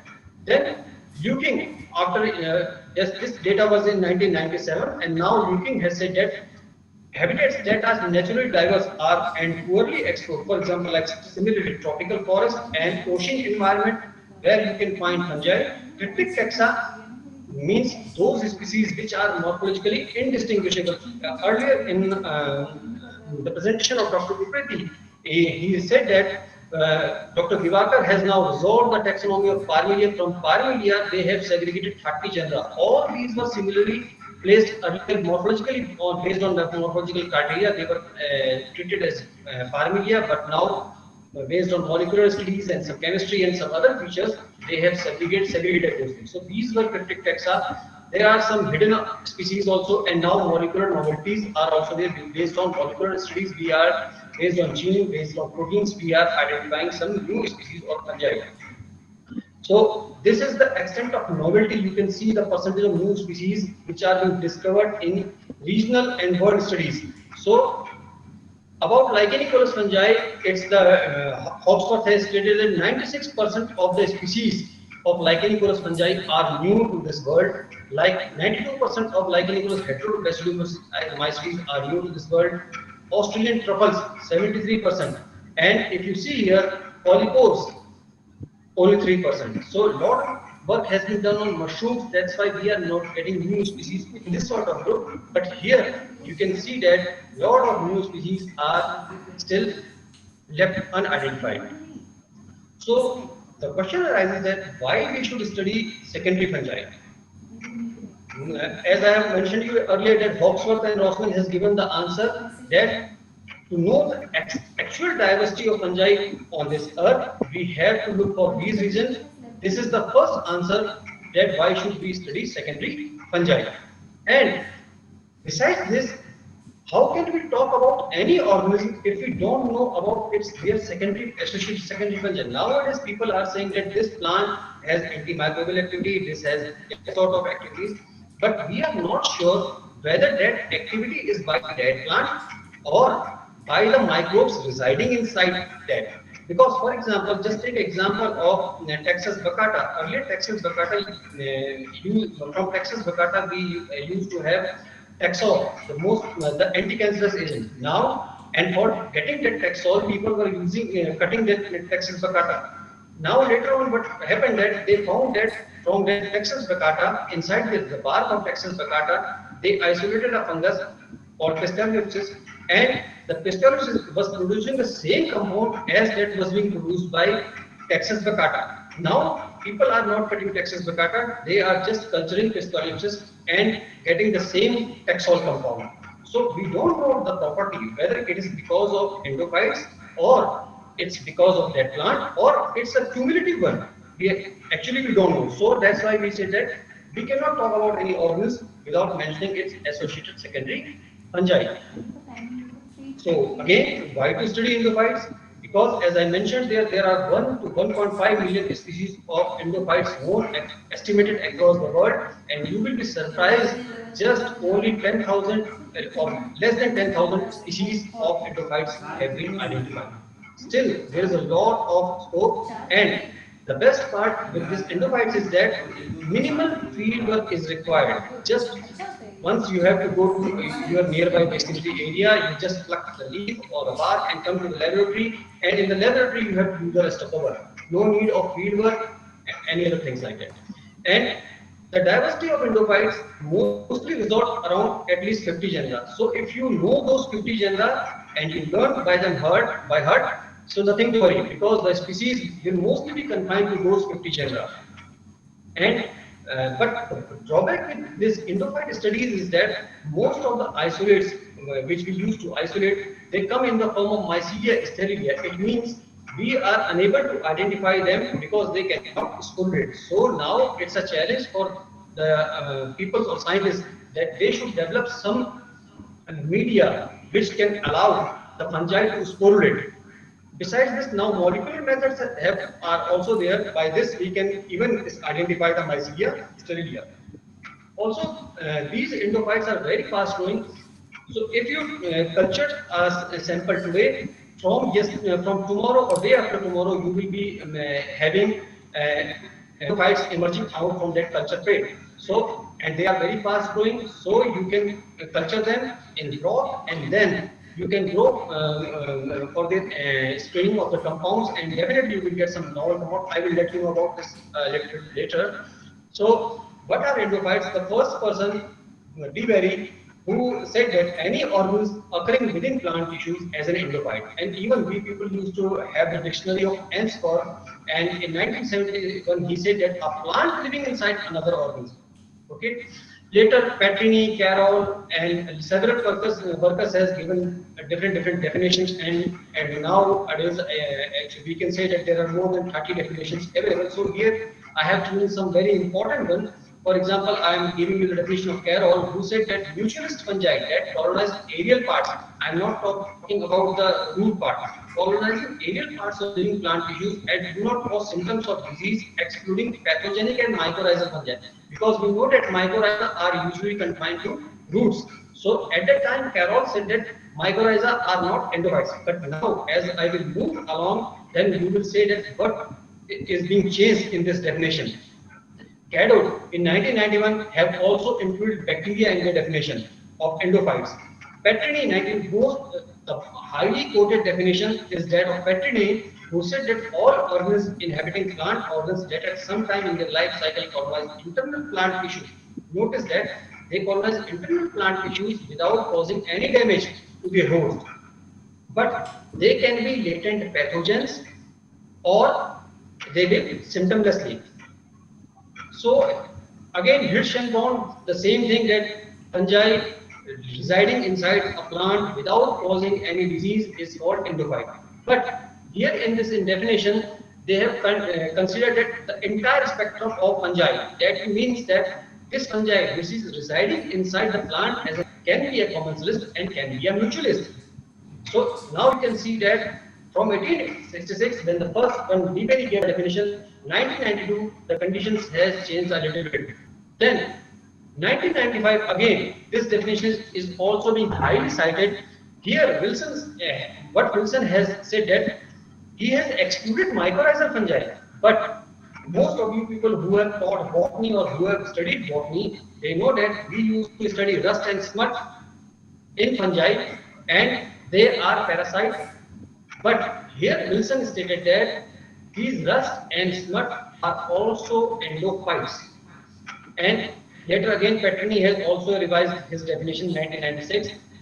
Holman et al. And these Colombo 2000, they have said that microbes which survive surface sterilization and include a large number of different species, each of which is usually found in small numbers. This should be the ratio, are called endophytes. Stores et al. Has said that included bacteria as well as actinomycetes along with fungi in their definition, and they said that these endophytes used to live inter or intracellularly inside the tissues and they will cause no disease symptom in that plant. Later, Weber and Anke said that endophytes should undergo a rigorous surface sterilization mechanism, and Azevedo and Azaro said that microorganisms which may or may not grow in culture media. Before this definition, up to 2006, these endophytes could be cultured only. Now they are saying that they may or may not grow in culture media. Recently, Pimpel et al., Singh and Dubey, they said that endophytes present an endosymbiotic association of microbial population, bacteria, fungi, unicellular eukaryotic organisms, intricately associated with plants, either intracellularly or intracellularly. So it means that this definition of endophyte is refined over time and maybe some new definitions will come. Even I am thinking of some. Let's see what happens. So as we know that symbiosis is generally can be divided into three forms like mutualist, antagonistic and commensalistic. And this is very important thing because here you can see that in commensalistic, or we can call it by another name that is called parasymbiote. In this, one partner is benefited, but the another partner is neither benefited nor affected. However, in parasitic mode, one partner is benefited at the expense of other. The other partner gets killed, and in mutualistic, both are benefited. So now what happens is that these three categories, the fungi used to revolve in these categories. So today, whatever the fungi may be, for example, if a fungi is parasitic in today's mode, maybe in near future it can be commensalistic or it can be saprophytic. Similarly, if a fungi today is saprophytic, then it can be commensalistic or parasitic. And if a fungi is commensalistic, then it can be parasitic or saprophytic. That's why the definition of endophyte is now changing, because they used to say that it's a commensalistic or mutualistic association, but now that fungi can be parasitic or saprophytic, and the best example of this is rust and smut as per Wilson. So whether secondary fungi occurs in lichens, it's a big question. Yes, it occurs, but why it's not being studied, or why the studies started so late? Because lichenologists who used to work on lichens, they don't know the mycological terms and they don't know how to identify the coelomycetes or the hypomycetes, basically. And regarding mycologists, they never used to collect lichens, and they also are unable to identify lichens. So the biggest drawback is that they both are not working in collaboration. If they both have worked in collaboration, then this branch have started a long back earlier. So again, I have modified this definition. The secondary fungi, what I am saying is that Oxford in the year 1982 and 88 has said that this much group is secondary fungi. It means the secondary fungi, according to Oxford, is symptomatic and non-culturable, more or less non-culturable, and the broad definition of this is lichenicorous fungi. But recently, what I am thinking is that they can be culturable and asymptomatic. That's why endolichenic fungi should also be here. So, being a lichenologist, what should we know more about lichens? It's a very important thing, because generally we know that lichens are a bipartite association or a tripartite symbiosis. In bipartite means there are two partners, one is mycobiont and one is algae, which may be a protobiont or a cyanobiont. However, in tripartite symbiosis, there are three partners, one is fungus and two are algae. So lichen thalli, besides these partners, have some other organisms, and Boom Pragov in 2012, they correctly stated that the lichens are functional organismic community. It's a community, or it's a microhabitat with a vast array of coexisting fungal, algal, and bacterial genotypes. And recently, you will be surprised that in Nature, a paper has been published from where they have reported that from lichens they have reported a lot of yeasts, and recently some fungi, some workers have also reported viruses from these lichens. Crittenden and Honecker, they for the first time found fungi other than the primary microbiome with the help of SEM and TEM techniques, but they were unable to isolate these fungi. They don't know what's going on inside the lichen. But Petrini, Girlanda, Lee et al., Arnold, Guzzoni, Uren, they were the actual workers who for the first time isolated, who worked rigorously and isolated fungi from lichens.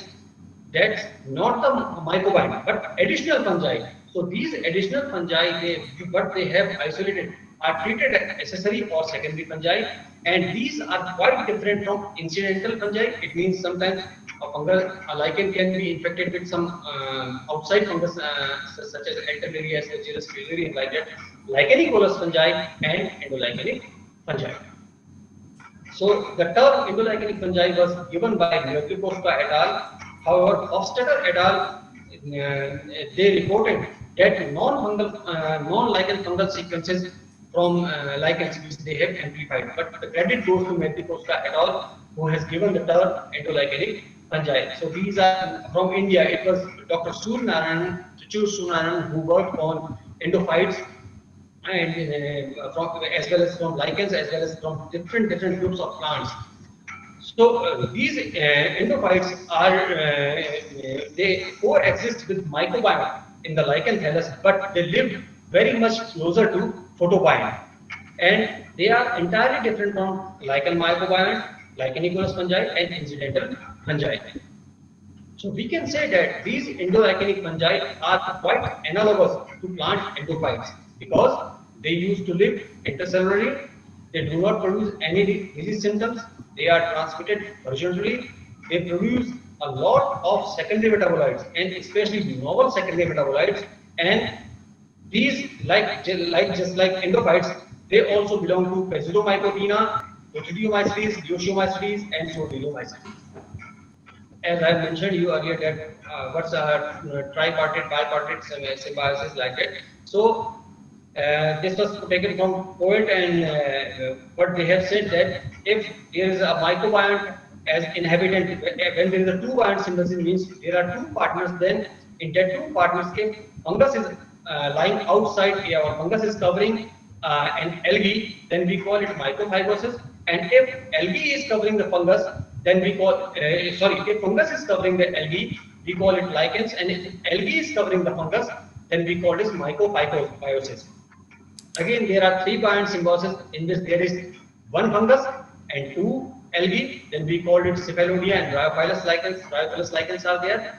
And again, if there are two fungi and one algae, then we call this lichenicolous fungi. Similarly, with 4 biont symbiosis and 5 or more biont symbiosis. Endolichenic fungi comes in 5 or more biont symbiosis. So this is what about endolichenic fungi. Now they are ubiquitous and known everywhere, and like endophytes, which are known from palm, sea grasses, bryophytes, algae, ferns, pteridophytes, everywhere. These are also known from endophytes, are also known from lichens. That's why the term endolichenic fungi was used by Koska. And you can see the culture plates here. Here all these are endolichenic fungi. So how we will identify, how we will isolate endolichenic fungi? As I have told you that most of the definition, the most common definition we use that of Petrini. So Petrini has given his protocol, likewise Girlanda has given his protocol, but in India we use the protocol of Suryanarayanan et al. It is generally a surface sterilization protocol, and you can do it in 4 ways. In the first way, we called it SST1. You just take the lichen and cut it in small pieces and wash it with sterile water and place it in a petri plate in a media. Second is that you go for 20 serial washes in sterile water, 90 seconds per wash, and then undergo agitation and then kept the material in PDA media. Third one, SSP third, 20 serial washes in sterile water, 90 seconds per wash, agitation, followed by immersing the segments in 30% S2O2 for 90 seconds, and finally washing for 4 times, 15 minutes each, and then plating those segments in PDA media. And finally, this is SSP4. The segments should be dipped in 70% ethanol for 5 seconds, followed by 4% NaOCl for 90 seconds, and sterile water for 10 seconds. So when I was in Uttarakhand, I asked one of my students who was working on this. So we have developed a protocol which is quite convenient in that environmental conditions of Uttarakhand. So this I am sharing with you is that you should go and collect the lichen, wash the thallus thoroughly in running tap water so that the dust and debris which is attached to that thallus should be removed. Then you will have to wash it serial wash in double distilled water. It should be autoclaved so that there should be no contamination. Then you should wash the sample with hydrogen peroxide, sodium hydrochloride, and ethanol, like 15 seconds, 90 second treatments. And then you have to cut the thallus in small sizes. Now, the most important part is that when you have cut the section, then whether it is contaminated, whether the section which you have now after going through these processes like this much after this, now the sample which you have is still contaminated or not. How you will check is that you will take this material and just tap it on a PDA media and remove the material, and you will keep the petri plate in incubator, and within 1 or 2 days just see whether any fungal colony is coming out or not. If there is no fungal community coming out, it means your sterilization is complete or it's proper. And if any fungal colony is coming out, then it means your material was contaminated. You have to sterilize it once again. So when you have completely sterilized the material, then place the segments into culture media plate, incubate it, and notice down your readings, and whatever the fungus is growing fast, just subculture it and grow it in broth so that you can isolate the compounds. So this you can see here, you can take the lichen sample, and first of all under the microscope you should remove the bryophytes and other things which are attached to it. Then in running tap water you should wash it serially, and similarly like this you can identify up to a species level that species from which you are going to isolate endophytes. And this is the laminar air flow bench. These are the requirements you should have before culturing those things. So now here you can see that likewise I have taken this from Microsphere Journal. Here you can see that it's a leaf. So as I have told you that endophytes are everywhere. So similarly you cut it into small pieces, then you have dipped it in 95% ethanol for some time, then in 3% sodium hypochlorite for some time, and then in distilled water. Again, you have to follow this 5 times. After that, in PDA media or MY media, as per whatever is your requirement, you have to look after that. You plated it on the petri plate, and then you can see here the mycelium growth is coming out. This is the front view, and this is the back side view. These are important observations which you have to notice, that what sort of colony is going on, the size of the colony, the color of the colony, the front color, back color, the roughness, the texture, each and every aspect you have to know about it. So now these endophytes, they are novel source of secondary metabolites. As Dr. Upriti, Dr. Rajesh, Dr. Bautika, they all have told you that lichens have the capacity that they use to produce secondary metabolites, and more than 1,000, approximately 1,000 secondary metabolites are known. And because of these unique secondary metabolites, the lichens are being harnessed by people. But the drawback with lichens is that it's very slow growing. So could there be any alternative?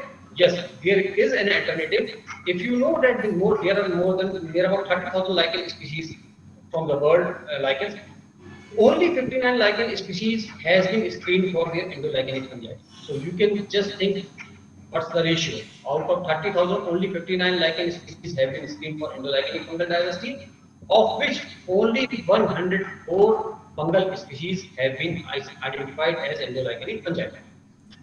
Of this, 351 secondary metabolites from 40 endolichenic fungi have been isolated, harnessed from 40 endolichenic fungi, which were isolated from 35 lichen species.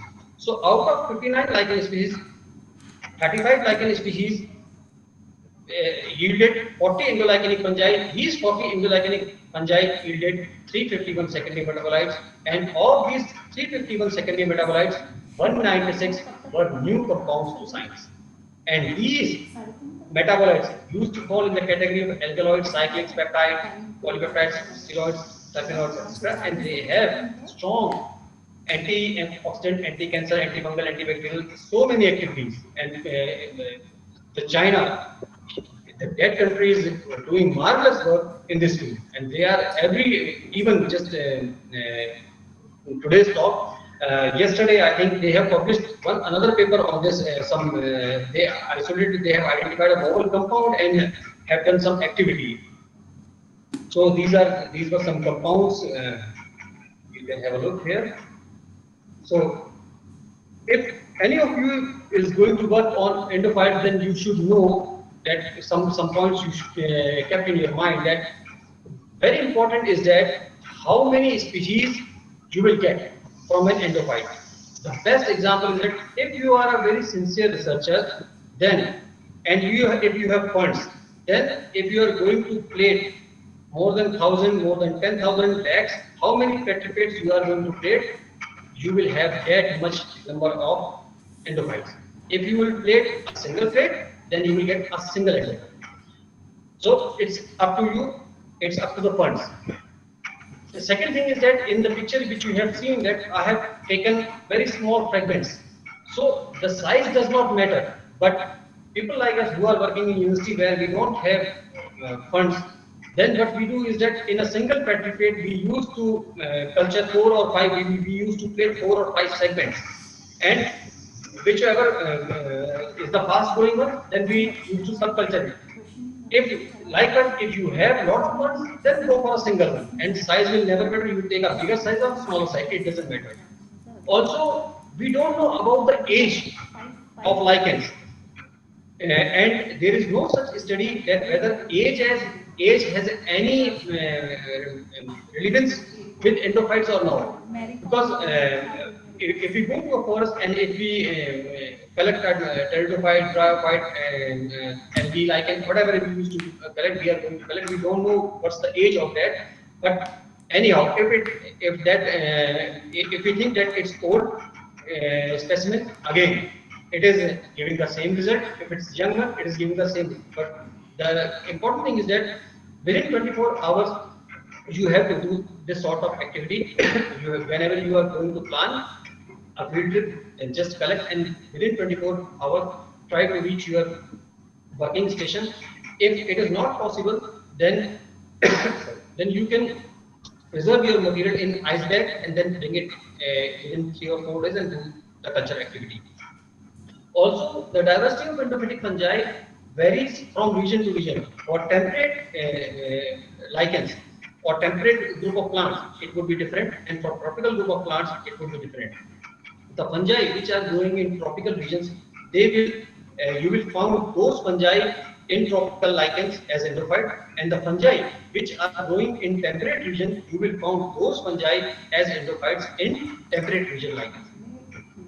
So this was the book that we have published, Endolichenic Fungi, Present and Future Trends, and when I was there, we have isolated 24 isolates of endolichenic fungi, and because of paucity of funds, only we can plate 1200 lichen segments from 12 macrolichens, and these all isolates belong to 20 genera and belong to this Hyphomycetes, Plectomycetes, Coelomycetes, Pyrrhonomycetes, Zygomycetes. 9 fungal species like Acrimonium, Bipolaris, Nigrospora, Peperospora, they are being reported across the world for the first time as true endolichenic fungi.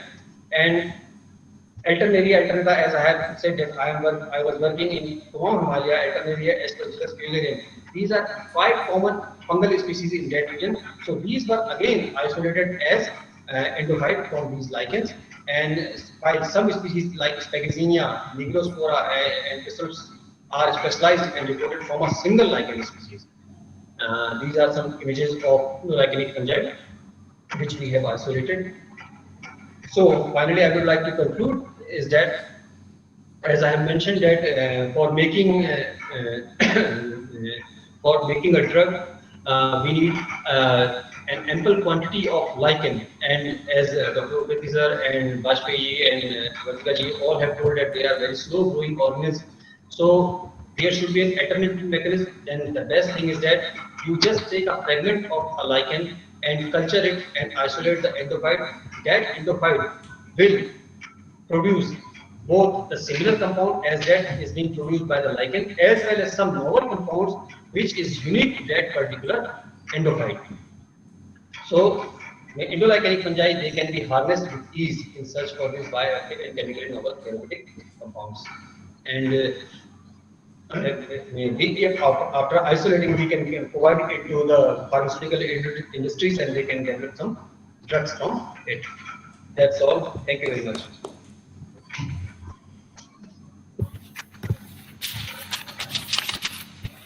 Thank you, Dr. Yogesh, for a wonderful talk which enlightened the fungi field, especially endolichenic fungi.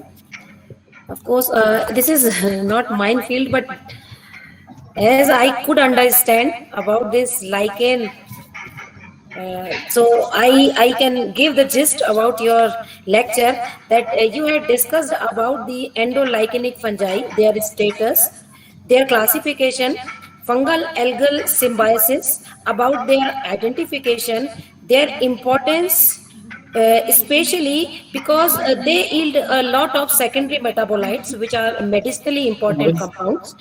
So this is very important talk. So for your wonderful talk, I am again congratulate you and thank you. And the session is open for the discussion. Any query, any discussion from the delegates, they can ask the questions, students or any other participant. Good evening, sir. Dr. Yogesh, I'm Upeti here. Sir, pranam sir. Ashirwad.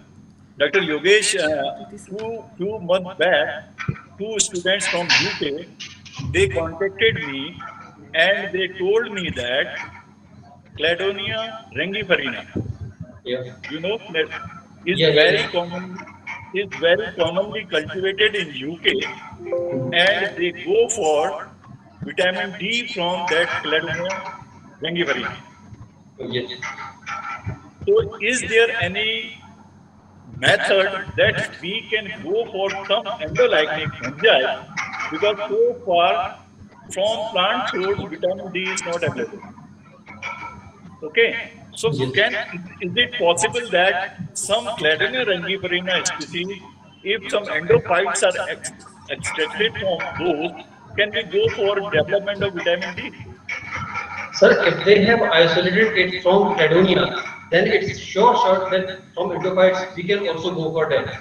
They cultivate Cladonia rangiferina because the climatic condition in UK, particularly in that place, is so suitable for luxuriant growth of Cladonia rangiferina. It grows like grass there. So, but in our country it is very difficult. We cannot get that much of Cladonia rangiferina. So, yes, yeah, please.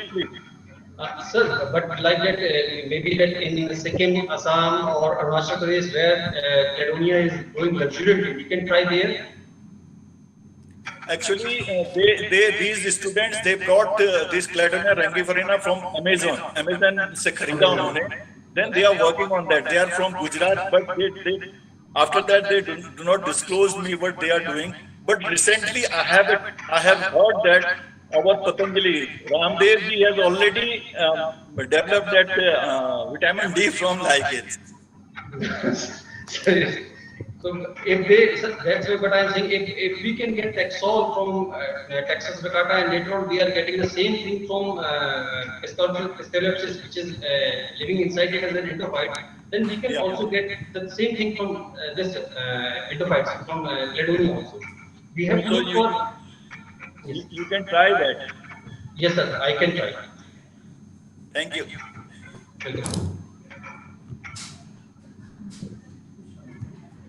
Good evening, sir. Sir, I have two questions. Are endolychinic fungi different from endophytic fungi? That's they both are same. It's a terminology which we are using. Sir, does these endolychinic fungi play any important role in providing stress tolerance to the lichens? Because we know that lichens are known to be grown in extreme environments. So, does they play any role in Ankita ji, maybe they can play a role because till now, because, as I have mentioned that till date, people were working first of all on its biodiversity. Now they have switched over to chemical characterization. So maybe in near future they will go for this stress biology of these endophytes because.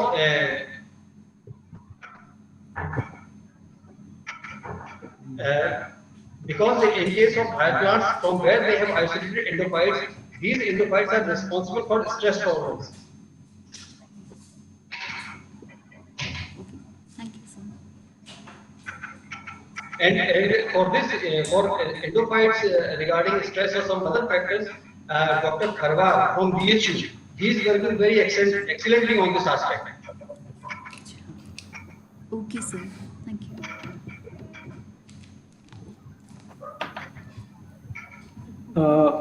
Hello, sir. I, Dr. Avdesh Kumar from Mizoram University. Hello, Yogesh sir, can you hear me? Yeah. Sir, my question is little different. I'm not asking regarding the endophytic lichen fungi and all. My question is, I am little bit what to say concerned about like some lichens which is growing on the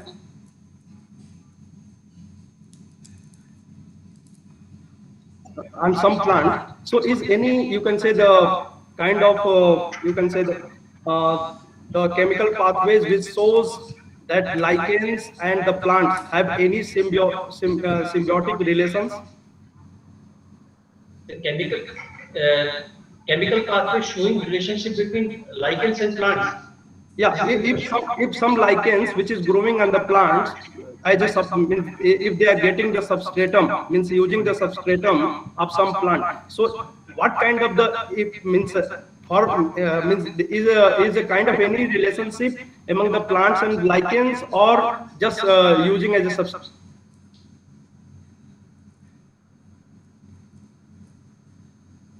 Everything from the substratum, it just takes everything from the atmosphere. So there should, and the pathway of fungus is entirely different from that of trees. That's why Dr. Uprati sir has told you that lichens used to secrete several secondary metabolites which are quite unique and they are not going to be found anywhere else. So Yogesh, let me explain that. Yes. Pleasure. Dr. Avdesh. Yes, sir. It is the nature of bark, its pH, and its character or its depend for the lichens to occur on it. Okay. For example, if you take Sodia robusta, very thick bark is there, and it retains moisture for a longer time. There is more chances of lichens to get and colonize there, since it is getting moisture for a longer period. There are certain species of trees which has very thick layer or very smooth layer, particularly the species of Elmus. I will tell you, species of this Elmus. So a specific type of lichen they grow over there. Means Pyrmopurpus lichens we call them. So some trees, they give host specificity to the lichens. Okay, we can correlate Elinus nepalensis or smooth bark trees with Pyrnocarpus lichens, which form perithecia.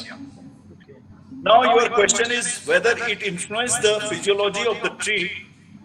In the forenoon, Dr. Jayalal has shown one slide that in which he has concluded that some lichens, they have more penetration power of their hyphae. They can penetrate up to the phloem level of plants or trees, and they play some important role in physiology of those plants. Maybe the structure of those leaves, they may change. So it is there. Nowadays it is there. Earlier it was thought that lichens, they do not influence the physiology of plants. Okay, it's clear of this? Yes, yes, sir. Thank you, sir. Yes. There is a small curiosity of mine, sir. This is Tapan here. Can the endophytes of plants interact with lichens? Those grow on those plants? Yes. Endophytes of plants can grow in lichens. This is the question. They can they means interact with, or can they be found within these lichens? Yes. Endophytes of plants. Yeah, definitely. Because what happens is that if, for example, in case of lichens, if an endophyte is residing inside a lichen, and when the lichen is going to die, then in that condition, the endophytes come out from the lichen, and outside environment, it acts as a saprophyte, and at that time, whatever the tree, whatever the plant is there, it will grow inside that. And when again the lichen or some other group will come, again it will come from that plant and get inside the lichen and will live as endophyte. This happens. That's why I have told you that colonizistic, saprophytic, and parasitic life cycle. These all are interrelated. So today, whatever whatever is a fungus, for example, today it is a saprophyte, then tomorrow it can be a parasite, and day after that it could be a mutualist. Very much. Thank you. Very nice answer. Very nice answer, sir. So, sir, I have a small question. So, is there any lichen exclusive endolichenic fungus? I mean, as I have told you that we have reported bipolaris, and 2 or 3 we have reported for the first time as a specific one. Because some of they can be categorized in 2 groups, that some are specific and some are generalized. This happens. Whenever we go for endolichenic or endophytic fungi, we can say that whenever we go for those studies, then we say that it is a particular specific to that plant. For example, Pistalis, which was isolated from Texas baccata, is specific to that particular Texas baccata, from which we are getting Texol. It is specific to that, not known from others. And if it is going to known from others, then it will not produce that type of. Okay. Thank you, sir. Sir, one more question.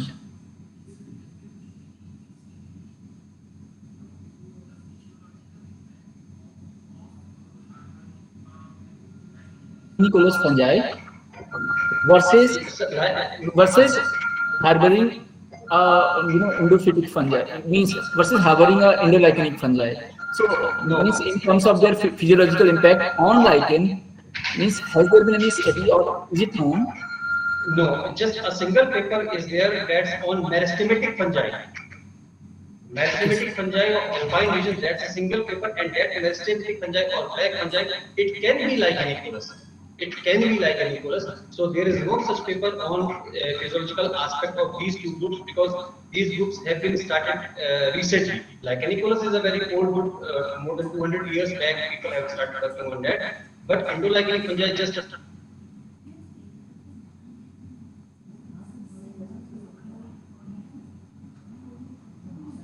wants to ask something. You may please unmute yourself. Yeah, good evening, sir. Hello, Vinayak. Yeah, how are you, sir? Yeah, nice. Congratulations for the nice presentation, sir. Just I have a doubt, sir. Can I ask, sir? Yeah, why not? Yes, sir. Sir, I have a doubt that is any variation with these endophytic fungi with the altitudinal variation with the lichen distribution, sir? Definitely. For example, you can have a look on paper of Dr. Suryanarayan, which was published in Mycological Progress. Yes, of this region. So you can see the diversity of fungi in that paper, in the bites. It's quite different. And what Dr. Suryanarayan has isolated earlier of the same lichen from that particular region. So tropical, what I am saying is that tropical fungi will reside inside the lichens of tropical regions as an endophyte. However, the temperate fungi, you will found them in temperate lichens. Okay, sir. But in a tropical forest itself, any variation will be takes place, sir. In with You the can go. deciduous or evergreen forest like that. Yes, you can go for it. Even the best thing is that you can take a single lichen, which is cosmopolitan, for example. For example, you have taken Parmochromatic tinctorum. It is quite common throughout India, and you can go for its study of endolycanic fungi. You will definitely find variations. Definitely. Yeah. Yes. Thank you, sir.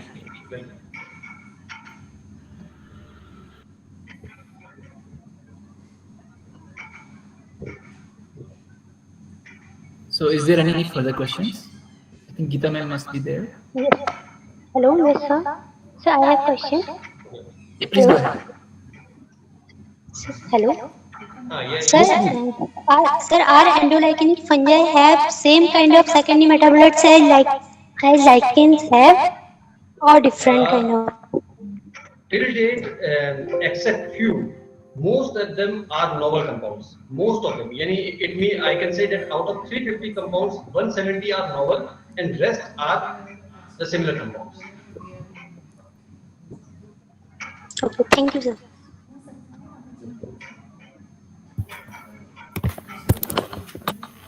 Any other questions? पहले तो Upreti sir को बहुत बहुत नमस्कार. Sir से मुलाकात नहीं हो पाई थी सुबह से अभी तक. जी सर नमस्कार. जी और सब बढ़िया है सर? जी सर जी. तो over to doctor Upadhyay. So thank you so much, ma'am. Thank you so much. So this was the last lecture of today, and so I'd like to thank you all. First and of course foremost, Dr. Upreti sir for presenting very wonderful lecture, and your presence is always motivating for us, sir, for each of us, including speakers, audience, and everyone, sir. Thank you so much. And I am also thankful to Dr. Jayalal, Dr. Rajesh Bajpayee, Dr. Vartika Shukla, and Dr. Yogesh sir for their wonderful talks. And I'm thankful to Professor Lalit Tiwari sir, Professor Veena Pandey ma'am, and Dr. Geeta Tiwari ma'am for wonderfully chairing this session, their different sessions. And last but not least, I wish to convey my sincere thanks to our wonderful audience for listening so patiently, So thank you so much. And tomorrow we would be starting at around 9 a.m. in the morning. And in the morning we would be having lectures from Dr. Mudit Ved from Proteus Genomics, Alabama, USA, who would be talking on phytochemicals as prehistoric medicines. Then Dr. Swapnil Pandey from University of Florida, USA, he would be talking on anti-aging and neuroprotective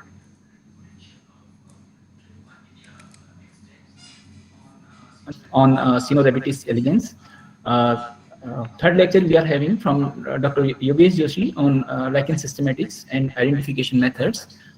And the fourth lecture would be by Dr. C.P. Singh, who is from Department of Space, ISRO Ahmedabad, and he would be talking on utilization of lichens in climate change studies.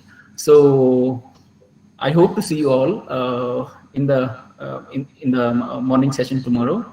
So Santosh, please, before you end, can I ask Upreti sir a foolish question, I think? Yeah, please. Sir, can transgenic lichens be made for overproduction of secondary metabolites? Yeah, it is there. Now I will tell you the modern age of lichenology. You can say that it needs networking. It needs integrative researches. For example, a taxonomist cannot go up to that level. So what can be done means if a taxonomist identify a specimen of lichens authentically, together its chemicals, if those chemicals have some activity, then we will go to a metabolic person who can identify the pathways, which pathways are involved in the production of that chemical.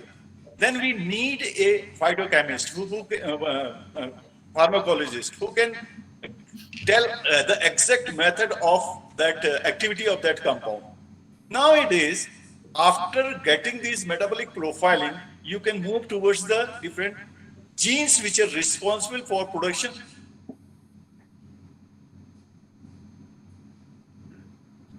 Link to dear. Sir, there is some issue with the audio. Some problem. No, now it's okay. It's raining, I think, no? That's why. Yes. So I will tell you an example. Recently, we have conducted a workshop at Nainital where we have a person from USA visited us. His name is Mac. What he is doing, he asks us that you give me DNA from any lichen, particularly belonging to this family. Means that family is Parmelaceae citralia, which produce a special type of compound. And what he has done, he has transformed that one into a saccharomycel fungi, which he has developed with the compatibility between that lichen gene and that fungi. And he's producing it in a commercial way. He's selling that compound. So it is possible. Thank you very much, sir. This was Sir, very new. actually on same, yes sir, please go ahead. No, this was very new and very interesting thing. Very much. Thank you, sir. Sir, on the same lines, one of our student who wanted to ask question, maybe she was on YouTube stream, so she just texted me. So she wanted to ask, what if we add any light emitting gene in the lichen and introduce them to the tree barks in dark forest? Can they be beneficial to those areas where electricity is not available to guide through? This can lower the accident rates and happens due to darkness in the forest region. So she is Soumya Mehrotra, one of the students from MSc. Yeah. These all are crazy questions, or a student should ask such questions. Yes, a large number of lichens, they produce lichenogenthons, or the chemicals which have that UV positive reactions. So it is possible if somebody definitely, what I think, if we use some biotechnological tools, you can go for that one, particularly the lichens which are producing lichenogenthons, which have that UV emittance. Yes, sir. Thank you, sir. Thank you so much. I think Soumya must have got her answer. So, thank you so much, sir. Yeah, please. Thank you.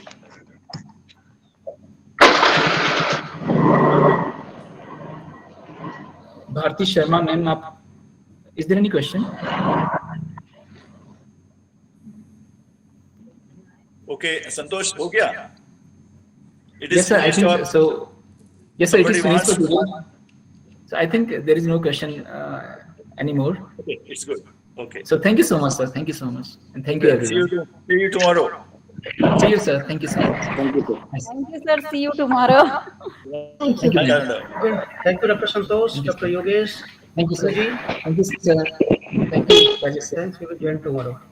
Yes, sir. Thank you, everyone. Yes. Thank you, everyone.